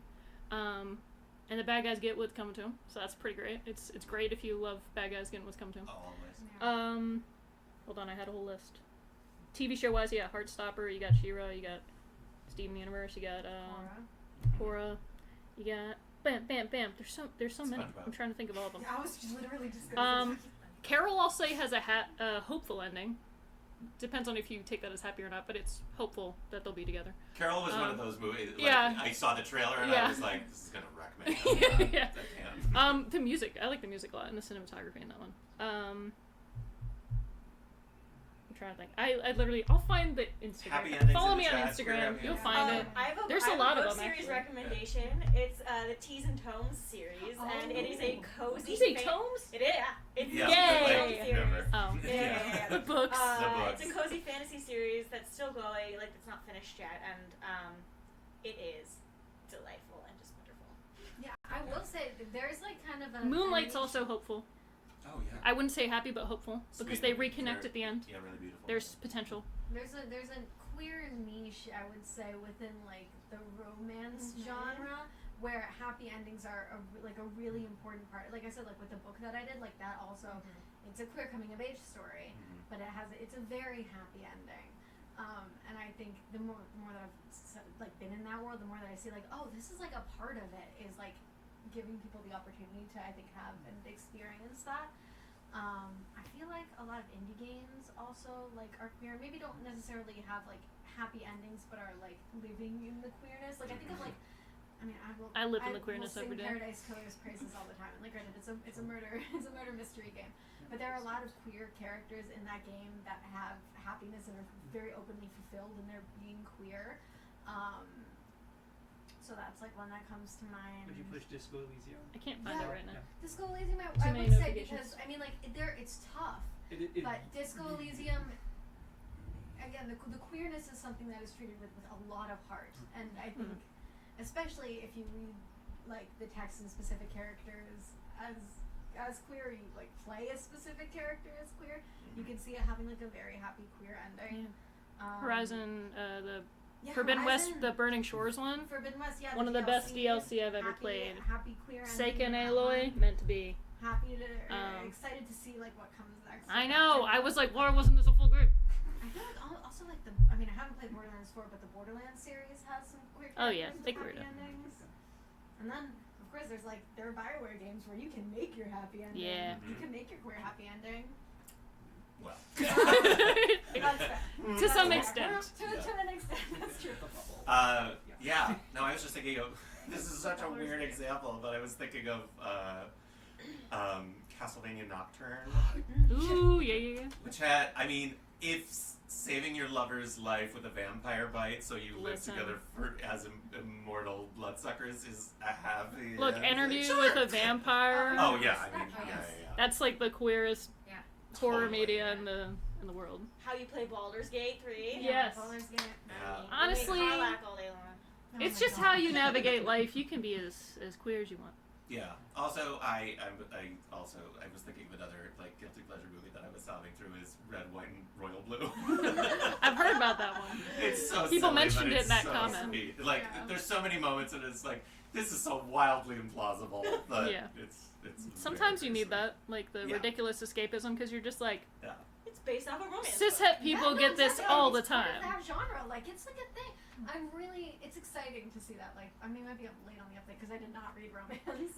I'm only a but, few like, years in. But it's nice. Yeah, it's like a really nice niche if you want to have those happy feelings. Yeah. I remember back in my day, there wasn't representation. I had to read fan fiction to figure out how to be gay. Oh, totally. No, I fully remember reading Power Yeah. Ranger fan fiction. That's started in filth. fanfic. I just real quick was like, am I doing this right? I read some fan fiction. I was like, oh, I'm doing this right. This is happening. We're Yeah. good. But I will say, Red, White, and Royal Blue, which is a bit of a tongue twister, is an example of like one of the characters is played by a gay actor and the other is not. And I think even though I found it to be a gorgeous story and it was well told, there is that aspect of knowing that, at least from a business perspective and a financial perspective, that there was a, like, I mean, I can never remember their names, but the gay actor, like, he's definitely, like, his star, you know, shot up because of that movie, and he had that opportunity. It would have been nice if another gay actor also had that opportunity, since there are so few. You know, I love that Jonathan Bailey is getting like all of the notice that he's getting right now. But also sometimes you're like, he's not the only gay man. And Coleman Domingo getting all, but it's like, you know, that's two, just getting it, you know, and it's, you can't, it's just in the same way that Laverne Cox can't be expected to play every trans character that's ever existed. So, all right. Well, this has been the Queer Power Hour with Nerds Vote's Stream the Vote. If you haven't already, please visit nerdsvote.com, check your registration, get registered if you haven't already. Yeah, it's around here. And feel free to follow us on social media at NerdsVote. You can also follow Queervox at Queervox Academy or visit us at queervox.org. Before we sign off, let's just go down the line if people want to follow you and keep in touch. Oh yeah, I I'm forget at to do JP Karliak or jpkarliak.com. Yeah, I'm at Leanna Albanese everywhere, and also leannaalbanese.com. Good luck spelling it. Albanese. Yeah, like the gummies. Yeah, like the gummies. There Actually, you I go, should the start gummy saying bears. that. Yeah. Because people know that. Yeah. I'm not. I thought you were like the heiress to the gummy I've never seen it empire. before because I've always been a Haribo person, but when I saw them, I was like, "Is that you?" Yeah. No. I Exactly. wish. I wish I had a Willy Wonka gummy bear. Yeah, that would be amazing. Behind me. Oh my god. Okay, I'm sorry. I'm Florence Wilder, FlorenceWilder.com, everywhere. Awesome. Yeah. Ready, give it to you. set. Yeah, go ahead. I'm Ash Sroka, and mostly on Instagram, but you can find me other places, ash.sroka. And I just did a co-write on a song, and we're going to have a pre-save soon, so look out for it. Pre-save, download. Music. There. Okay. Like, subscribe. Yeah. I'm Brittany Tomes, everywhere on the internet as Vocal Tomes, and it's a pun, like vocal tones. But with my name. Yeah. I wanted the audience to know. They might not. JP. Okay. So that's it. And then you can also follow, NerdsVote or GPM or anywhere else, and I'll be there, waiting, watching from the shadows, like Batman. Thank you, everybody, for tuning in to another year of Stream the Vote. We hope to see you on the interwebs, on our social media, and certainly at the polls every election, every time. Thanks so much. We'll see you next year. Gay sex.